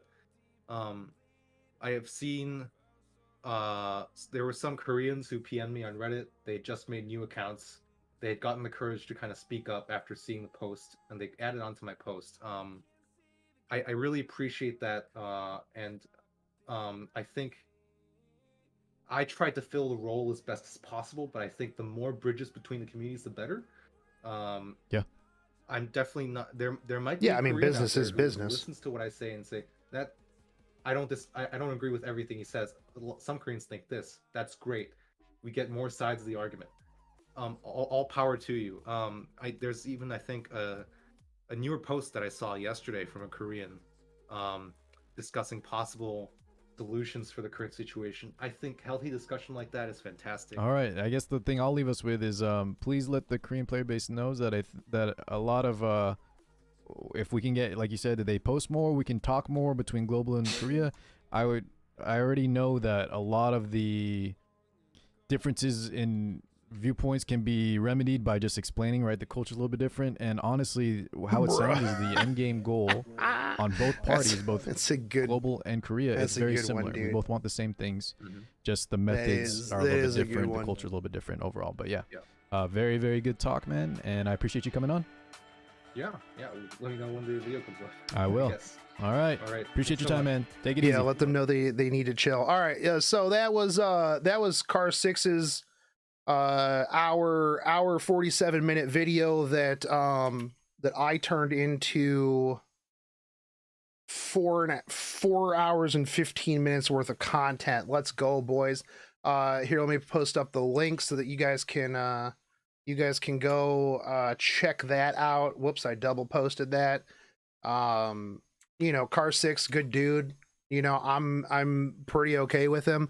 I haven't talked to him in ages, but Car, if you want me to come on and do a reaction to this, so that I can react to that and we can have infinite content, or whatever.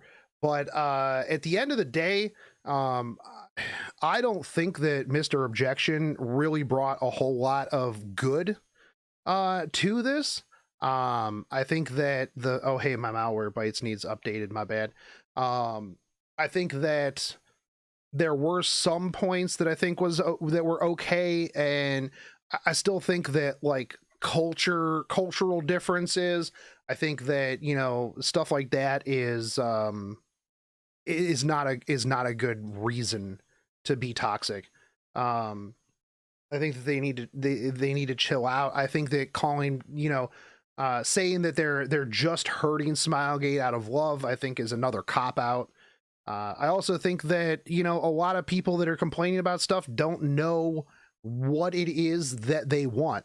And I don't think that the people who are complaining about this stuff even know what the majority of players want. I think that if Smilegate goes and actually does look at global, and there's not a lot of people complaining about a specific thing, and the metrics behind it show that they're not complaining about a specific thing, then you know what? You as a player base, if you are the minority that does have a problem with a specific thing, then I think that you need to suck it up and realize that you don't make up the majority of people, and your concern might get fixed in the future, but a lot of people don't care about it like that. It is what it is. There's a lot of entitlement. There's a lot of the world revolves around us attitude. And again, if you come to Reddit, you come to like all the social media, and literally nobody cares about your one thing. Yeah. I don't think it's that big of a problem. Personally, I think that communication doesn't need to be reciprocal. I think that if we put in the survey, then they address the survey. That's reciprocal conversation, right? I think that if we filled out all the survey stuff, they're going to come back and they're going to go, hey, look, we gathered all this data, and we're going to talk about it. That's good enough. I don't need Mr. Navi to personally go on stream and be like, oh, hey, Shogun, what's up? How are you doing? How's your placements going? Like, how's RTA? Is it going pretty good? Yeah, I don't need that. And the fact that you do need that kind of is weird, actually. Like, I don't need a company to care about me. I just need the company to put out a good game. That's really what I want. I play Counter-Strike along E7, and Counter-Strike has nerfs, patches done weekly, quality of life weekly, multiple mystic banners. When players make a complaint, they respond immediately. Yeah, but isn't Counter-Strike super new? I mean, it is what it is. I mean, like, yeah, I would love. I mean, we've gotten a lot of quality of life. What quality of life do you want right now? You know, we get weekly patches. Oh no, we get bi-weekly patches now because we only need bi-weekly patches. Again, I mean, nerfs would be fine. You know, multiple mystic banners. I mean, I wouldn't want multiple mystic banners, honestly. I mean, unless that pity's on each one of them. Counterside's been out in Korea for 2 years. Okay, that's fair enough. I mean, I don't know anything about Counterside, so you know, it is what it is, dude. But I mean, yeah, it is what it is, man. And I don't think that, like I said, I don't need the company. I just need the company to put out a good game. If the metrics say, hey, our game is not doing good, then fix the game, or I'll just go play something else.